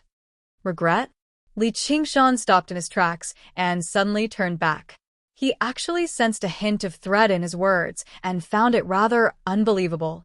A mere chi practitioner dared to threaten him? The gray-clothed cultivator shuddered and took a few steps back. What are you trying to do? Even if we can't make a deal, we'll still be righteous. We won't regret it. If you want the calligraphy, go look elsewhere. Stop following us. Han Xiongji pulled Li Qingshan back to the main street. You've really changed quite a bit. People always say that a leopard cannot change its spots. Looks like that's not true after all. Li Qingshan said with a smile. In his memory, Han Xiongji was a young mistress with a fiery temper. Han Xiongji rolled her eyes. We're in the Marquis Manor now, so it's not convenient for me to act. I'm a White Wolf Guard, and I'm in charge of maintaining order. I'm not so narrow-minded that I'll yell and kill anyone who offends me in the slightest. Li Qingshan said with a smile. He glanced at the alleyway again, then held Han Xiongji's hand and blended into the crowd. Meanwhile, on the Soaring Clouds platform, Li Qingshan used his identity as the North Moon to tease Si Qing a few more times.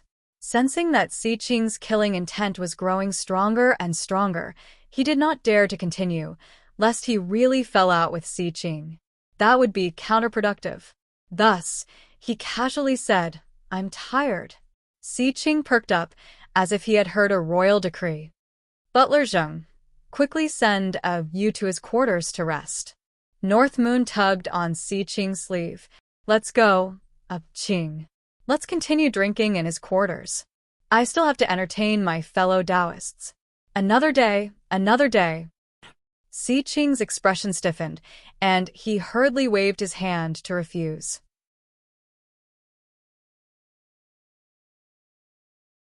All right then, I'll be leaving first. North Moon waved his hand and followed Butler Zheng to a luxurious palace.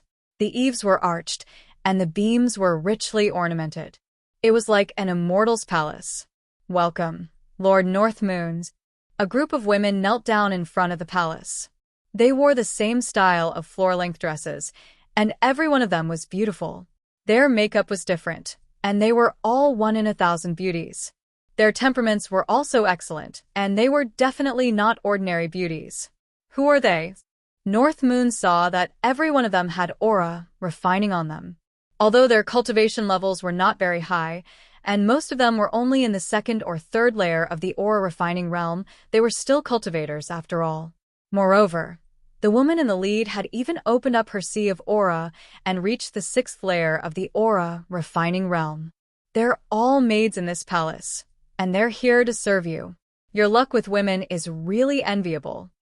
Butler Zheng revealed a smile that all men understood. They're also cultivators.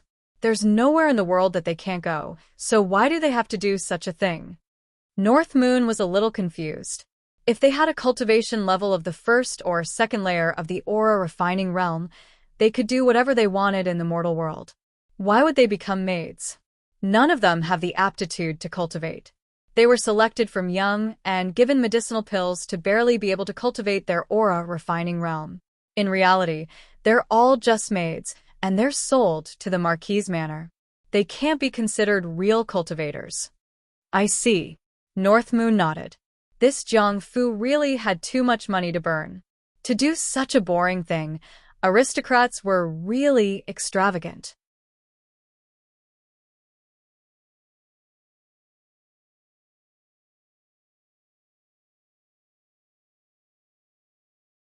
Chapter 636. Even if mortal women were born beautiful, if they didn't cultivate, then they would have many flaws, and their beauty would quickly age. Moreover, the cultivation techniques that these women cultivated were specially arranged by the Marquis estate. They only sought to maintain their beauty, improve their bearing and charm, and add some methods to serve men. However, this wasn't like what Li Qingshan thought. It wasn't for the sake of satisfying a moment's lust, it was for the sake of producing offspring. The children of cultivators and cultivators would basically possess natural talent in cultivation. So, for the sake of ensuring the bloodline of the clan, the great aristocratic families would prepare such a reserve. The concubines that the Han clan arranged for Han Tie were mostly women like this. Moreover, this was an opportunity for these women to change their fates. Becoming a cultivator, even if it was a cultivator of the lowest level, would allow them to possess a healthier physique than mortals, a longer lifespan, more beautiful appearance, and enjoy a life of luxury that mortals were unable to imagine. Once they were able to give birth to a child with natural talent, their entire lives would be guaranteed. Steward Zheng first brought North Moon to tour around the palace. The decorations within the palace were extremely luxurious, and all sorts of facilities were available. There was even a wine cellar that stored a few hundred jars of fine wine. Then, they arrived at the rear hall, and they saw white smoke rising into the air. It was actually an open-air hot spring, and the walls of the spring were made from warm white jade. Moreover, the surrounding walls were painted with alluring murals of beautiful women.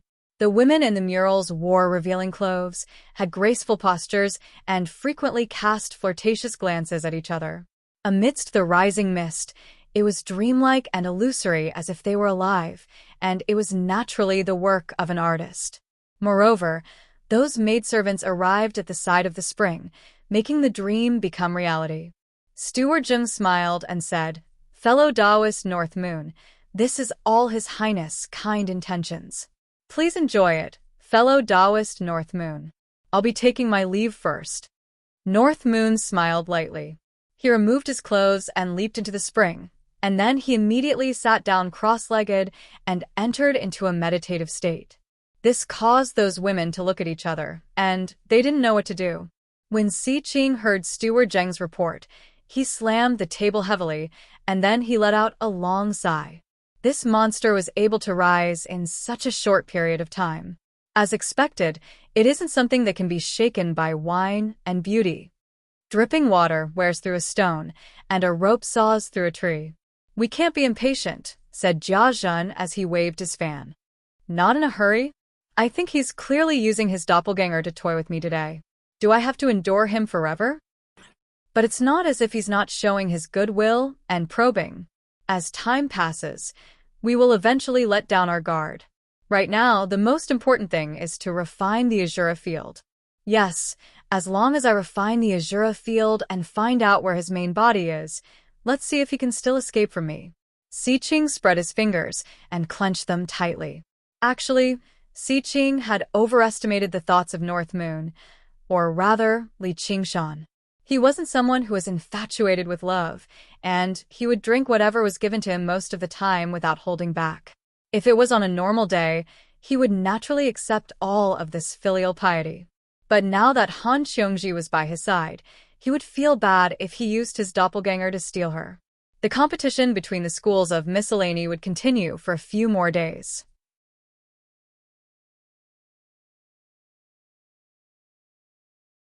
Some cultivators were still tirelessly searching for the things they wanted, while others had already returned to their accommodations.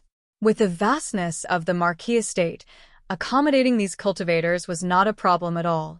As the night deepened, the two of them fell asleep in each other's arms. Li Qingshan opened his eyes and slowly pulled his arm away from Han Xiongji's body. He knew that this kind of movement could not be hidden from the person next to him, so he leaned down and kissed her gently on the cheek. He said softly, "I'll be back very soon." Then, Li Qingshan withdrew his aura and hid his figure, merging into the night. Han Xiongji opened her eyes and resisted the urge to follow and take a look. "Qingshan, just what is your secret?" Li Qingshan wrinkled his nose. Among the many complicated auras, he found the one he wanted. It was the aura of the gray-clothed cultivator who wanted to buy his cursive sword calligraphy. Then, he followed an invisible trail and chased after it. It was not that he was so narrow-minded that he would hold a grudge and want to take revenge after being slightly offended. Instead, he recalled a small matter from a few years ago from today. It happened below the Green Vine Mountain, and it was also for the sake of the cursive sword calligraphy. He was hunted down by a masked man in black who wanted to kill him. Was there some sort of connection between the two? Many guards of the Marquis estate and the Hawkwolf Guard patrolled the surroundings, not sparing a single corner. There were also many warning formations operating secretly, maintaining a tight security on the inside. Li Qingshan moved through the buildings like there was no one around. As a signature technique among water element techniques, the invisibility technique was extremely effective when used by Li Qingshan with his current cultivation and talent. Even without external items like the glazed mirror of invisibility or the illusory water sort of invisibility, he could still fool regular foundation establishment cultivators. With the senses of the spirit turtle, avoiding these warning formations was not a problem at all. He arrived before a tall building, and the smell vanished into a room on the 5th floor. Li Qingshan arrived silently and listened carefully, but he heard nothing at all. He could not sense any aura either. Clearly, there had been a formation cast down to block out probing. Li Qingshan pursed his lips and mobilized his soul sense, condensing it into a single point and silently penetrating the formation. Like piercing through the paper window with a needle, he could clearly hear the voices of people, and it was not just a single person. This seemed simple, but it required an extremely powerful soul sense. He practiced the 9 transformations of the demonic and divine. The 4 powerful wills that belong to the ox demon, tiger demon, spirit turtle, and phoenix filled his sea of consciousness, constantly clashing with one another. Water and fire, God and demon, had refined his soul sense to an extremely powerful level.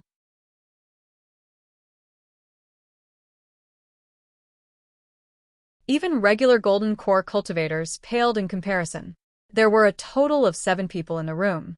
Apart from one foundation establishment cultivator, the others were all Qi practitioners.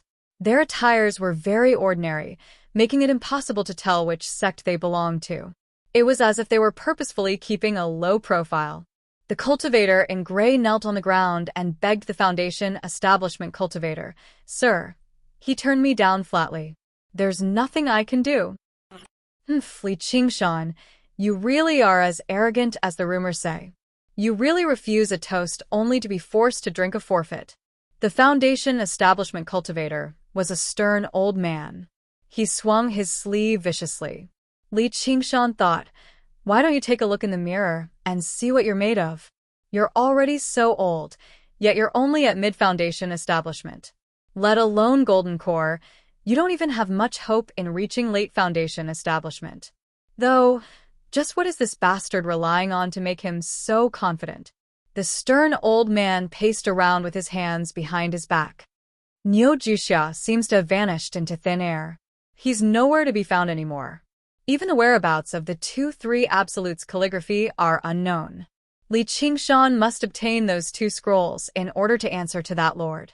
You didn't complete your mission, so your punishment is unavoidable. Li Qingshan's heart shook. These guys were indeed connected.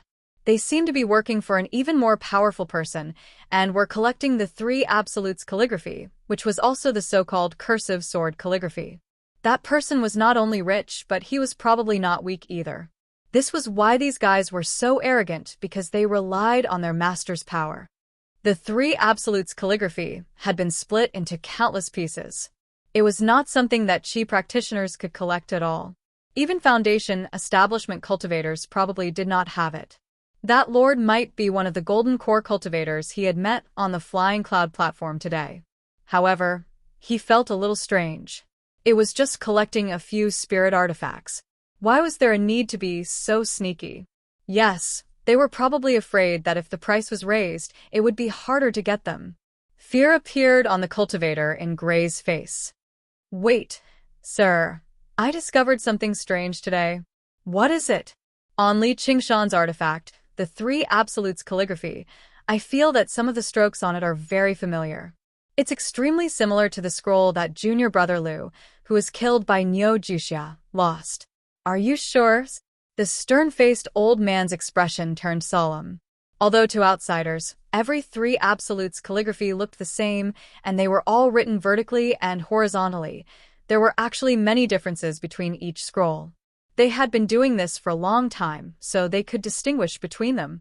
A Qi practitioner at the side also said, "Speaking of which, this is indeed strange. The remnant scrolls of the 3 Absolutes calligraphy are basically spirit artifacts. Why would an artifact appear out of nowhere? Could it be that this Niu Juxia is related to Li Qingshan in some way?" The stern-faced old man pondered for a moment. "I'll report this to that lord and ask him to take action personally. I don't believe that we can't take care of a mere Li Qingshan."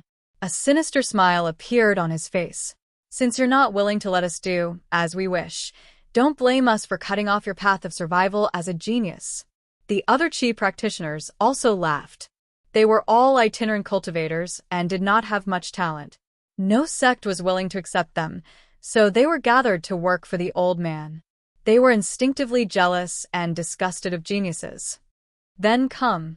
A voice suddenly sounded in their ears at the same time.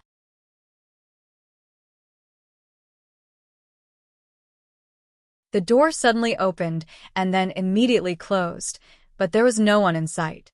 There was only a slight breeze that swept through the room, as if the door had been blown open by this breeze. The stern-faced old man's hair stood on end as he felt a great life-threatening crisis. He retreated and was about to activate the defensive artifact on his body when he realized that he was still in the same place. Then he rapidly fell down.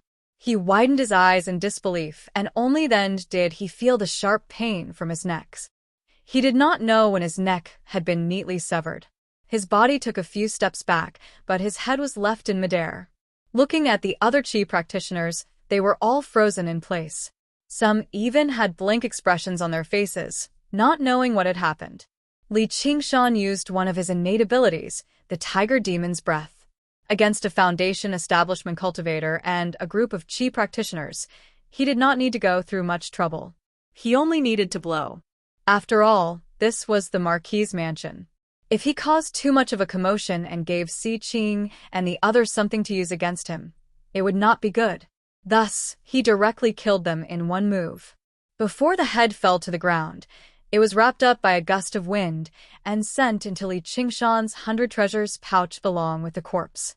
After confirming that there was no trace of the smell of blood, Li Qingshan put away the 700 treasures pouches and quietly left the room. You're tuning in to the Blissful Bookshelf YouTube channel. We're so grateful for your support, and don't forget to subscribe to join us on this incredible journey through captivating stories. Your generosity through donations truly makes a world of difference, as it's the primary source of revenue that allows me to expand and enhance this channel for you. Thank you from the bottom of my heart for being a part of this adventure.